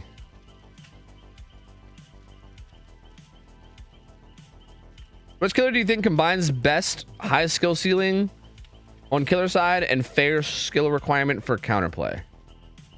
Wait, which killer do you think combines best high skill ceiling on killer and fair high skill requirements for counterplay? There's a lot of good ones there, man. I don't know. Like, again, I think I kind of love Oni there. Like, I still think Oni is like the best in like almost every way. Like, it's so like, again, like you have to give him the hit, right? Like he has to get the hit in order to get going. So like a really good skilled group of survivors can like deny it for a long time. But then once he gets going, if the Oni is really good and like wins 50-50s and like, you know, like fucks you up, then he can snowball out of control really quickly. And also like how you handle him fucking you up kind of like makes it, you know, I don't know. It's, yeah, you know, I don't know. I think Oni's a good one. I think you can maybe make arguments for like, even like Huntress. That like people might hate that comparison, but I think Huntress is somewhat okay there. Maybe not as good as Oni, but like somewhat okay. I mean, it depends on where you are on the map, I guess, for Huntress. I don't know. I'd have to think.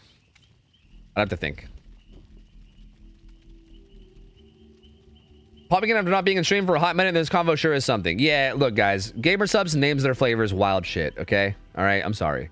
Like, if you hear me saying that I love Titty Milk or I love Anime Girl Thigh, just know that it's flavors of drinks, all right? All right? Chat just loves to run with it, but it's fine. All right, just don't worry about it. Toby, if you had to save either me or everyone else in chat, who would you choose? Hey man, couldn't help but notice that you have a Prime Gaming badge, but you're not a sub here, so I think I'm gonna have to go with everybody else, you know? Got to go with everybody else here. Sorry, man. Sorry about it. Are you able to play Durst and Scrims? Yes, you can play whoever you want. Yeah, for these Scut Scrims, you can play whoever you want, basically. You basically just tell me who you want to play. I'm not taking any more Blights, though, I think I'm taking a break from Blight. We had like 5 Blights today. So I think I'm taking a break from Blights. But other than that, you can play basically whoever you want at this point. Hey, Zath. You ready, buddy?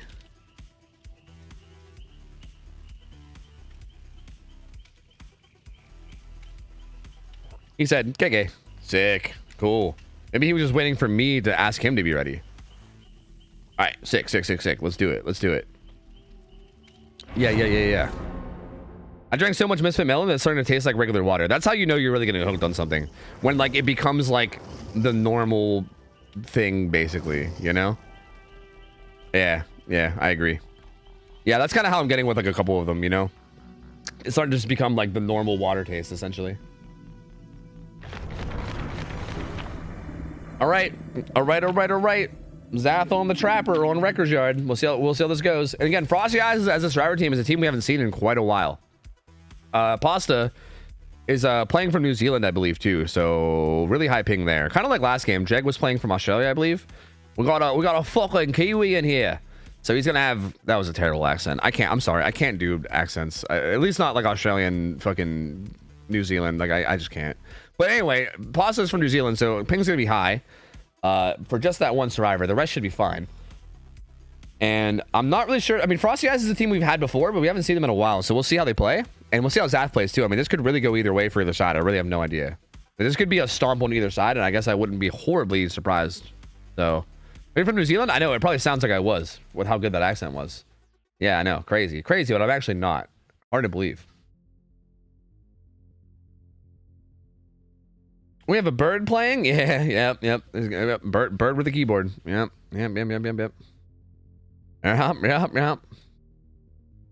Also, maybe someone's playing on a toaster too, because it's taking a while to load up. I already saw Zath's build, so I know what he's running, and it's a pretty good build. Curious to see how the survivors handle this. So what the survivors should do, and I was waiting until the game started because I didn't want to tell them their strategy for them. I wanted to see if they already had it figured out. The legacy trapper, Zath, the old school gamer. He's got pop, pain res, no way out. He's also got faster setting, and then also disarming traps injures you. So when they disarm his traps, they will get injured. Bit of a mixed bag build there. DS with Lithe here on Jojo. Dead Hard. Lots of anti-tunnel here onto Wesks. And then the old Deli Unbreakable will make it combo onto Nia, I believe is who that was. So what the survivors really should be doing is like whoever has a really aggressive build, so probably Ace, should most likely be like insanely early, just kind of running out there and getting vision on the killer. Like I feel like they might have already fucked up at least slightly, because I feel like against Trapper what you really should be doing is like getting vision on Trapper like as fast as you can with whoever your like aggressive survivor build is. Because if you don't, then this happens, right? Like if you don't do that and you let them set a bunch of traps without you seeing where the traps are, then you kind of open yourself up to this kind of stuff. Zath baiting out a flashlight save. Doesn't really need to be worried about it, but it's doing it anyway. And very fast first down. Very fast first down. Pain res hook coming in. Has pop as well. And another trap. He should slug here. Zath is not used to playing sweaty, so I'm not sure if he's going to know what to do here. He should have slugged. Here. This is like game ending. He could have literally won the game right here if he just slugged here. Like straight up. An injured survivor unhooked, which is like a crime. That's like a fucking crime, honestly. I'm angry even just looking at it. But he did deny Deli. This is the Deli survivor, so Deli's denied. But if you would have slugged there, that's literally like game over. That's honestly like game over. He could have slugged there and then set up traps fucking everywhere. Like he could have just started shutting down all the pallets that are around it and shit and just like protected it, and that would have been in such a huge position. So again, a little bit of a decision-making macro mistake there from Zath, but again, he's off to a great start, so who really cares? So let me get back to what I was saying. From the survivor point of view, I think what you really should be doing is sending a survivor with an aggressive build, like probably, you know, their ace or whatever, out into the map to find out where the trapper is and see where he's setting traps, right? Like at least watch, like at least get a general idea of where he's trapping, even if you can't see exactly where it is. If you at least get an idea of like where he came from, like if you see him walking out of a tile, you're like, okay, he might have trapped that tile, you know? And then also you can kind of follow him around and then just disarm his traps, right? Like, yeah, it's going to injure you, but the thing is that if you're disarming his traps, then he's just a 4.6 killer, right? A trapper with no traps is nothing. It's just a 4.6 killer, which is super easy to loop. So especially if you have a survivor with like resilience in their build, like Ace does, you can literally just follow him around, disarm his traps, and then force him to chase you as a no power killer. Or if he goes back to try to set more traps, then you just keep following him around and disarming them, right? You can just harass him and disarm all of his traps and make sure he has no power and then he has to chase you. But they didn't do that, and instead they just hopped on gens right away, and that's kind of how this early game came to be. Because you see, he managed to set a bunch of traps, and they've been stepping in them quite a bit. He's trying to fake the break there. Nice little double moonwalk. Does get the down there, so there you go. Down goes, oh wait, Pasta's not playing. I saw all that shit about Pasta being high ping. Pasta's not even here playing. I don't know what the fuck I'm talking. I don't know what the fuck I'm talking about. Does get that down to Lori. He just thinking about slugging, but yeah, probably realizes that it's not worth it. He's gonna go back and get the pickup. He's got Chuckles. He's got the Chuckles mask going too. Yeah, this gamer, he's going fucking, he's going old school, dude. First gen Pop, second gen is very close. Pain Res is going to interrupt that though. Pop is going to go down here as well though, so lots of aggression. Pain Res across the map. Pop right here on top of the on top of the hook. Multiple survivors are injured too, so this could get a little bit hairy if they play a little sloppy. Good stun from Nia there though. Good zoning from Zath. Baits her into running over before he breaks it. The very solid zoning. Has an edge map palette though. Gets stuck while going for a cheeky little mind game. So doesn't get it. Gets that stun there from Nia. So good play from Nia so far. So far, 3 fresh hooks. This unhook comes in from Ace. Ace is the final fresh hook. So we'll see what Zath opts to do. He's actually going to chase the Ace. No? Yes? He can't decide. Gonna vault this. Has a lot of traps around the outside of this. See, this is where trap placement's interesting, because I feel like he has a lot of like interestingly placed traps that are like kind of around loops. But I also feel like a lot of the times survivors won't really like loop as much as they'll kind of just like, did you see that? He must have saw that. Yeah, I think Ace saw that trap. A lot of times they won't really loop as much as they'll just kind of like pre-throw pallets and then also just kind of like run through grass. I'm not saying looping never happens, but it's not like, I feel like it's not quite as effective in a setting like this where like they're way more likely to just kind of like pre-throw the pallet and go, you know? But especially on like something like Shack, I guess. But does get this final fresh hook on the Ace. It wasn't a pain res, so pain res is still available on Ace, but gen number 3 pops. And even like these traps, right? Like, I don't know if that trap's even worth setting, because Ace is just going to very easily be able to call that out, right? He's just going to be like, hey, trap to my left in the grass, you know? And like, nobody should be stepping in that. Like, if I bet I just jinxed it. I bet they're going to fucking step in that. If they step in that trap, I'm going to be actually mad. I'm going to be genuinely pissed. Because there's no reason they should be stepping in that. Like, you should very easily just be able to be like, hey, trap on my left in the grass, you know? And then bam, that should be like never, right? Hey, it does come in onto Lori here.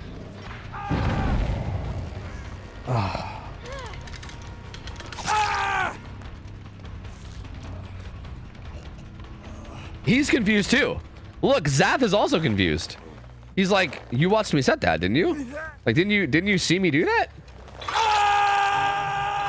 Look, I can't even give Ace shit, because I've literally done that exact thing. Like, there's probably like 500 clips of me doing that exact thing, you know? I mean, it wasn't in scrims, but like still, I've done that. So, you know, I can't talk too much. But yeah, that's I mean, there's no way to beat around the bush there. That was just really, really bad for me. Man, I mean, that was really bad. So he's gonna get rehooked, and he's getting closer to death hook now. He had something, right? Camaraderie, dead hard. So he has a little bit of anti-tunnel. No DS on him. DS was actually on Lori, who was being chased. I would have liked to see Zath play a little bit closer to that hook with him being death hook and everything. But he left entirely to pressure down here, which isn't, I guess, horrible either. Does get that down on the Lori. This will be her second hook as well. And gonna grab this. Again, not pain res. The last pain res is on Ace. So if the last pain res is going to come in, it's going to be on Ace. But second hook coming in on the Lori. So Lori and Ace are both going to be death hook now. Lori has DS, Ace has dead hard, so a little bit of something there to help them if they end up getting chased. Again, like this trap like might be okay, but like I feel like they're probably watching them set it, which is again like a little like Trapper's such a weird killer in scrims because I feel like it's hard to like get traps down that are good because if anyone watches you set a trap, it's like, well, fuck, you know? Like that trap becomes instantly like either useless or at least way less valuable. Ace pre-runs because he's death hook, so he doesn't want to really take the hit for free. Nia seemed like she wanted to commit. That was a little weird. It seemed like miscommunication. Where like Nia wanted to commit and get it done, and then Ace was like, fuck no, I'm out of here. So Nia just ends up kind of eating a hit for free, which is a little sloppy. Oh my goodness.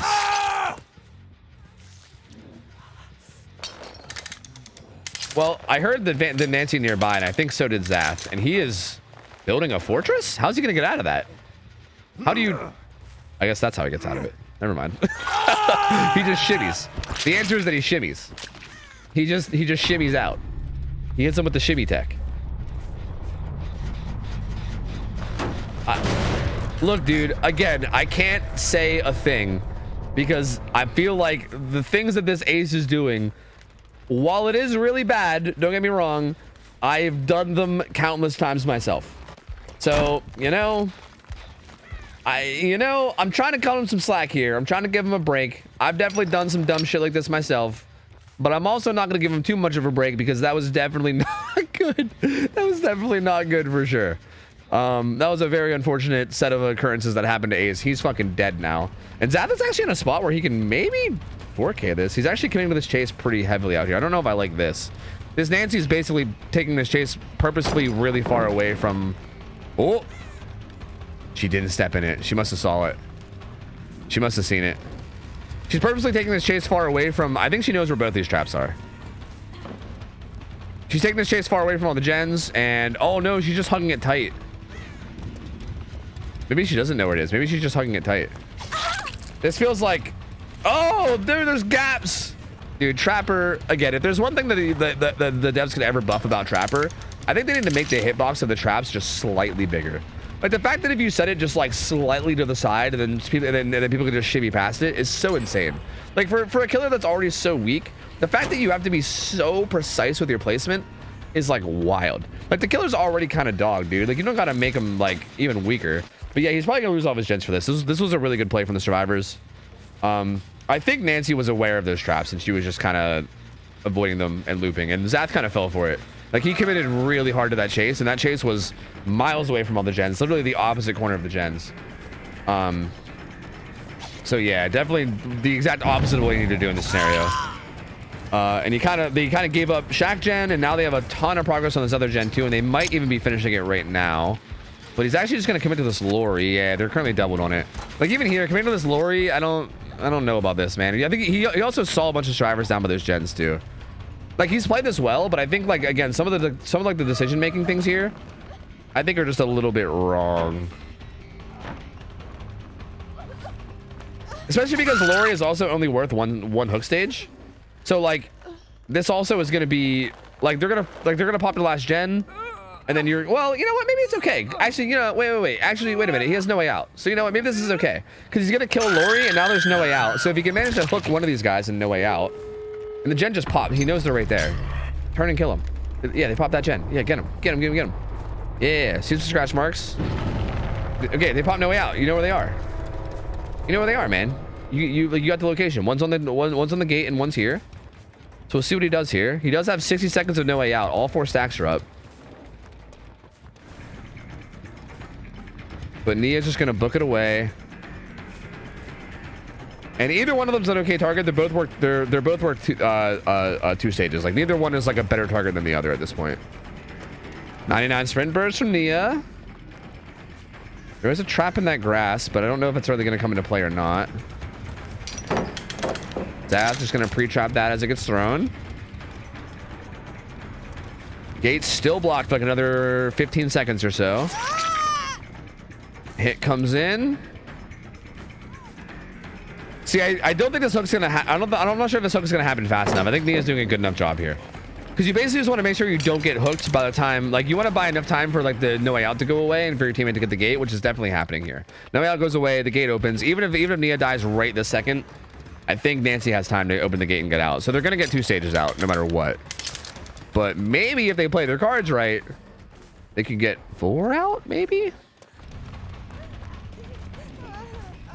I'm not even sure if that trap would have worked, but I guess Nia believed it, and she's gonna leave, and she's gonna die. So there you go. Nia goes down. She's gonna get hooked. Drewsta de Roosta is gonna leave, take 2 stages out, but this was still a 10-stage game, a 10-stage 4 fresh game from Zap, which I would say is very good on Trapper. And then he stepped in his own trap. You love to see it. I would say from Trapper, very, very good. Very, very strong result. Very, very strong Trapper game there. Like, honestly. Again, a lot of this, again, if we're just going to be honest, a lot of this did come from sloppiness on the driver's end, you know? Like, where I'm not going to sugarcoat it. Like, that definitely is a big part of it. But I do think Zap definitely did a lot of interesting things here that worked out for him well. I will say, though, like, I just wanted to let it be known, this game could have easily been a 4K, I think, if you would have played around that early game he got. Like, that first hook he got, and then someone stepped in a trap deep in the pocket behind the hook.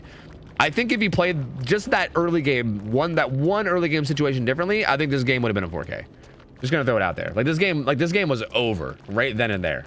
But he kind of made the wrong decision, and he didn't slug, and instead he picked up. And that like alleviated so much pressure. They like sent an injured guy to unhook and shit. Like, the only person that was in position for the unhook was someone that was injured, right? Like, the full health guy was probably not there, because otherwise he probably would have saved. So like, they were in like, again, that was such a strong position for him. And again, I think that comes from the fact that, like, kind of like Zath said, he's like not used to sweating, right? Like, I mean, I know Zath very well. He's been around the stream for like 7 fucking years. He's like an old school player.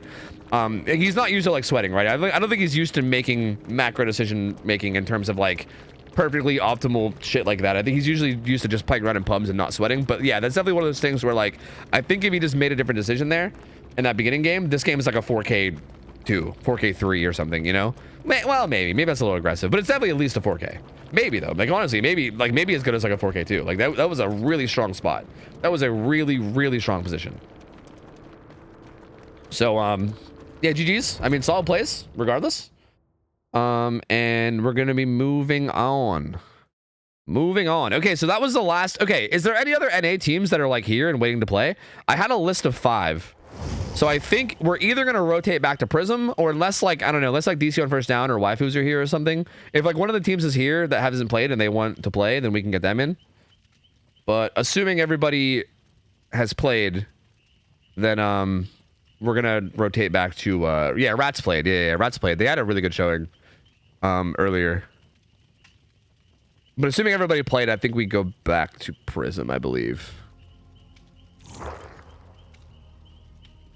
I can see, but I don't think we have 4. That's fair enough. I'm not like saying like, hey, get your people together. I want to make sure that everybody that's here and waiting to play, like if somebody's been here waiting to play for like hours, I want to make sure that I'm not just like, anyway, let's move on to a team that's already played already. Like, I want to make sure everybody gets a chance if you guys have been waiting. So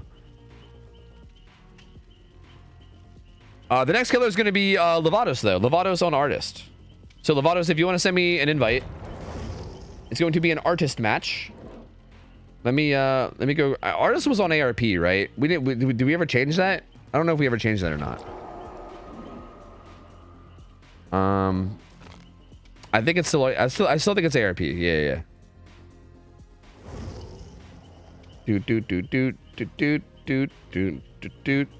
Do.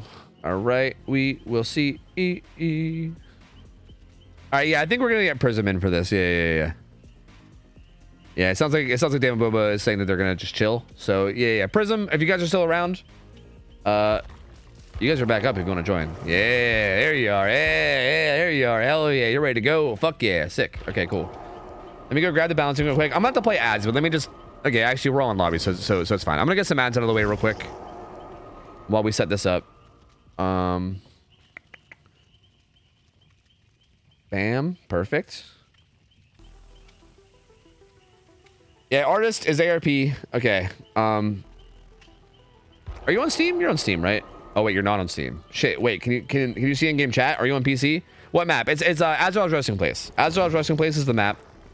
In terms of additional bans, you can't run Deadman Switch, and you can't run the ultra rare add-on Garden of Rot. Sorry, Brownie. Sorry. That's it. Other than global bans. So it's all the global bans plus Deadman Switch plus Garden of Rot, and then you put the map to Azrael's resting place, and then you also make sure to burn a cut coin. Those are the important things. Azrael's resting place, cut coin. Don't bring ban stuff, and then you're good.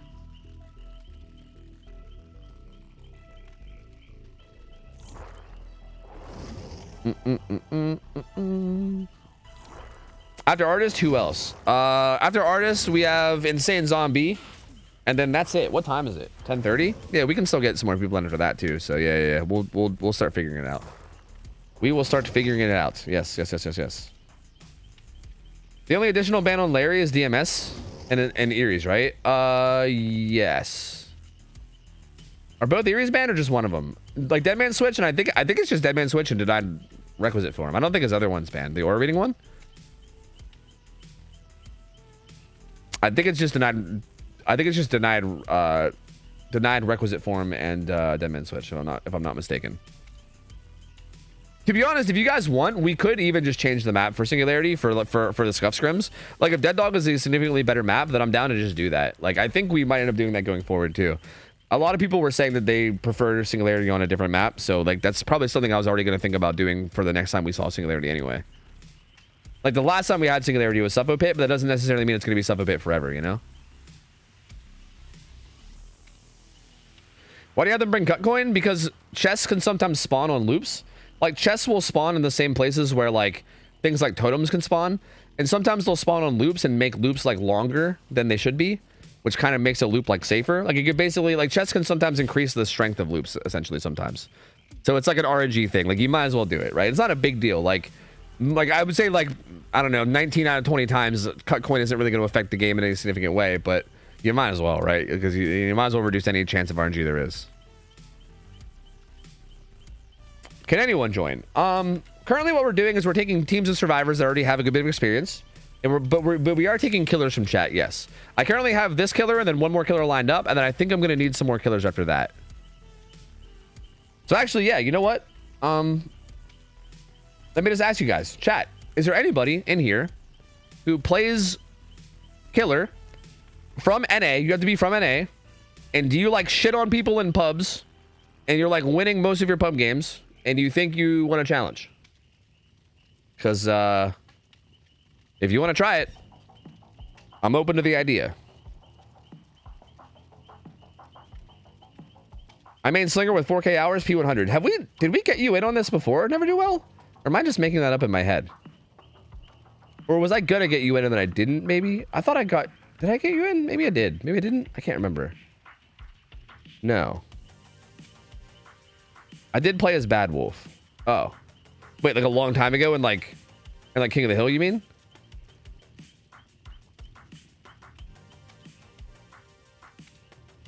I'm probably only gonna be going for about like another hour and a half-ish, FYI. So I'm not gonna be taking like a ton of volunteers. Hey,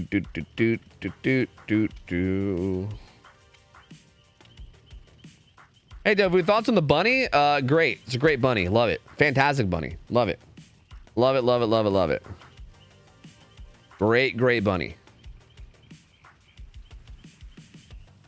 My OC ass is crying so hard right now. Yeah, I'm sorry, dude. If we had survivors from OC, I would gladly let you do it, but we don't have any survivors from OC at the moment.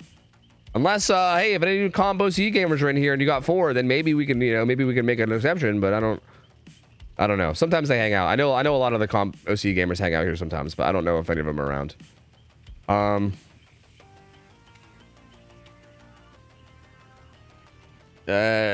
Never do well. If you want to play Slinger, I'm down to get you in. Sure. Amnira, you were like the first person that spoke up. You said me, pick me. Amnira, tell me. Sell it to me.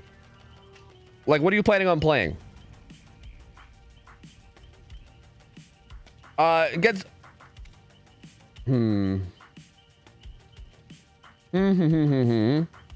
I'm just trying to read all the chat messages. My bad. I'm skimming it. Get smoked. I think I'm gonna like pass, unfortunately. Like I get that you like only play Survivor, but again, I think a big reason for this is I want to give people access to it. Where I feel like if you want to do killer scrims, I feel like you could probably hit up your team and be like, hey guys, let's scrim. You know what I mean? Whereas I feel like I'm trying to get people in that can't really do that. You know?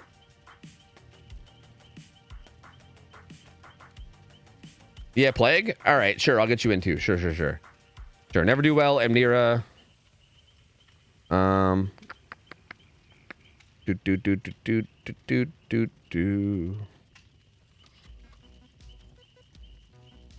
Chumbaro, you play Plague? Fine, I'm down with you too, dude. Sure,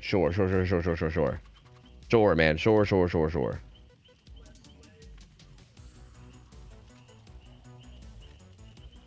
And I'm gonna lock it down after that, and we'll maybe pick some more in a bit. Okay, I don't want to get like too much of a lineup because that's like 4 killers, which might like I don't even know if we're gonna have time for more after that. So I might take in more, but just hang out. I'm seeing everybody that's asking right now. Okay, so I'll tell you this much: if I ask again in like an hour, and the same people that are asking right now are still there, I'm gonna probably prioritize you over the people that just pop in, since you guys have already been asking. So, but that's all I'm gonna take for now, and then we'll see. All right, so never do well on Slinger. Amnira said Plague, and then I think we're gonna have 2 Plagues back to back. Then Chumbaro on Plague.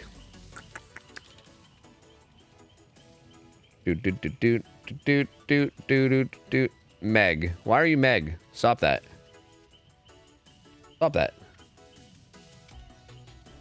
Take down text again. Good idea, dude. That's a very good idea. What is no comp experience? That means that you've not played comp. You don't have experience in comp. What are the rules for comp pig? Well, for us in particular, it's you're played on whatchamacallit. What's that map? Midwich. And you're allowed to run basically anything other than the globally banned stuff. What perks are banned beside Deadlock? Exclamation point bans will show you all the global bans. For Deathslinger, you play on Wrecker's Yard. Those are all your bans, and you can't run Eerie Coin. The only additional ban for Deathslinger is Eerie Coin. You can't run Eerie Coin. It's basically Eerie Coin, the global bans, and then you play on Wrecker's Yard. Are the Eerie's banned for Pig then? No, they are not.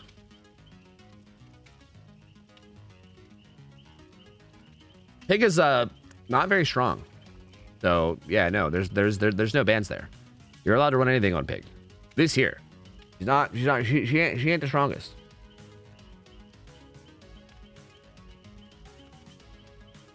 Can I use no in or no out by themselves? Yep. You can use them by themselves. You just can't use them together.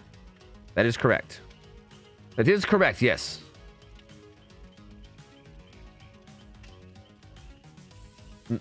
We're ready to go whenever you are, by the way. Devanato. Oh my god, now I can't say your name. Have I been saying your name wrong this whole time? Devon. That is hard. What the fuck? Can I just call you Devin or Dev? Holy shit. How was I saying your name before? Wasn't I saying your name before? Was I just like doing it naturally? And now I just can't? That's hard to say. God damn. Also, yeah, why is Tyra Meg? I hate this. Do I have to tunnel or slug? I mean, you don't have to, but you should be playing as try-hardy as you can. Like, if you think tunneling is the correct way to win, then you should tunnel. Like, I'll put it this way. If you're purposely going out of your way to not to like play, like, don't play nice. Nobody here wants you to play nice. As a matter of fact, the survivors will probably be mad if you play nice, because that means that it's not good practice. Like, no one's getting the proper practice that they want to get if everyone's like playing nice. Like, do whatever you need to do to win. I mean, slugging isn't always the correct play, but like, if you're in a situation where you think slugging is the right play, then you should do it. Like, don't worry about being nice. Don't worry about how much fun the survivors are having. They want to deal with, you know, the hardest shit possible. Like, they want you to play as hard as you can. This is not the place to like worry about other people's fun, because everyone knows what they're getting into, you know?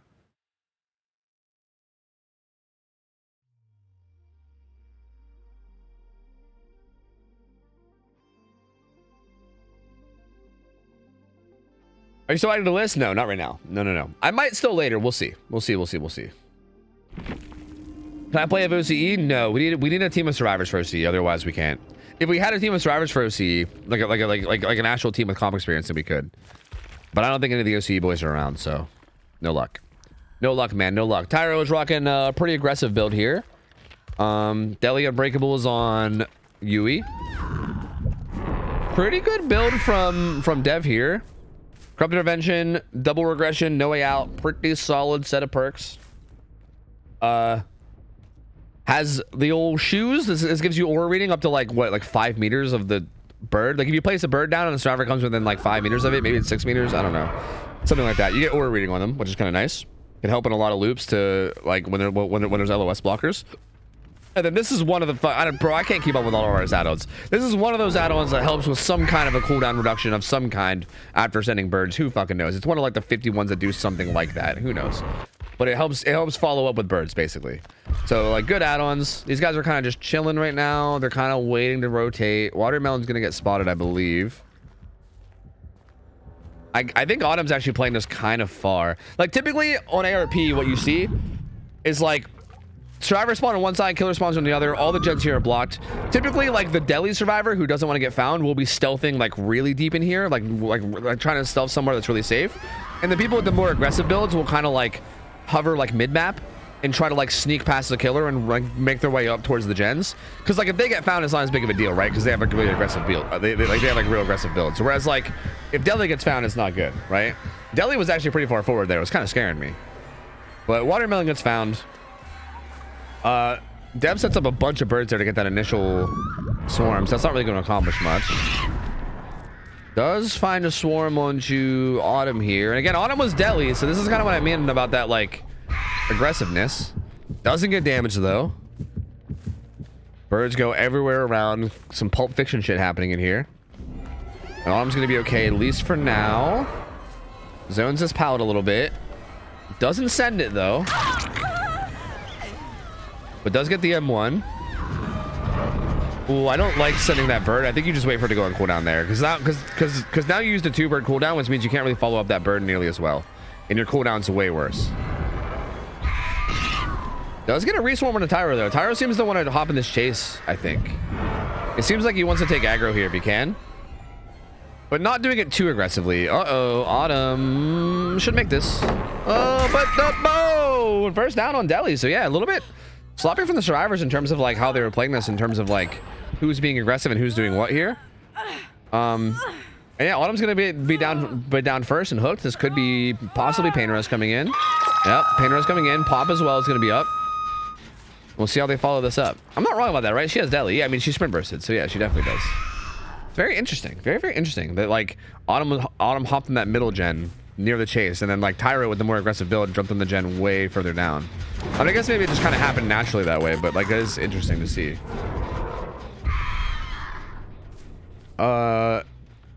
Is very much pursuing Tyro here, completely leaving that hook altogether, which is interesting.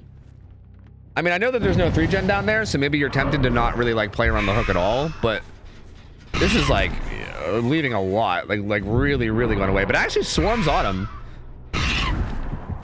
Swarms, dude, I think if she would have sent multiple birds there, that actually could have been huge.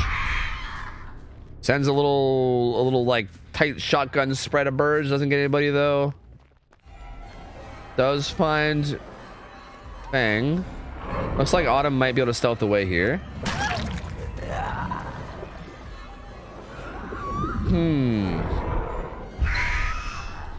Sends a bird after the gem, but doesn't find anything. I wonder if they were looking for Yui.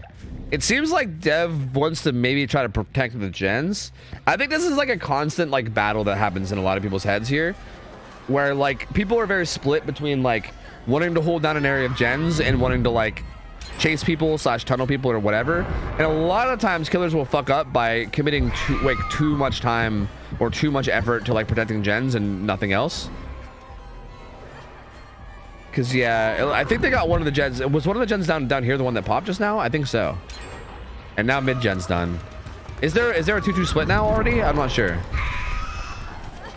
Meg here to take the hit for Fang, which like I mean it makes sense. I mean you definitely want to sacrifice the Meg if anybody, because she's obviously the most useless teammate. But Dev realizing that is going to leave Meg alone and go after Fang instead still. And now the chase is just going for a very long time. It looks like there still is a 3-gen bottom side, I think. So there is still, yeah, there's still somewhat of a 3-gen bottom side. So this was strange. I'm not really sure, like, I'm not really sure what the decision making was here, because I feel like Dev kind of left the first hook altogether to run down to the other side of the map, which makes me feel like I was like, okay, they want to protect that gen setup down there. But now the gen setup's still there, but they're like really hard committing over here. And they're going to lose that gen setup down there for sure. Like 100%. Watermelon avoiding that one too. Watermelon though, absolutely juicing. Watermelon always on some juicer shit, man. The last few times that we've seen that gamer, he's been on some juicer shit. They're currently doubled in Shack. Watery is healing up with his med kit. And Autumn is going to take this chase away. Nope. Nope, not going to get chased. Dev gonna show up here and interrupt this. So no, like again, no real pressure happening now, right? Everyone's back to full health. The entire last like 2-3 minutes of play have been basically no pressure on the survivors, but tons of tons of gen progress coming in. So Dev needs to get it down soon for sure, like yesterday. Wisely chasing the Meg player. Doesn't send that bird though. That bird could have swarmed him. I think when she went past the truck, I think could have swarmed her, but does get the down anyway, so it's okay. Down goes Tyro. He would have survived way longer if he was playing his actual character, but unfortunately he picked Meg. Oh, but the last gen's gonna pop. Yeah, all the gens are done already though. Yeah, that was just too long. That was too long of a mid game with no pressure. Yeah, like that chase on Watermelon just went way too long. Yeah. Again, it's a little confusing because I feel like Dev dropped a bunch of stuff to go for that, right? Like, let me like recall how it happened. Got a decently fast hook onto Yui down here with a pain res. Left that hook, kicked this gen mid, started to chase someone down here, left that chase to chase Feng around, right? No, because then they left and went back down to the hook. I think maybe looking for Yui, found Feng instead, and then committed to Feng around the map for just like a really long chase, and then it ended there. Which is, again, it's weird because I feel like, again, it might just come from like indecisiveness, right? Like that might be a big part of it. It's just being indecisive and not being sure what to do. Because I feel like it seemed like they were not wanting to play around hooks at all and wanting to like protect the gens, but then they didn't do that either. So I wasn't really sure what their plan was. But yeah, they're gonna get that second hook on the Tyro, but all the gates are open, and yeah, they're all just gonna unhook and walk out of the door. So there they go. Unfortunately, 2 hooks for Dev. Couldn't quite get it going. Prism kind of just having a very dominating win there. Very, very dominant win. Artist could not really get anything going. Could not quite get it going. I mean, that chase with Watermelon was a big part of why this went so badly. But yeah, I think again a lot of the decision making in terms of like what their plan was for strategy, I couldn't quite figure out as well. And I think that also played a pretty big role too, because I feel like if you have like a more set strategy in stone, like if they were like protecting the gens or whatever, then like maybe the minor fuck ups in chase would be a little bit less punishing if you're at least like protecting the gens. But yeah, just a little sloppy from the Artist player, but still, you know, put up a pretty good fight. It's a really hard set, right? It's a really hard set, especially with a good team like Prism. So they did what they could, but Prism looking really strong, and yeah, good try from Dev. Good attempt, and GG's. Yeah, again, I think a lot of it comes from like indecisiveness, right? Like I think it's a very natural thing where it's like very, very like, again, I feel it even myself sometimes, right? With me and like all my experience and even like watching scrims and shit, even when I do killer scrims, sometimes I get into scenarios where I'm like, shit, what's the right play here? Shit, like what's should I leave this? Should I not leave this? Like even with me, and like I feel like I shouldn't even have that happen to me because I feel like I should know better, but like I couldn't imagine not even having the experience and, you know, shit that I have and trying to make these decisions. It's probably hard as fuck. Like it's really hard to know like what's right and what's wrong, you know? All right, so up next is Insane Zombie. Are you still here? I don't know if I've seen Zombie in chat in a while. Is he actually still even here? Zombie gamer, are you here? Insane Zombie. Is Insane Zombie here? Looking for a zombie who is insane. Is he here?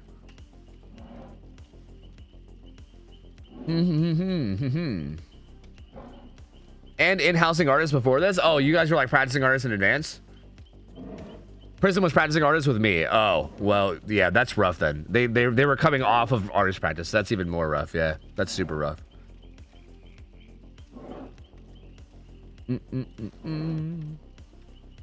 Yeah, like I know that the game didn't go too well, but genuinely what Key said is right. Like what Key said is absolutely right.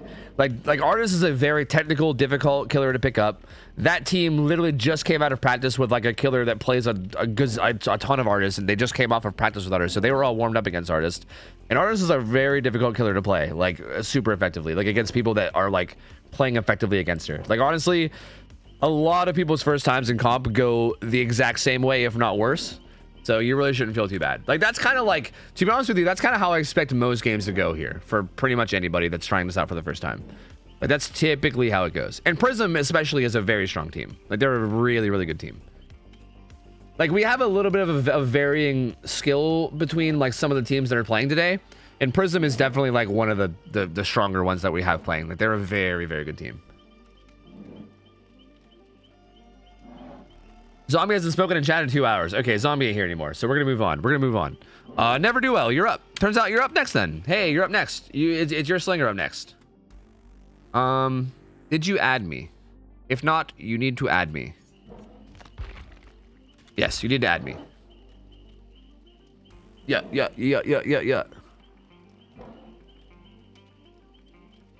GG's, don't get discouraged. My first comp game, I ran wrong build and ran into walls versus tin can. Yeah, dude. Yeah. Yo, that's what everybody should do. They should, if you ever feel discouraged, you should go back and watch it's on the VOD channel. Go back and watch the first ever scrim night we ever did, and go watch Tyro with OG Power Struggle Rangers, dude. And then compare that to Tyro now and be like, yeah, see, happens. You know? How do I add? Add this account right here. Wait, you can't really see it. This account right here. OhTofu SCRIMS 9374. You hit this button, this little add button, and then you type here. You even just type OhTofu SCRIMS and it should pop up. Yeah. You do that.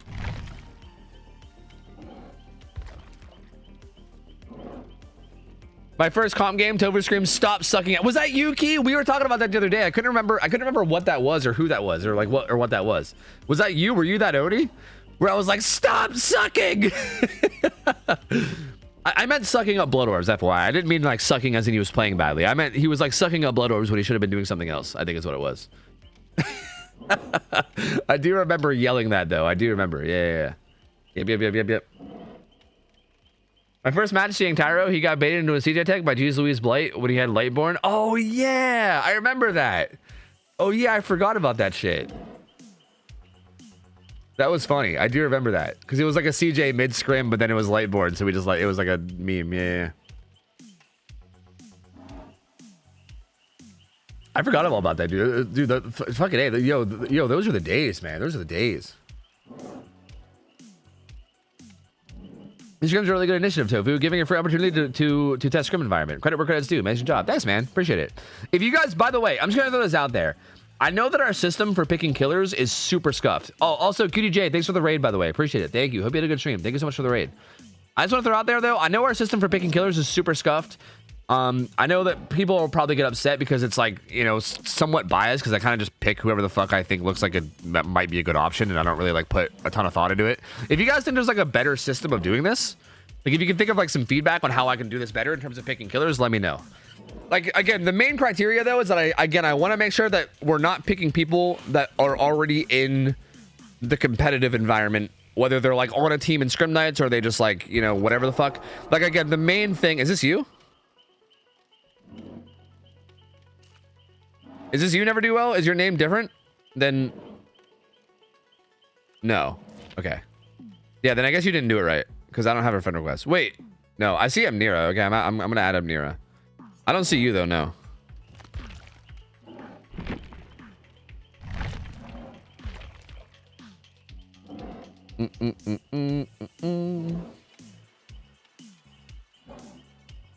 No Nemesis for 2 months. Hi, Indigo. Are you able to play again? Maybe we can sneak Nemesis in. Who's the survivor team? Oh yeah, that's a good question. Rats. Rats will be the survivor team, I think. Yeah, of course, Exiled. Yeah, I appreciate you playing. Yeah, I mean, you played really well, so I feel like, I mean, hey, if it's something you want to pursue, I feel like you showed a lot of promise in that Oni game, so.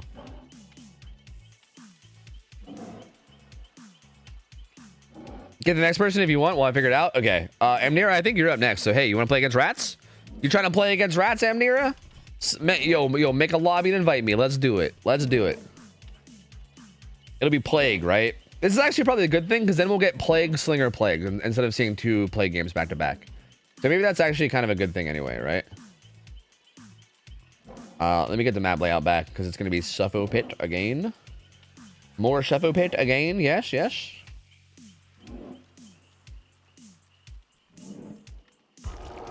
Perfect.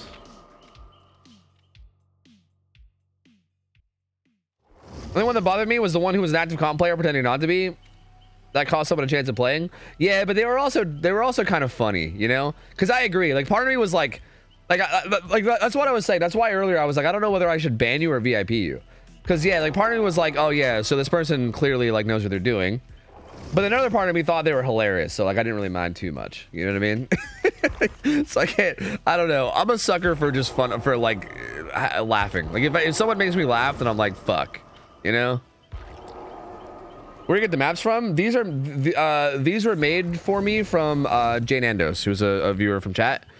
But we have different versions available in the Scrim Discord. If you type !scrims and join the Discord, there's a channel in there called what's it called? It's called Clock Callouts, I think. Yeah, Clock Callouts is the channel. So if you go to the Clock Callouts channel, that has all the maps in it.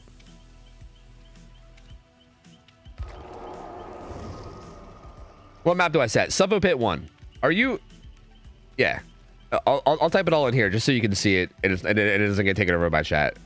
Set map to Suffo Pit 1. Make sure it's 1 and not 2. Burn a cut coin. The eerie add-ons are banned.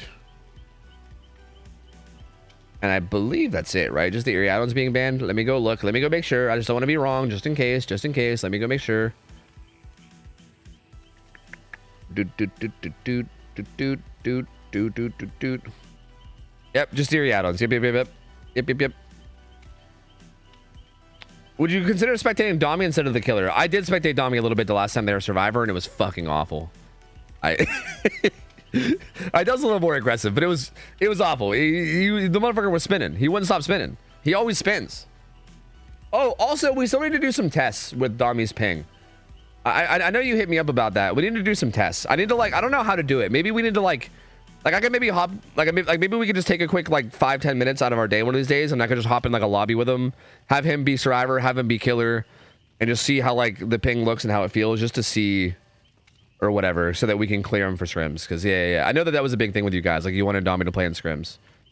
So yeah.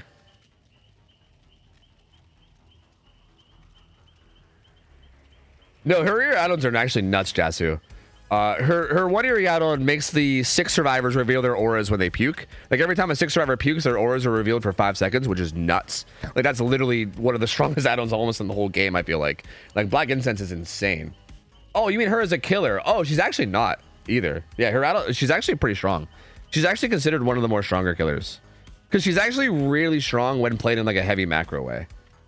Like she's not don't get me wrong, she's not S tier, but she can be very difficult in heavy macro setups because she gets, again, the fact that it's really hard to stay healthy against her makes her really difficult to play against, because there's a lot of situations in comp where you need to be healthy, right? Like unhook scenarios, I don't know, God forbid, if you got a body block for someone or something, right? There's a lot of scenarios where being healthy is insanely valuable, and you know, the fact that you just are constantly injuring people or having to I don't know, not touch gens because they're puked on or whatever. Yeah, the free injuries mixed with all the map presence, and the fact that she still does have a pretty strong chase power too, right? It's like Legion, if Legion had a really oppressive chase power on top of his free injuries or something, you know? It's can be pretty hard to deal with in a lot of scenarios. Is this Scuff team versus Scuff killer? Well, this looks like Rats plus Dame, right? I think Dame is just filling in for Rats. Yes.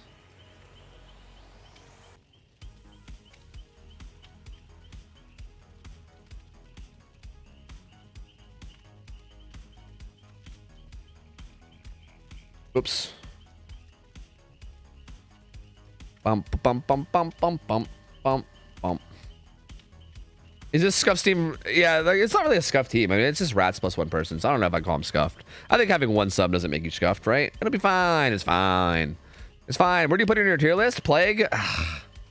Again, it depends on what you're doing with your tier list, right? Like again, tier lists are so hard because like, are you basing it around perfect survivor play? Or are you basing it around your average pub matches? Because like, I don't know, man. I don't know. Like I feel like Plague is really only really strong when the Plague player is like really smart macro wise and plays around the macro extremely heavily. But like if they do, then yeah, she's probably like A tier. Yeah. Like somewhere in the A tier. It's hard to say. But I feel like most Plagues, quite frankly, kind of suck, and it's usually not a problem. And I feel like, again, macro play is not something that I think people really understand super well. So, like, I feel like most Plagues you run into are not going to feel like an A-tier killer. You know what I mean? Is what I'll say, I think. But I do think a good Plague, yeah, is very, very strong.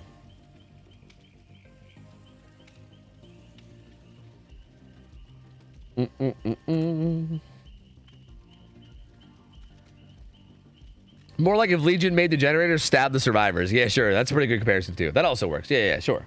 Sure. Why not? Yeah, she's a really interesting killer. I mean, she is. I find her to be very interesting. She's one of those killers that's like just very like unique to play against, you know? Like her, like the way you play around her and the way you like interact with like, you know, whether you get like whether you could let yourself be sick or not get sick or whatever is like, it's just very, very interesting. Hey, you know, Amnira or anybody that's playing in this, if you ever are scared, just keep in mind that a ton of killers today have gotten like 2 hook stages, and that's not even like a necessarily like a bad thing. I'm not even trying to shame them. That's kind of expected. I feel like, again, anyone that's playing in these scrims, the best thing you could, like literally the worst case scenario is that you meet expectations. The best case scenario is that you impress us. Because really, like if we're going to be honest, I don't really expect anybody in here to put up good results as killer. Like scrims are fucking hard. Especially when you're going against like a really good team that has a ton of practice. Like, man, I'm telling you, like it's hard. Shit is difficult. So like, if you end up with a, like, if you have a bad game, it's fine. Like, it's pretty much expected, you know? Like, you're not gonna do worse than expected, is what I'll say. And the most, like, I think the best you can do, like, it's either you meet expectations or you impress us. That's it, you know? It says I can't add friend to try again. I wonder if my friends list is full. Did I fill my friends list? Let me just remove somebody randomly. Okay, this person's name is Gobble Gobble D's, so I'm gonna delete them because, you know, that just seems like not somebody I want on my friends list. All right, try it now. Try it again now. All right. Here we go. Amnira on Plague up against the survivors of Rats plus Dame. Dead hard DS on Smokey. Contra rocking a bit of a gen doing build. As background player though, that's spicy. Very, very spicy. Oh, the Blood Echo, the Thanatophobia. I don't know about all that. The add-ons too. That's interesting. Amnira cooking some shit up here. Power Struggle. Drivers are also cooking some shit up. Dami's got the Deli Unbreakable. And let's go take a look. Okay, so Pain Res plus Corrupt, pretty much standard we'd expect. What is this left add-on? Is that the other seal? Or is this double seals? That's like plus 40, plus 30, right? This is plus 70 seconds of infection time, I think. Is that what that is? I think that might be what this is. Which, to be honest with you, I honestly don't hate seeing Hematite Seal as an add-on.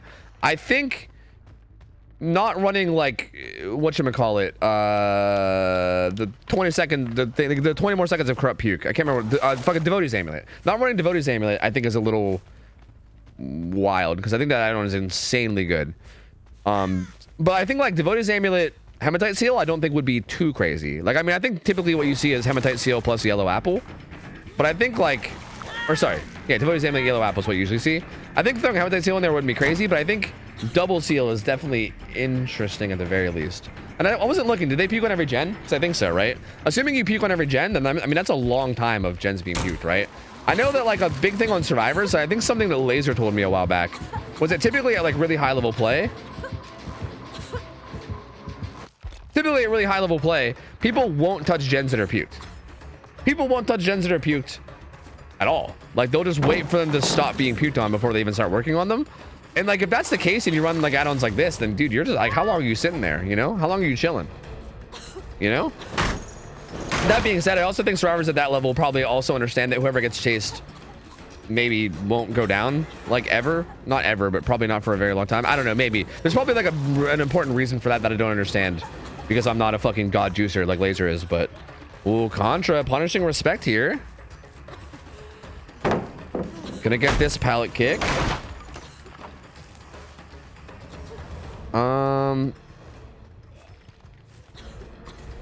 Is the okay? They're on the gens, so the puke is not on the gens anymore. They found gens that aren't puked on. Corrupt Intervention's actually gone too. So yeah, I think Amnira's gonna bail from this chase. So like, wait a minute, Corrupt's gone. Hold on. Uh-oh, what's happening now? They're gonna leave. Ooh, finds a couple survivors here. Doesn't get any puke onto Dame there. Just plague things.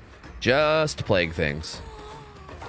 Oh, gonna try to follow this up, but Dame doing a good job of staying behind objects and not getting puked on. Vaults this window. Dame's gonna take that back area with check spots and probably hold this and make it hard to get anything really going. At this point, maybe just like puke on the pallet into the window and then hold W at him would probably be the best play, honestly, just to make sure you get him sick. But instead, get stunned. Dame getting out of that way ahead. Like, FYI, from the killer point of view, like the safest way to play this, like if you don't think you can get a puke on him and you want to just play it the safest way possible, literally just puke on the window, puke on the pallet, and then just hold W at him, right? Like he's either gonna not use a pallet or window and then you can catch up and puke on him, or he uses a pallet or window and gets sick in the process. So that's probably the safe way to handle that. But instead, Dame gets away completely unpuked. Ooh, Smokey doing a good job of avoiding this too. Amnira can't quite find a puke on these guys right now. Gets the stun. Smokey pre-runs away and Amnira goes ahead and kicks it, which gives him a lot of distance.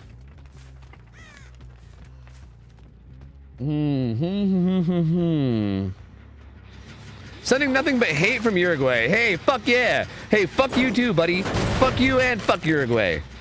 Buddy, fuck you. But hey, thanks, man. Appreciate it, buddy. Anyway, Gen Kick comes in. That was just a really cool chat message. I've never seen that before. I like that. I appreciate that. Puking on this gen as well. Again, these gens will stay puked on for a long time. It's what, 70 plus seconds on top of what, 40 by default? 110 seconds? It's like a little under 2 minutes that they'll stay infected. So puking on the gens here is very viable, good thing to do. As a matter of fact, puking on everything. Like, I feel like if you're gonna run these add-ons, it makes it even more sense to be puking on windows and shit. Like, I'm a little bit disappointed to see Amnira not puking on more objects, because that's kind of like the point of these add-ons, right? Like, even like these windows and shit, just puke on them, dude. Like, there's a pretty decent chance that someone could use, like, if you're just puking on like everything around the chases, like, there's a pretty decent chance that within 2 minutes, if you're just puking on everything, like, you're gonna get some value out of that. You know what I mean? Like, you're gonna be getting some gamers sick and chasing shit. Like, shit's like things are gonna be happening for you. Oh no, Amnira's getting lost. Oh god, Amnira's getting lost. Oh, not like this. Uh-oh. Coming back to the gen. Fucking Dommy, dude. Why? Stop it! Stop helicoptering, Dommy. Stop it. Oh, Contra gets away with that vault, just barely though. Yeah, again, nerves is definitely an important thing to keep in mind too. I say that every time, but like, it is an important thing to keep in mind. Like, I do feel like it's an important thing to note that like everyone here, especially on the killer side, like these survivors have at least played in scrims before, so like, don't get me wrong, like they might be nervous too. Like, I don't. Oh no, come on. Oh god. Okay. Whew. All right. I was literally speechless.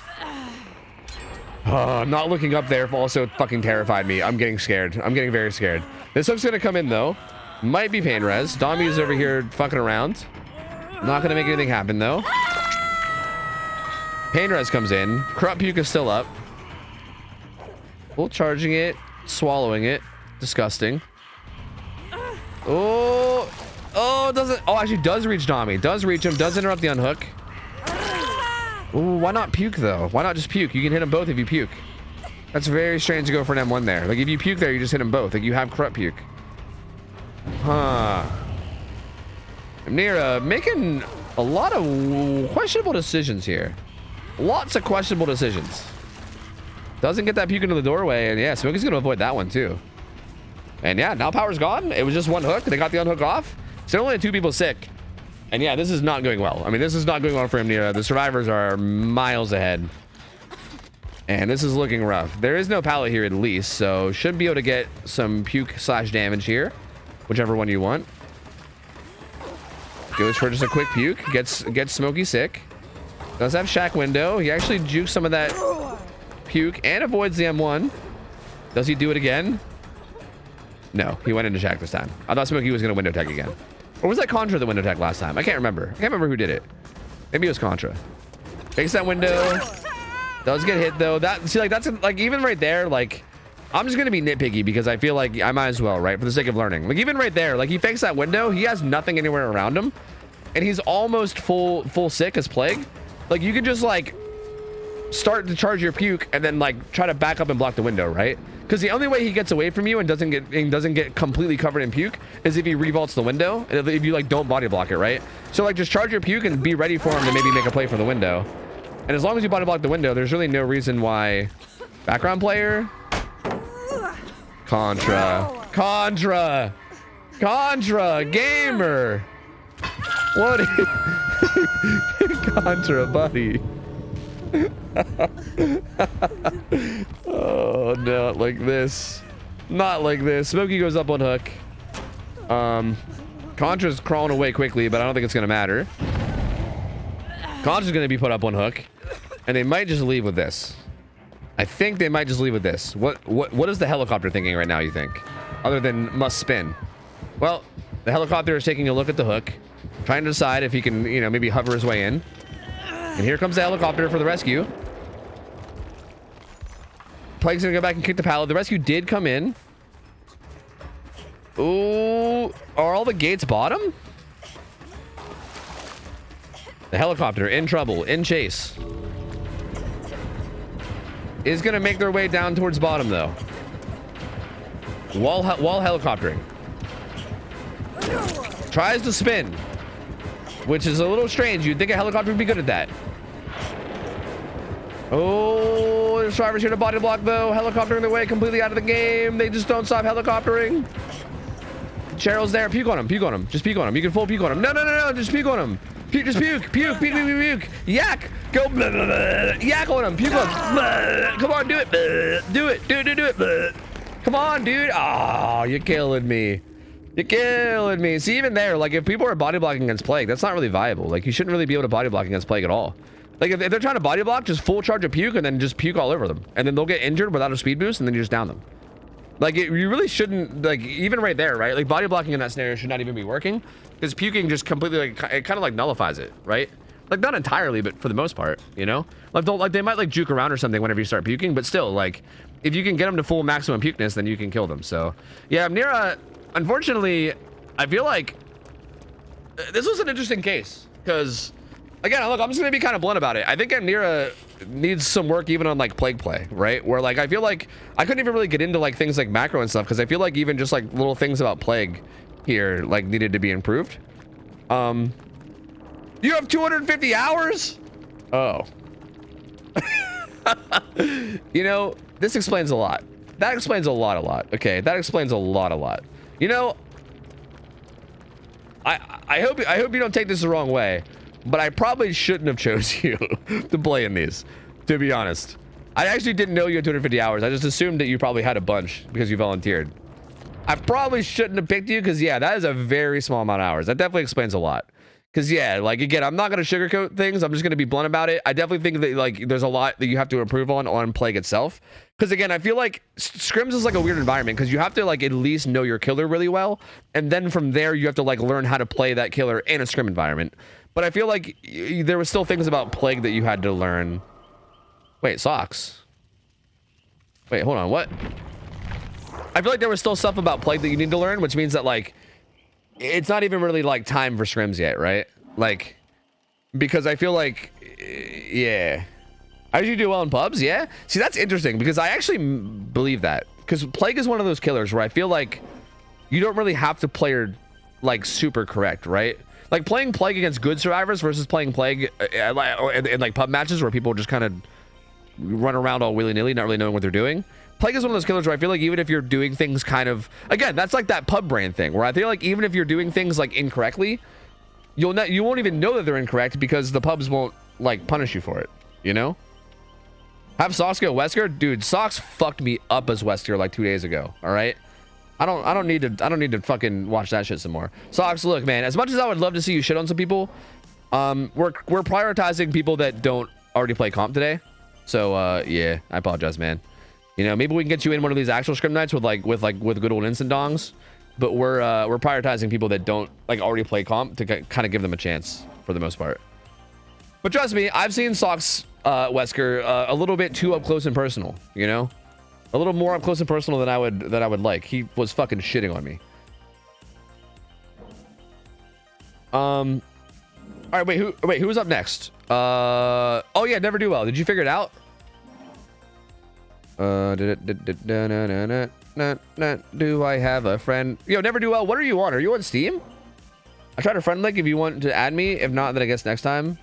Are you on Steam? Like, what are you on? What's like? Okay, what's your name? Can you tell me what it shows up here for you? Is it like Never Do? Is it just your name right now? Like Never Do Well? Like, is this you?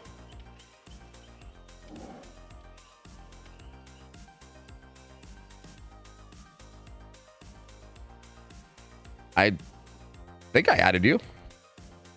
I think I got it. That's weird. For some reason, it just wouldn't let you add me? Because that's really odd. Would you let Dami play killer? Not today, no. Again, I know I sound like a broken record, but I want to keep stressing this, okay? The whole point of Scuff Scrims is I want to give people a chance that, like, don't have the connections to do Scrims already to have a chance at Scrims. Like, again, I love Dami. I love Socks. I love you guys. Don't get me wrong. But like, if you guys want to play scrims, you have the connections that you could hit people up and do scrims, right? Like, you guys are already like you know people, right? Like, I want to give people the chance to like give it a try that aren't like already in the scene and don't like already have the connections and everything that they need to like do it, right? Like, that's kind of the main thing for today. Again, if I was like doing scrims myself, or if we were doing like a non-scuff scrims day or whatever, again, don't get me wrong, more than happy. But yeah.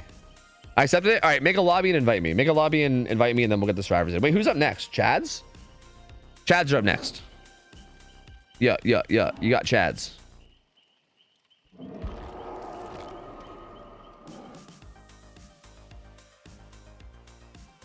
I do gotta test. I do have to test Dami though. I gotta test this connection to see how it is. Because, yeah, I don't know. There was, like, a big thing about that. We're definitely going to do that at some point. Because I definitely do want to see Dami play killer. I mean, I don't want to see Dami play killer again because, like, I don't want to spectate it. But I do want Dami to have a chance to play killer again, I guess is what I'm trying to say. So, yeah, I do got to get that figured out. Because, yeah, I don't know. Maybe I'll, like, try to see if I can get a team. And, like, if it seems good, then we can always just let him do it. And then we can, like, maybe ask whatever team you go against how they felt and shit, you know? I'm NA and I have 4K hours, 2.9K on Steam, 1K on PlayStation. Okay, yeah, I saw the 3K on Steam. Yeah. Slinger, right?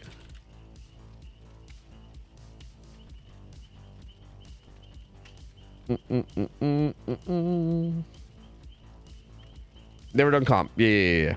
That's fair.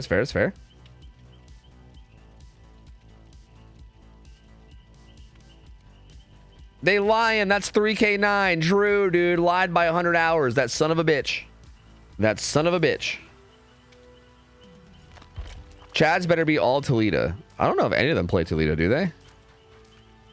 Are the Chads still around? I kind of just said Chads are up next, but I don't know if I've seen any of them in chat. Are they even still here? Or did they like go to bed? They might have like went to bed. They're maybe like, yeah, we're out of this bitch. Do you guys see any of them online? Hina's here. Hina, you still playing? Are you guys still playing? I guess I didn't like confirm. I just assumed you guys are probably still around. If not, we can always just get we can always just get another team in if we have to. Tell the benches in case. True. Oh well, I already did. I think, yeah. We already said all this, right? Make sure to set map to Wrecker's Yard and burn a cut coin.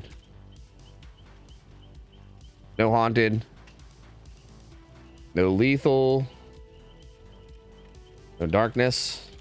Revealed. Alt weapon. Blood favor. Yeah. Yeah. All good then. Sick. One day my spirit will come back and hex some survivors up. All I hear in my head when I play here is you going, "You have a power, Shay. Shay, use your power. Shay, use your power." It haunts me. Did I say that when you were playing? Look, I don't remember what I say in matches half the time. Like, I did remember the me yelling at Key to stop sucking. I did remember that one in particular. But other than like that one, I feel like I forget what I say half the time. I just, you know, whatever's in my brain just kind of gets vomited out of my mouth, and then, you know, I just go with it. So, yeah, that definitely might have happened. That definitely might have happened. Hey, man, train it up, and then come back and you know, try again. Fuck it. I don't think Chads are here, dude. Tina did not join. I think they're gone. So like, where do we go from here then? I think the next team after that was supposed to be Quarter Gen Gods. Sorry, Quarter Gen Gods, aka that new team that Shy is on. Do you need a team? Well, we're just kind of going through the rotation right now. I don't know if you ever told me anything on the one time I played, but what's up? Hi, Kratos. Did I? Maybe you just did really well then. Maybe I didn't need to tell you anything. Yeah? You ever think about that, bucko? I don't know. Chads are gone, dude. No Chads? Ah, okay. Is Shia's team around? Is, like, who is around? Is Frosty Eyes around? Like, who's around? Who's here? What team is here? Did we just get Rats back in? Like, what's happening? 3 out of 4 people on DC on first down is in pubs. So you're saying you can make them rage quit pubs and ruin everyone's game and then have them come play scrims? Easy, dude. Easy. Easy DC penalty.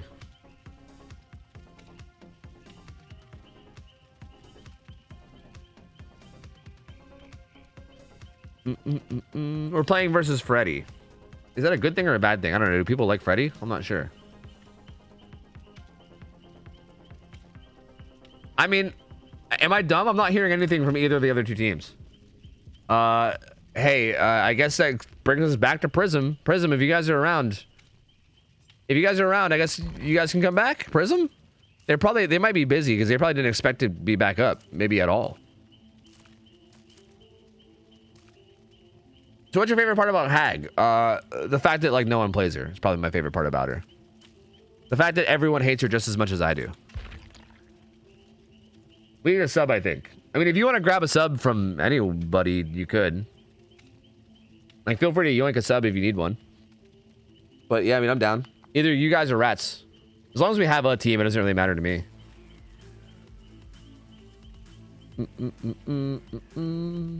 It's so odd. I had multiple Freddys today. Really? Gamers out here playing Freddy? Did someone make a Freddy video? Is that what happened? Did like a big YouTuber make a video on Freddy?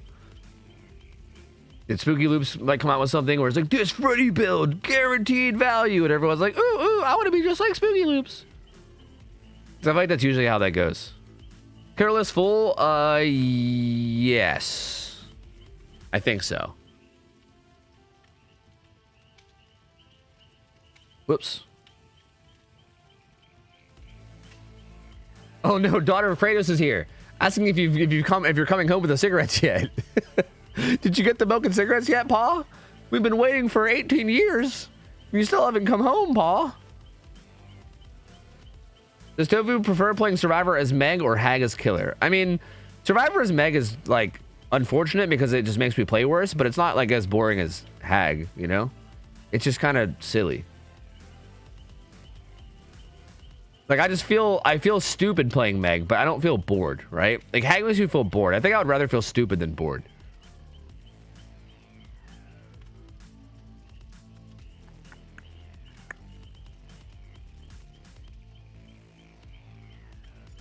All right, Tyro, do you have are you gonna be able to get a fourth, or should I like invite the Rats back? You said okay. I think you're hitting up Cheeto. All right, I'm just gonna invite you in. I think we're good, right? And then I think we're only gonna do like maybe this match, and then maybe like 1 or 2 more after, maybe. So I think we can maybe just rotate Prism and Rats, even if you guys need subs or whatever, and just go from there. I'm gonna play some ads. I'm about to get them out of the way while we're waiting for this anyway. I think like they're gonna have to get together and make their builds and shit. So I'm just gonna get some ads out of the way real quick. You're riling me up, Tofu. Why? Meg does not make you play worse? Yes, she does. Everyone knows that. Literally everyone knows that. Why does Meg suck? I don't know. I don't know why she sucks. She just does. I mean, I don't know. Maybe she got like It might not be your fault, right? I don't know. It's hard to say. Maybe she got like dropped in her head. I know I got hit in the head when I was a kid, and I think it made me a little dumber. So like maybe it's something like that. I don't know. Hard to say, man. Maybe it's not her fault. But I mean, it is the reality of it, you know? Meg do be out here doing dumb shit all the time. So, you know, it is what it is. Cannot start with 2 observers. Yeah, Cheeto, why are you observing, bro?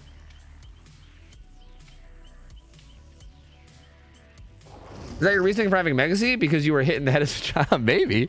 Maybe, dude. Honestly, maybe. It could have something to do with it. We might be onto something here. It is definitely possible. Before I go actually do my job for the last half hour of my shift, I'm gonna just throw some shameless promo with the solo queue for him. Yeah, true. If you guys want to try Survivor, I know that this has basically just been us like giving killers a chance to try things out. But that's a pretty good point. Shay is right. If you guys want to try Survivor, like if this looks fun, but from the Survivor point of view, like if you don't play killer and you wanted to try the Survivor end of this, normally you need a team to play in scrims, right? But if you're like, well, fuck, I don't have a team or I can't make a team, we have a solo queue form you can fill out, and if you fill out the solo queue form, then Shay will match you with other people that have filled out the solo queue form, and yeah, then we can then you can play. Sorry, I got kind of sidetracked there. Sorry, then you can play. That's all I was gonna say. That's all I was gonna end it with. I don't know why I got sidetracked right at the end of that sentence when all I was gonna say was basically then you can play. We also need killers. True. Actually, teams need killers too. That's a very good point. It's not like it's just Survivor, because like a team of 4 survivors doesn't work, right? You need killers for those teams too. So yeah, even if you're a killer player, you can still use the forum and possibly get thrown into a team. We just need people that are interested in scrims that don't have a team to use the forum, and then we can just match you guys up together, and then you can have a team, you know? And again, it's a good way to like get your foot in the door. It's actually not NA only. No. I mean, NA, you probably have the best chances NA because like I think the stream times are best for NA. But we have a few EU teams. I mean, we're open to any region. As long as we have enough people signing up in any region, we can make a team. I would say that if you're signing up from a region other than NA, there might be like a slightly less high of a chance of you getting in, just because we might not have enough gamers in that region or whatever. But if we have enough gamers in the region, then yeah, I mean, you'll get a team.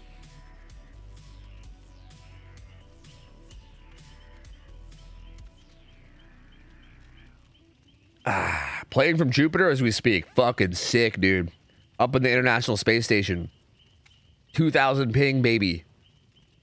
I mean, Britain is currently 4:30 a.m., so I get that. Yeah. We do have some European teams, but not like a lot of them. Like I think most Europeans are usually asleep at this hour, so yeah.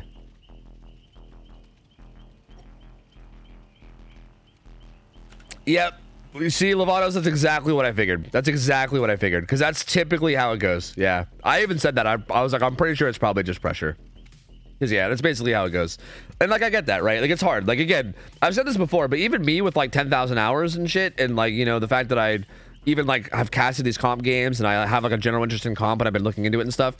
Even with me, with all my experience in pubs and my experience with casting and stuff, when I'm playing a killer scrim, I get into these situations where I'm just like, dude, I don't even know what to do right now. Like, what's the right play for me right now? And I'm sitting there, like, indecisive, like, fuck, do I do this or do I do this? I don't know. And sometimes I'll end up just doing neither, and then you lose.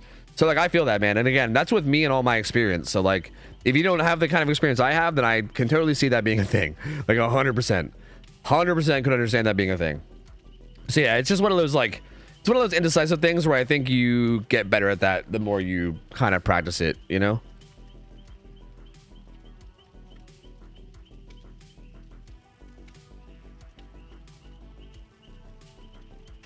Also, I'm thinking of getting rid of the 1K requirement because nobody listens to it anyway. Oh, really? I don't know, man. I think the 1K requirement still feels like a kind of a good idea. Because, again, I feel like if gamers are signing up with, like, 400 hours, that's not going to be good, you know? Like, I feel like 1,000 hours pretty much guarantees that they have at least, like, a good, solid amount of game experience to the point where, like, you know, they're not going to be like brand spanking new. And then like, because again, like I feel like if I I'm trying to think of it from this point of view. If I was someone that was filling out the solo queue form, like just say like I'm like a pretty solid player and I'm like, yeah, I want to give this a try. I want to get some other solid players that want to learn together, and then I fill out the solo queue form and I get put onto a team, but then like that team has like maybe 1 or 2 people that are like 300 hours and they like don't even know the maps and they're just like very new and they don't really even know like killer powers. I would be like, this is a waste of time. I'm out of here, you know? Like, I feel like that could potentially fuck people over. I don't really like that idea, you know? I got gamers at like 950 signing up at the lowest. Yeah, see, I think you can make exceptions for that though, right? Like if someone signs up like just under it to the point where like they're gonna hit 1,000 hours in the next like week or two, then I think that's fine. I mean like more so if gamers are signing up with like again like 300-400, then you just ignore those gamers, you know? You just ignore them.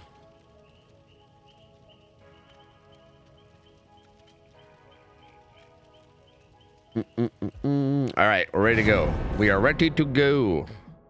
Most teams ask for 2K. Yeah. 2K feels like, yeah, probably what most teams would ask for. But again, because this is like grassroots and starting out, you can probably get away with 1K and still do okay.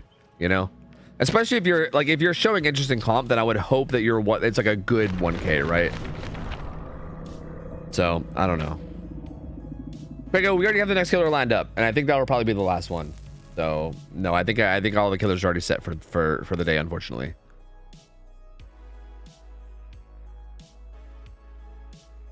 There's so many killers in the game now. Unless your experiences with people that are very skilled, it'd be very hard to have enough knowledge to know the killer powers and how they work. Yep, I feel like again that's exactly what it boils down to, right? It's like how you spend your hours, right? Like if you have 500 hours, but you've spent those 500 hours with like a bunch of comp players or something that have been like really hardcore teaching you the ropes and teaching you everything, then maybe you'll be okay. But like how many people are in that scenario? Not very many, right? Like most people that have like, you know, between like 500 and 1,000 hours are still going to be like learning a lot of stuff. Like there's still going to be a lot of stuff they don't know. Build here is Stabiful, No Way Out, Pain Res, and Corrupt. Pretty okay. The add-ons are interesting. So reload's pretty much a given. He's running cooldown. So this one makes it so that if you miss your shot on Slinger, the cooldown's like a little bit better. Like you recover and you can like start to reload a little bit faster. So these are both really good add-ons for if you miss. Which I don't know how I feel about, because I feel like you shouldn't bank on missing. You know what I mean? But then again, he just missed. So maybe I should shut up. You know, maybe he's doing fine with this build. Maybe he knows what he's doing. But he's gonna leave that chase from Tyro immediately. I don't know. I feel like he shouldn't have left that.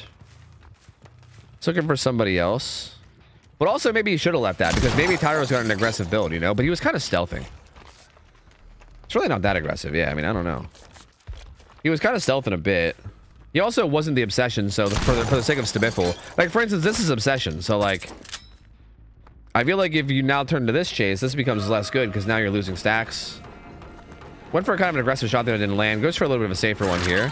Goes ahead and takes the M1.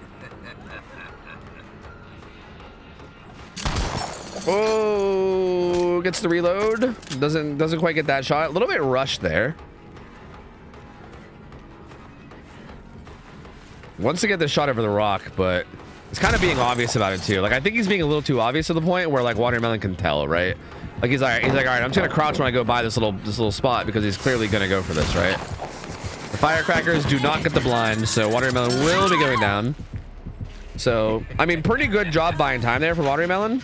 It will be enough, I think, for one gen to pop and another one to get close. Well, will it? I mean, Pain Res is gonna interrupt it, so maybe it won't pop. We'll see. Will it pop? Before Pain Res? No, actually it won't.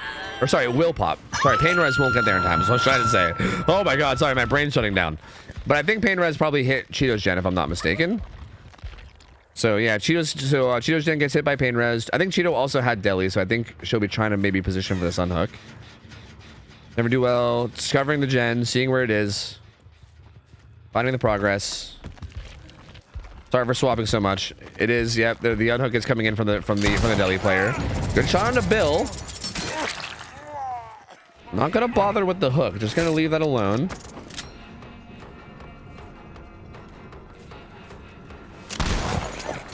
Gets a shot on the Toledo.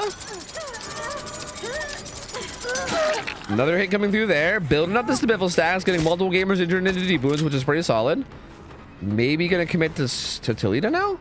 Toledo's Stabiful, so this is not bad for the survivors, right?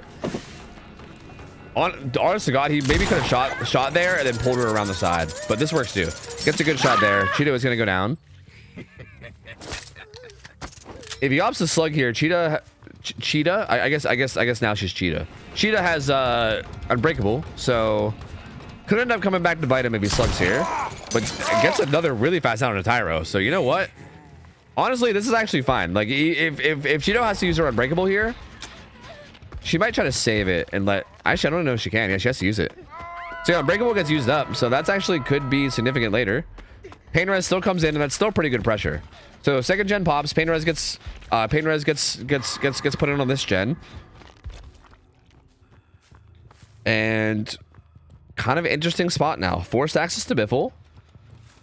2 fresh hooks have come through. So 2 stacks of Pain Res, 2 stacks of No Way Out currently. I never do well looking around, maybe trying to find the reset. It's gonna find some people here. Well, it's Cheeto. Finds Cheeto here. Gets a good shot. Oh, but swings too early. Oh, gamer, what are you doing? No, no, no, no, no, no, no, oh. And okay, does get the shot before she makes the pallet though. So that would have been really unfortunate if Cheeto would have been able to make that pallet and throw it and stall this out a lot longer, but does manage to get the rebound pretty quickly and gets another hook. Not Pain Res though, so no Pain Res coming through there. There still is a potential Pain Res on Cheeto, but third stack on their way out.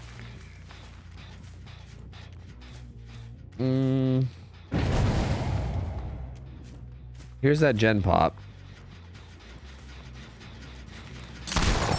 Ooh, goes for a really aggressive shot there. The deli does come in from Cheeto.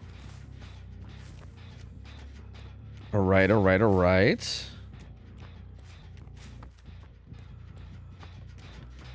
All right, comes over here and finds Yui, who is the final fresh hook.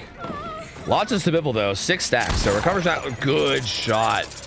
Yui was trying to get away with live there. She was on her way out. Even though he doesn't get the hit there, he still kind of holds her here and keeps her from getting a lot of distance, because that was live and she was about to get a ton of distance. And yeah, that means he can follow up with this shot, which is also a nasty shot. So 2 very nasty shots back to back. 7 stacks of Stabiffle now. This is going to be maybe a Pain Res. And that was really well played. Yeah, like through live and everything. Kept her from getting away, kept her from getting distance. Not a Pain Res. So again, Autumn and Cheeto is still potential Pain Res. His hook RNG must be really bad. Because I know that he had to travel really far to get the first Pain Res onto Watermelon, right? Like he had to like walk the whole way across the map. So he must have really weird RNG for his Scourge hooks. We can't see them unfortunately because Spectator's bugged, but you know, we can pretty much assume that they're going to be not good. Oh no, Cheeto. This is a... Oh no, I thought Cheeto was Deathhook for some reason. That's right. Wait, no, she's not because she got slugged the first time. I mean, still definitely not ideal. Goes down really quickly, and this is going to be another rehook. Again, maybe a Pain Res. It is a Pain Res. Only 1 gen left though. But Cheeto now getting close to Deathhook.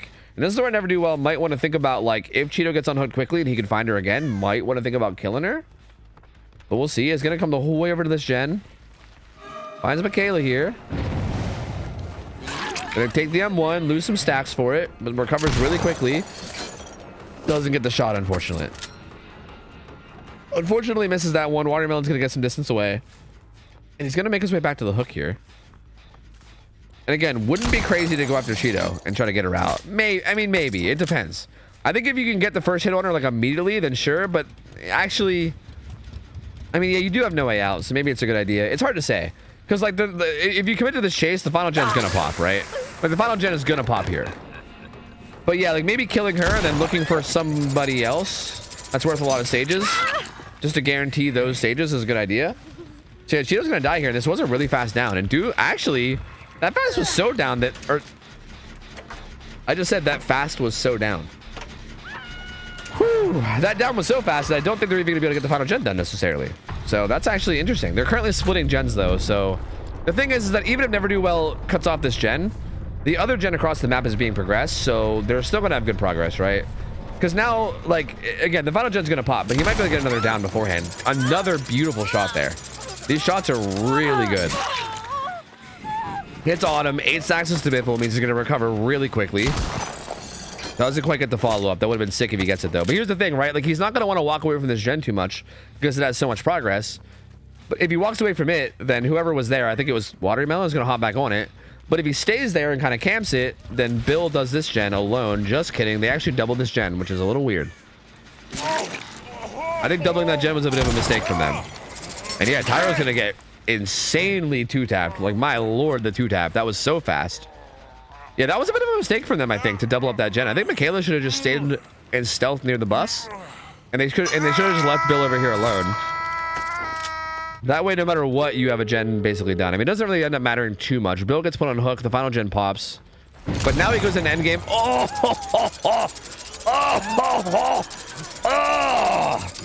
brother. The range, dude. My lord.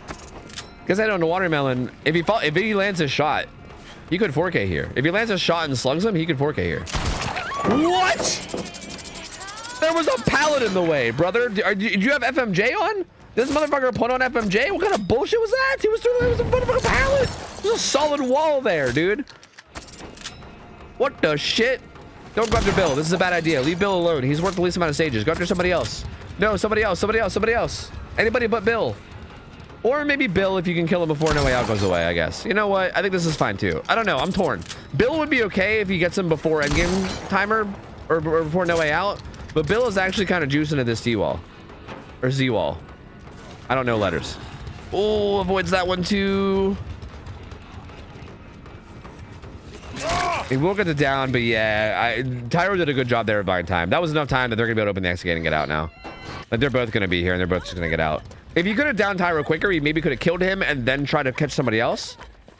But I think the safer play there is just to get somebody else, right? But still, I mean, this is still solid. They're gonna get out with what? 4, so it's gonna be 8 stages. It's gonna be 8 stages, 4 fresh is gonna be the final result, which is honestly not bad. That is genuinely not a bad result.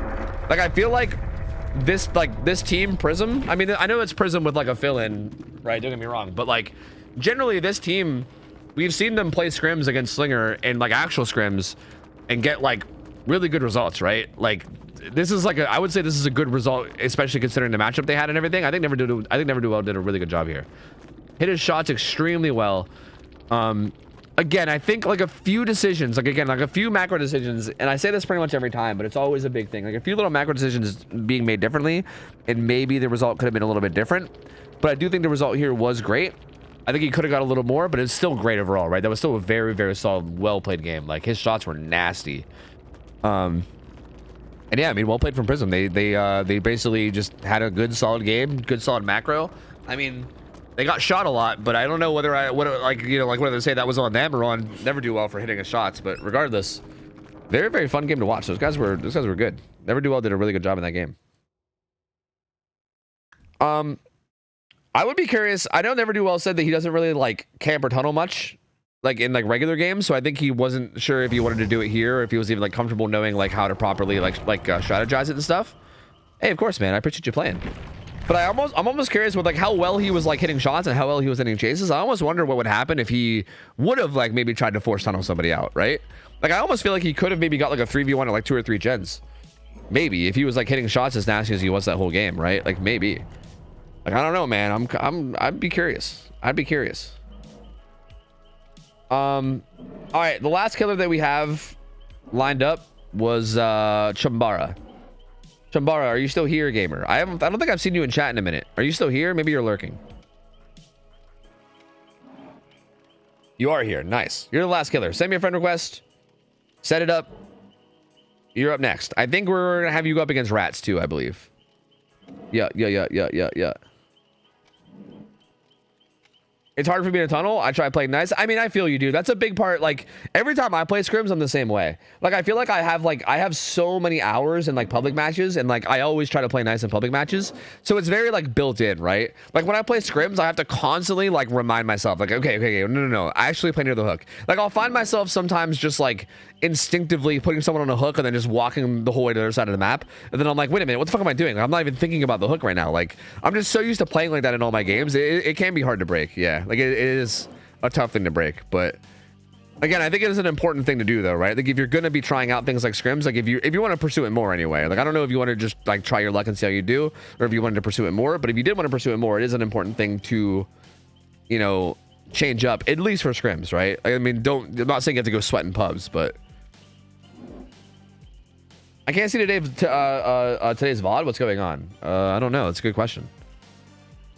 It should be there. I mean, I'm recording it, so it's going to be up on the YouTube channel regardless, but it should be there. Sometimes it bugs out. Sometimes the VOD like won't be there while people are live. Like I know that usually you're supposed to see the VOD while people are live, but I think that's been bugging out on, lately on Twitch. That happened to me semi recently too. So yeah, I don't know. Did you add me? Am I just not accepting? Am I being a... Yeah, you did. Okay, sick. There it is. I thought it would pop up, but it didn't. I'm just dumb. I have an MTG request. I'm genuinely curious how you feel the interaction would work in the following scenario that happened today. There's a definitive answer, but it's interesting. Oh god, is it one of those like really fucky situations? If you want to try to explain it to me, sure.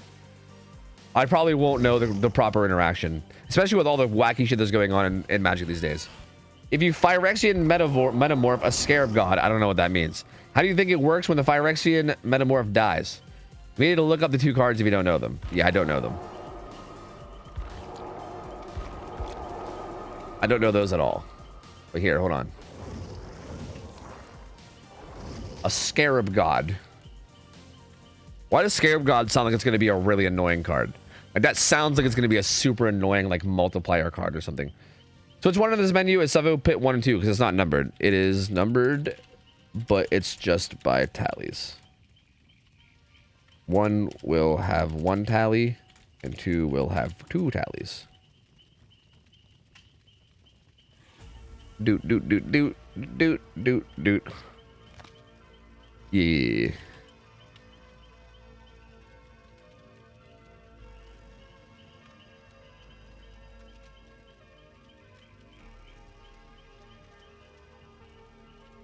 All right. Let's make sure they're set up to be good. Doot doot doot doot doot doot doot doot doot doot. Who plays Magic? I used to. I don't really do much anymore. I don't know. I haven't played in a while. I started playing again like maybe like a few months back. Oh, fuck. Was it a few months back? Maybe it was like a year back at this point. I started playing again for like a couple months and then I quit again. I don't know, man. I don't know. I'm all over the place with MTG. I have no idea. Anyway, Phyrexian Metamorph. You may have Phyrexian Metamorph enter the battlefield as a copy of any artifact or creature on the battlefield, except it's an artifact in addition to its other types. Fair enough. The Scarab God. Legendary creature god. At the beginning of your upkeep, each opponent loses X life and you scry X, where X is the number of zombies you control. Exile target creature card from a graveyard. Create a token that's a copy of it, except it's a 4/4 black zombie. When a Scarab God dies, return it to its owner's hand at the beginning of the next end step. What the fuck? That card, dude, there's so much to that. Jesus Christ. What the fuck is this? Okay. Beginning of your upkeep. So based on the amount of zombies you control, they just lose life and you scry based on your zombies. You can also exile a card from any graveyard, a creature card, and then you make a copy of it. That's a 4/4 zombie. So you're saying, what would happen if you made a copy?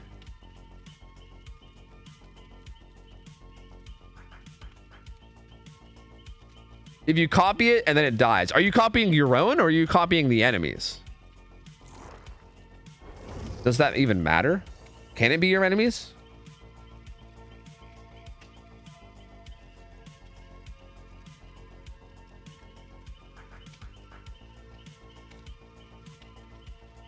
Well, yeah, I don't know how the legend rule works anymore because I think they changed it. Because like the old legend rule, I'm pretty sure the new one just exists and the old one dies or something, right? I think that's how it used to work, if I'm not mistaken. Because yeah, I mean, it's a legendary creature, so like I don't think they can both exist, right? It doesn't say. But like the old one would die, which means it returns to its owner's hand. Yeah, I don't know. What happens when the metamorph dies? Does it go back to your hand or does it stay in the graveyard? It would go to your hand, wouldn't it? When it dies, return it to its owner's hand at the beginning. Oh no, it would go to the graveyard until the end step. I mean, actually, yeah, I guess you can play it, and then if you still have 4 mana left over, you can then exile it. Is that what you mean? But yeah, I mean, yeah, when you first throw the card, it would just put Scarab God into the graveyard, and then if you wait at the beginning of the next end step, yeah, so it would put it in the graveyard temporarily, and then if you can, I don't know, if you could do some kind of graveyard fuckery to kill it in the graveyard, then you can go away and entirely. No, you're misunderstanding. Oh. Are you saying the copy? Like what happens when the copy dies? Is that what you're saying?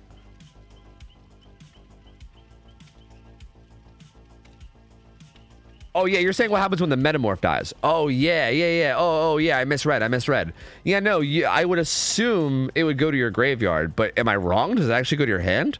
I'm guessing it goes to your hand. I'm guessing that's why you're asking. Because I would assume graveyard. Like, if I was just in a game and someone did that, I'd be like, yeah, that probably goes graveyard, you know?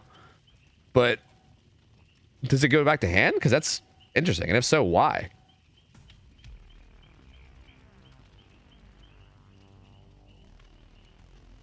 I'm not sure.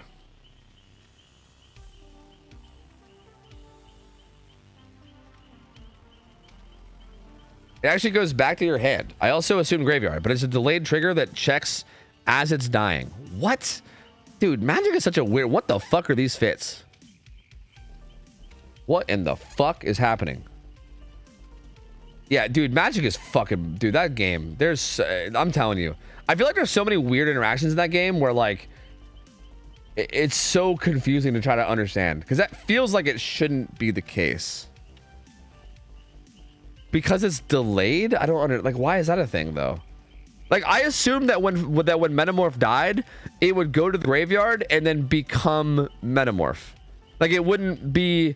Like, I assumed that Metamorph in the graveyard wouldn't be a copy of Scarab God... Or sorry, a copy of Scarab God in the graveyard. I assumed it would stop being Scarab God, go to the graveyard, and then just become a 0/0 like Metamorph or whatever, you know? Like, is that how it works? Does it sit in the graveyard as a Scarab God until the end of turn or something?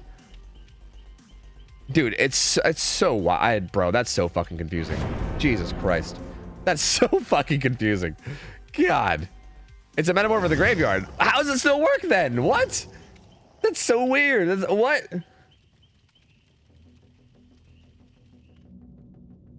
Ugh.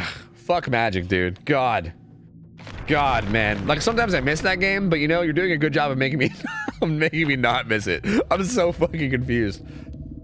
I'm so confused, man. I think this is where I just flip the table. I think this is where table flip becomes the correct course of action.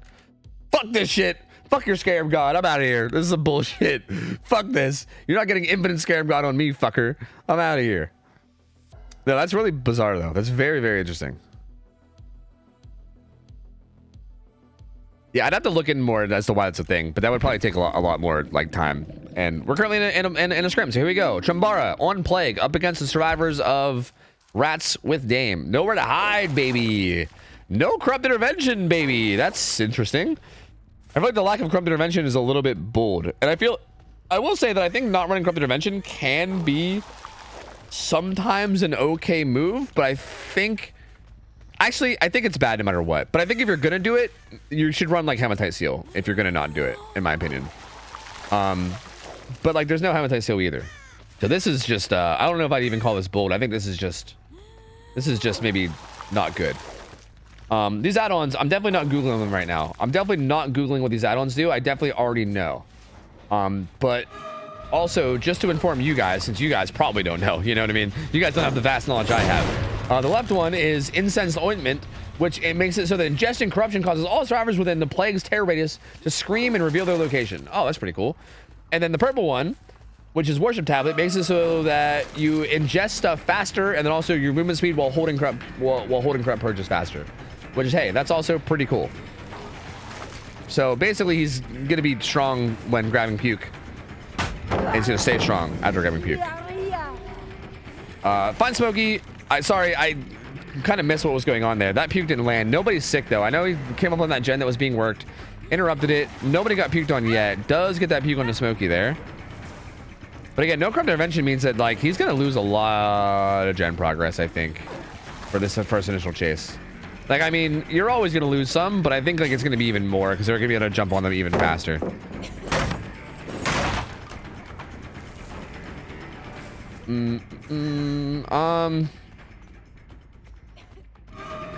Smokey playing this long wall is just gonna play the window here.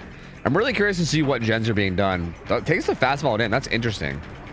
Kind of like he kind of made that a 50-50, which I feel like you might not want to do, but he's getting away with it, so I guess I can't blame him, you know? Gets injured. Chambara trying to bait the vault there. Actually did, but Smokey didn't go down from it. One of the gens pops bottom side. And Smokey doing a really good job in this chase so far. Not looking promising for Chumbara in terms of ending this quickly. Has Shaq now too. Jen getting done here. Jen getting done there. Meg starting another one. Smokey does have the chase build. Has resilience. Has Dead Hard DS. Has God Palette here even. Oh! He goofed. He goofed. He done goofed up. Didn't throw God Palette. Got greedy. Smokey could have kept this chase going much longer, to be honest with you. Like, don't get me wrong, I'm not trying to shit on Smokey, because I mean that was a 2-gen early game chase, which is still really good. Like, having the first down happen 2 gens in is still very powerful and good. So like I'm not trying to be like, oh, Smokey, you got shit on. But I feel like he definitely took some risky plays there instead of taking the more safer ones, which I find interesting. And I think he could have maybe played a little safer and extended that chase a little longer. But is what it is. He still had a really good chase. 2 gens done. Pop, Eruption, and Nowhere to Hide coming down on this gen. Pain Res also kicked in on a gen somewhere on the map. And again, I do like this, peeking on the pallet, making sure Dame gets sick no matter what. Could even just zone here if you really want, but I think maybe making sure they get fully injured before you start zoning sounds like an okay idea. Like, I really don't hate this idea if you want to make sure they get fully sick. I actually, even that, like, I don't even like going for that M1. Like, I think you either just zone and break the pallet right away, or you hold them in this pallet, puke on them, slash, you know, see if you can get them sick from vaulting the pallet, and then zone them. Because that pallet was pretty zonable.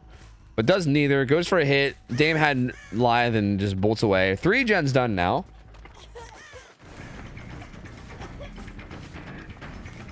And Meg gonna be in some trouble here. Maria's here as well, the last non-6 survivor.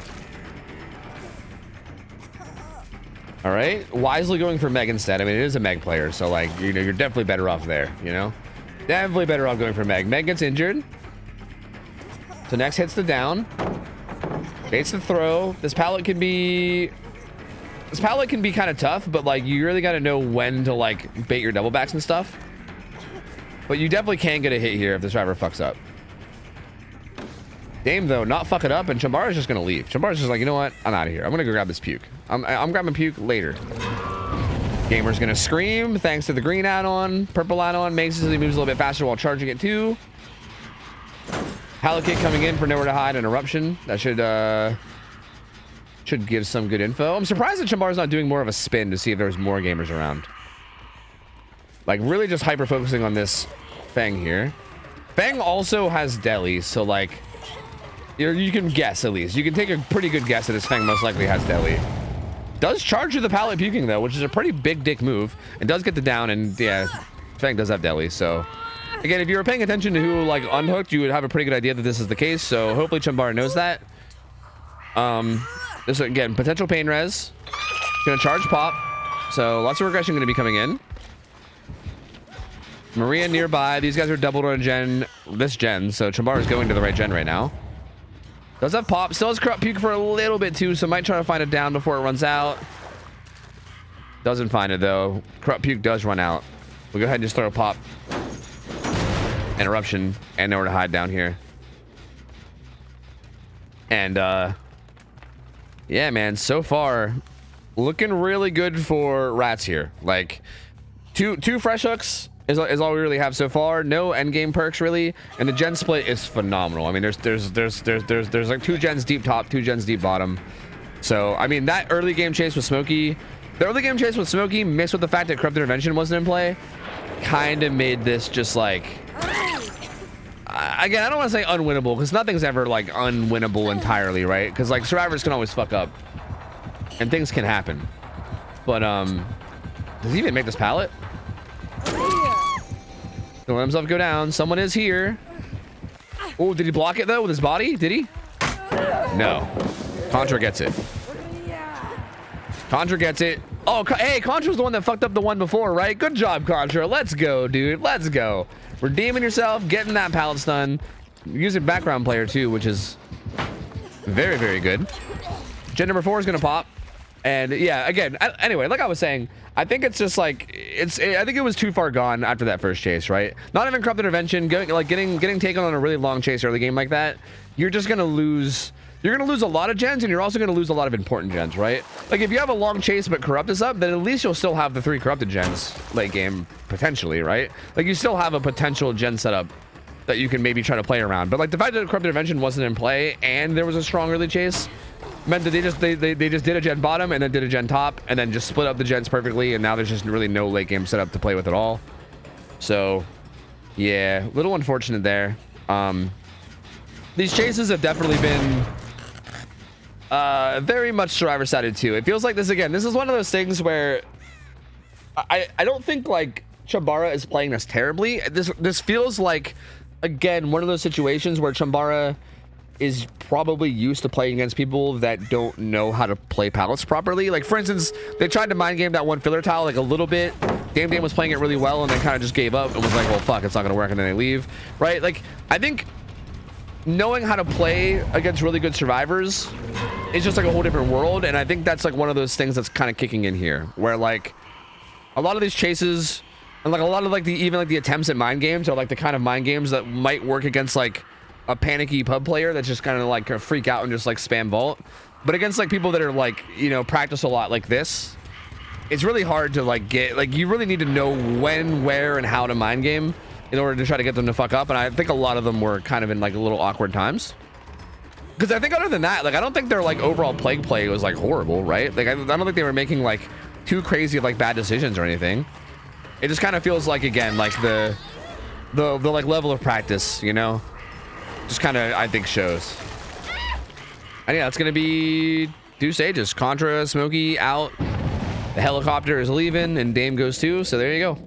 That's gonna be 2 stages. Survivors are gonna get out, and good try from Chambara, but again, Rats looking strong, man. Rats looking strong today.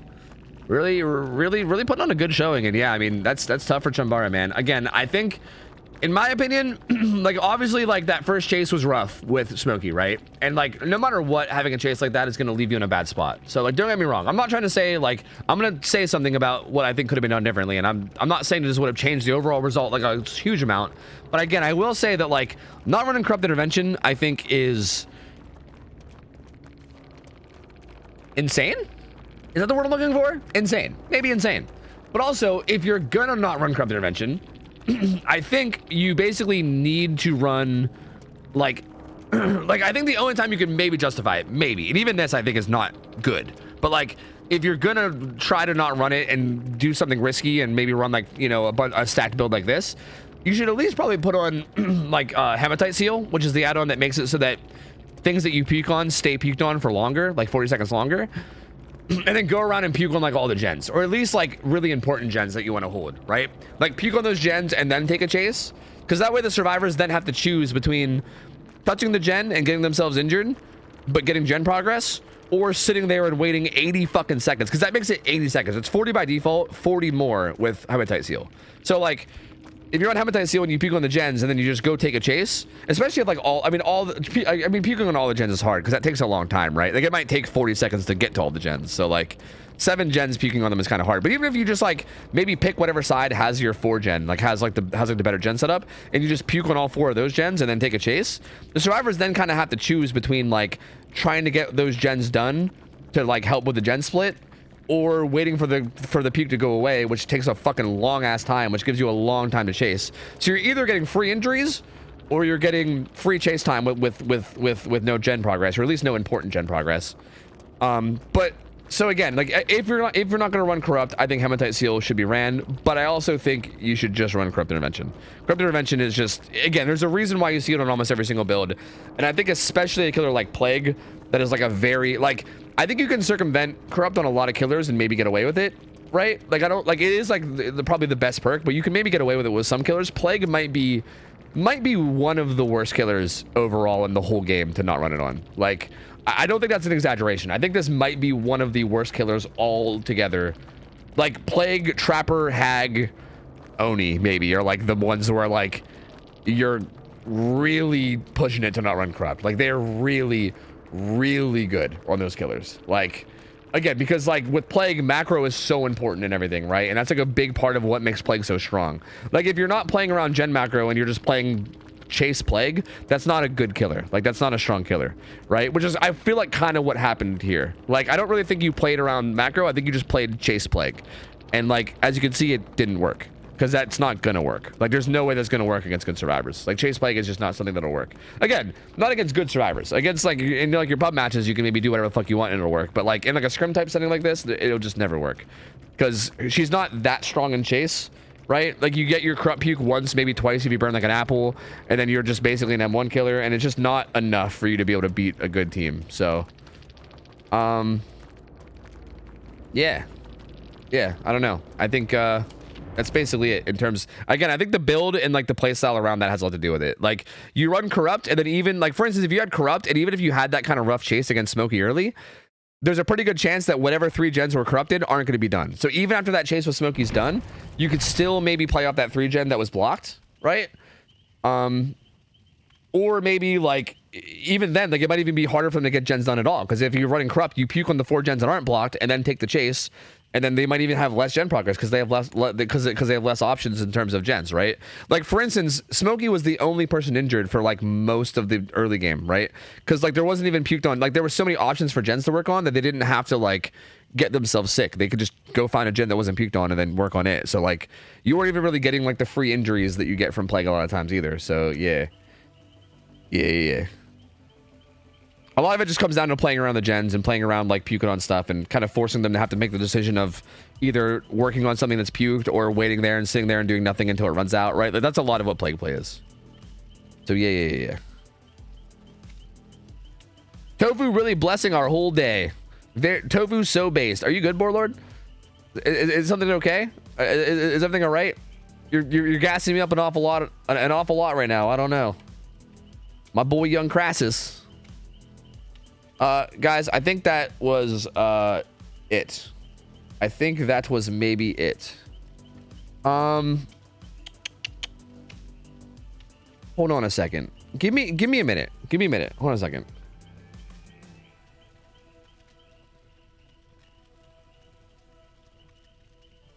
Because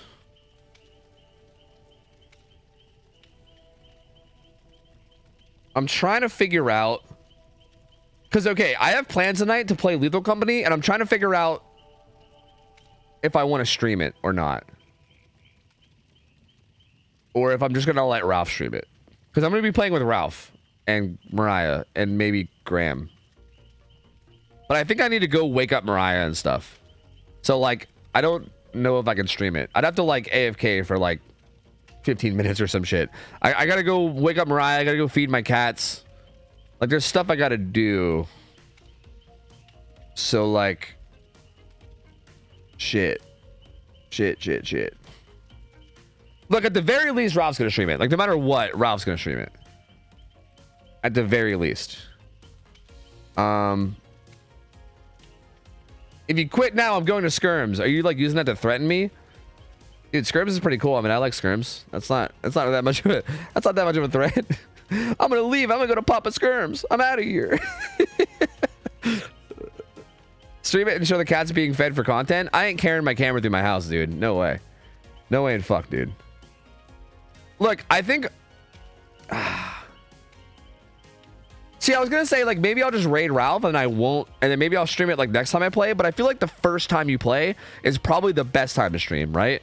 Like, that's gotta be the prime stream time, you know? Like, that's got to be the best time to stream it rather than not the first time. All right, look, if you guys are down to just like chill, it's going to be, I'm going to do one of the old, I want to make a joke, but I don't want to make it seem like I'm throwing shade at Comp Leagues. I'm going to do the Comp League intermission screen. I'm not throwing shade, okay? I love the Comp Leagues. I love all the people that run them. They work hard and they do a great job, okay? I don't want to sound like I'm throwing shade at them, okay? They do great work. I love them, all right? I just wanted to make the joke because we were talking about it earlier. All right, I feel bad. I feel like I'm being a dick. I don't mean to be a dick. I just wanted to make the joke because we were referencing it earlier. Anyway, I'm gonna do one of the comp scene intermission screens where I think I just chill and like let music play for like a little while. Cause yeah, I just gotta do some stuff. I gotta wake up Mariah. I gotta like feed my cats. I gotta do shit. You know? Yeah, I mean, you're not wrong. Like, either way, I'm gonna bleed viewers switching off DVD no matter what I do, right? So you're not wrong. Like, I might as well do whatever, right? But yeah, I just need to take care of some stuff. I mean, it's already being streamed, so I might as well stream it too, right? Like, I don't really see a point in me not streaming it. Like, I think the only reason why I wouldn't stream it is if it wasn't being streamed at all and we were just trying to have fun off stream. But I mean, I'm almost positive Ralph's gonna stream it no matter what. So, let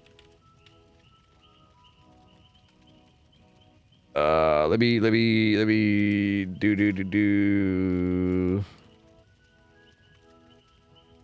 All right. Let me change my title in my game and everything. Stream over? No, but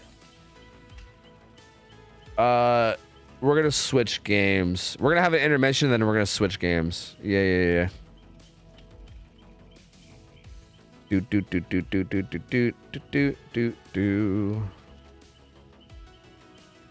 All right, I will say though, hey, thank you guys for hanging out in Scrims. Hope you guys did enjoy Scrims.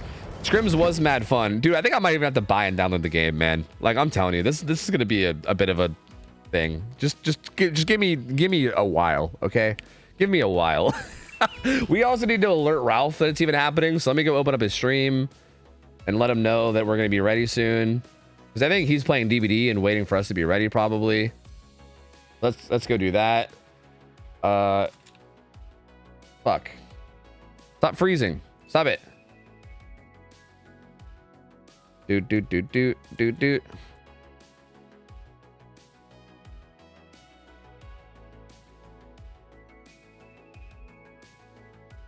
All right. Who's the fourth? I think Graham, Mathman.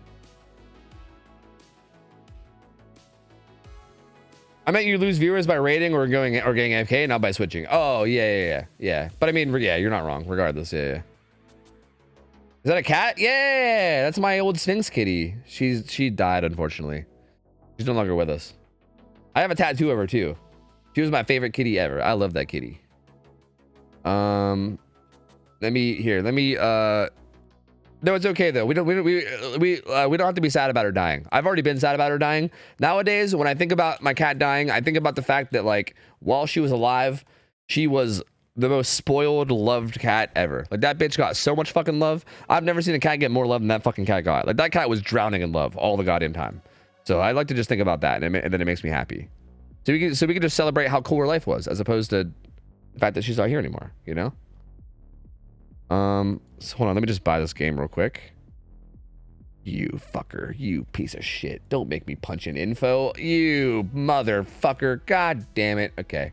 Yeah, this is going to be a whole ass ordeal, dude. This is going to be such a whole ass ordeal. We're going to be chilling for a minute. This is going to be a just chatting stream for a little bit. Hope you guys don't mind. We're going to hang out and just do just chatting for a moment. Yeah. Graham is going to be chaotic and I'm here for it. Yeah, it's going to be super chaotic. Graham's going to make it fucking crazy for sure. I feel like Graham being here is going to be a very interesting part of this equation. Like, he's usually like the element of chaos in like anything that we do, you know? So we'll see how that goes. Cam, let me do all the things I'm doing first.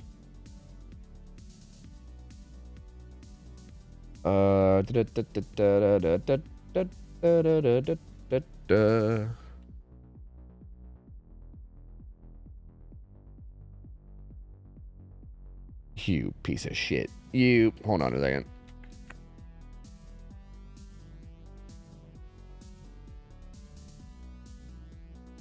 Okay. All right. Bruh, I'm sorry. It is such a pain in the ass to do like fucking anything. Because I have like 50 fucking layers of security for all my passwords and shit. So like just goddamn like signing in to like one thing takes me like 5 minutes. Which like is fine because I would rather be secure. But like, goddamn. It can be a pain in the ass sometimes. Graham's been chaos ever since 2016. Oh yeah, since Ironworks and Misery. Oh yeah, dude. He was literally born chaos. I think that motherfucker's got chaos in his veins, running through his blood. It's in his genes.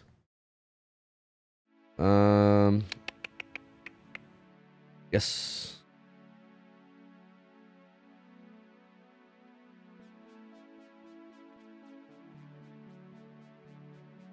Install content. Yes. Install the content. Yes. Aha, yes. What's the download of this game look like? It's probably not that big, right? Oh, yeah, no, that's fast as shit. Holy fuck. Okay, good. Oh, I didn't have to do all this now then. I could have just did it later. Fuck. I thought it might be a long download. Okay, I can go wake up.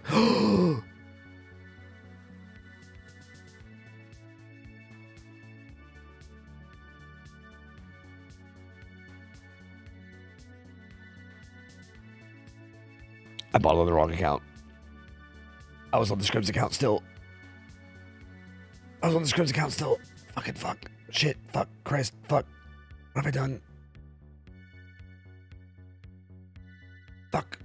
Fuck. Fuck. Fuck. Fuck. Fuck. Shit. Fuck. Fuck. Refunding that bad boy. That's right. We're refunding that bad boy. Time to get a refund. God fucking damn it, man. Why am I such a stupid bitch? Like, seriously. Like, why am I such a dumb bitch? Why can't I just not be a dumb bitch? You know? All right.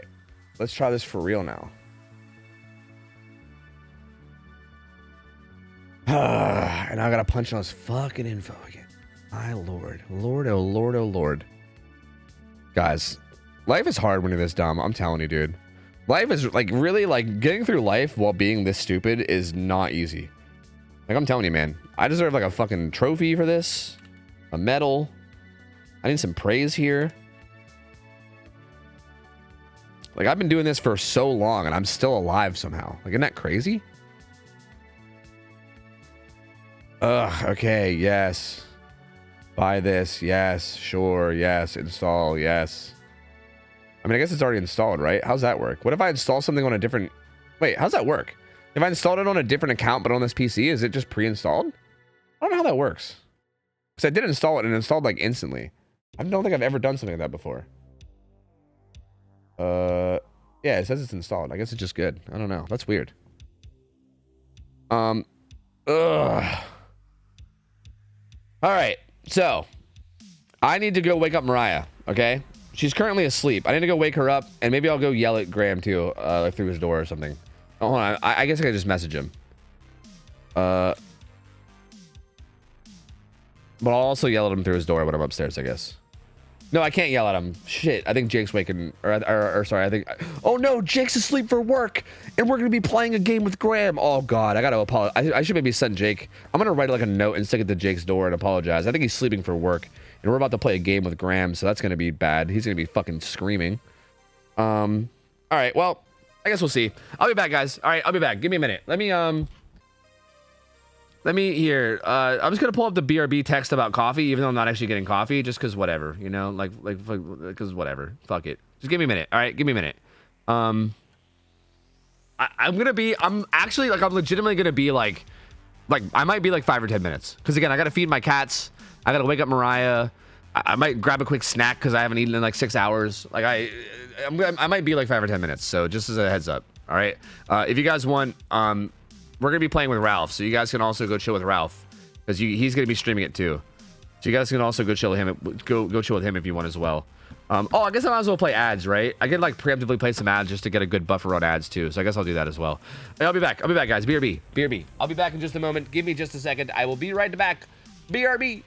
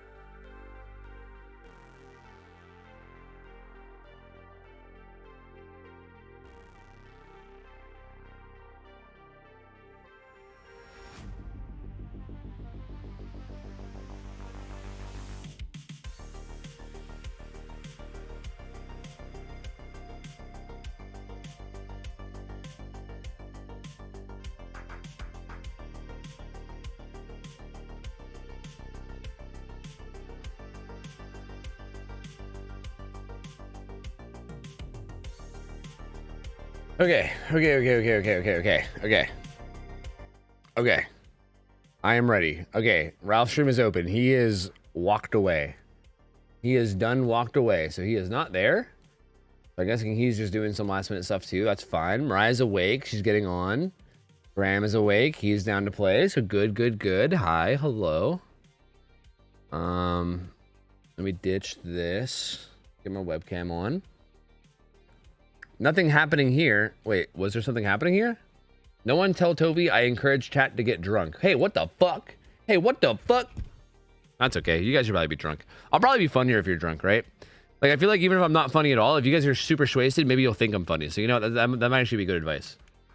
Lots of drugs might help me become funnier, you know? You didn't give us chair? Yeah, fuck chair. Yeah, fuck chair. What is this game? I actually don't know. I genuinely don't know. I just saw a bunch of clips of it where, like, apparently there's like monsters or something, and they're like, they act like bizarrely and like weird shit happens. I saw like a couple clips that were just like kind of like funny. I don't know. They seemed interesting. Like there's like these weird like creatures or something on the map. It seems like some weird mix of like Hunt Showdown and like SCP or something, but I don't really know. I honestly don't really know much about the game. I've been trying to stay relatively blind about it because I've heard that it's like super fun, and I heard that like the less you know going into it, the more fun it is. So I've been trying to stay relatively in the dark. All I'm really told is that we should use in-game comms. Like, I'm told that we should be using in-game comms, and other than that, I don't really know much else. So I guess we'll see. Damn, Graham, you really had to do me like that, huh? You really had to do me like that. Tisk. I heard this game is gonna kill DBD. Yeah, same. I also heard that too. Yeah, this game is definitely the DBD killer, dude. That's for sure. Oh, I can turn my alerts back on, by the way. At least, I mean, we can at least do that. I won't spoil anything, but using games on comms for sure. Yeah, that's what everybody said. Yeah. Like, specifically, Kyle told me, he told me, don't look into the game at all, but I will tell you to make sure you're using game comms. And I was like, all right, sure. I mean, sure, whatever, why not? Sure thing.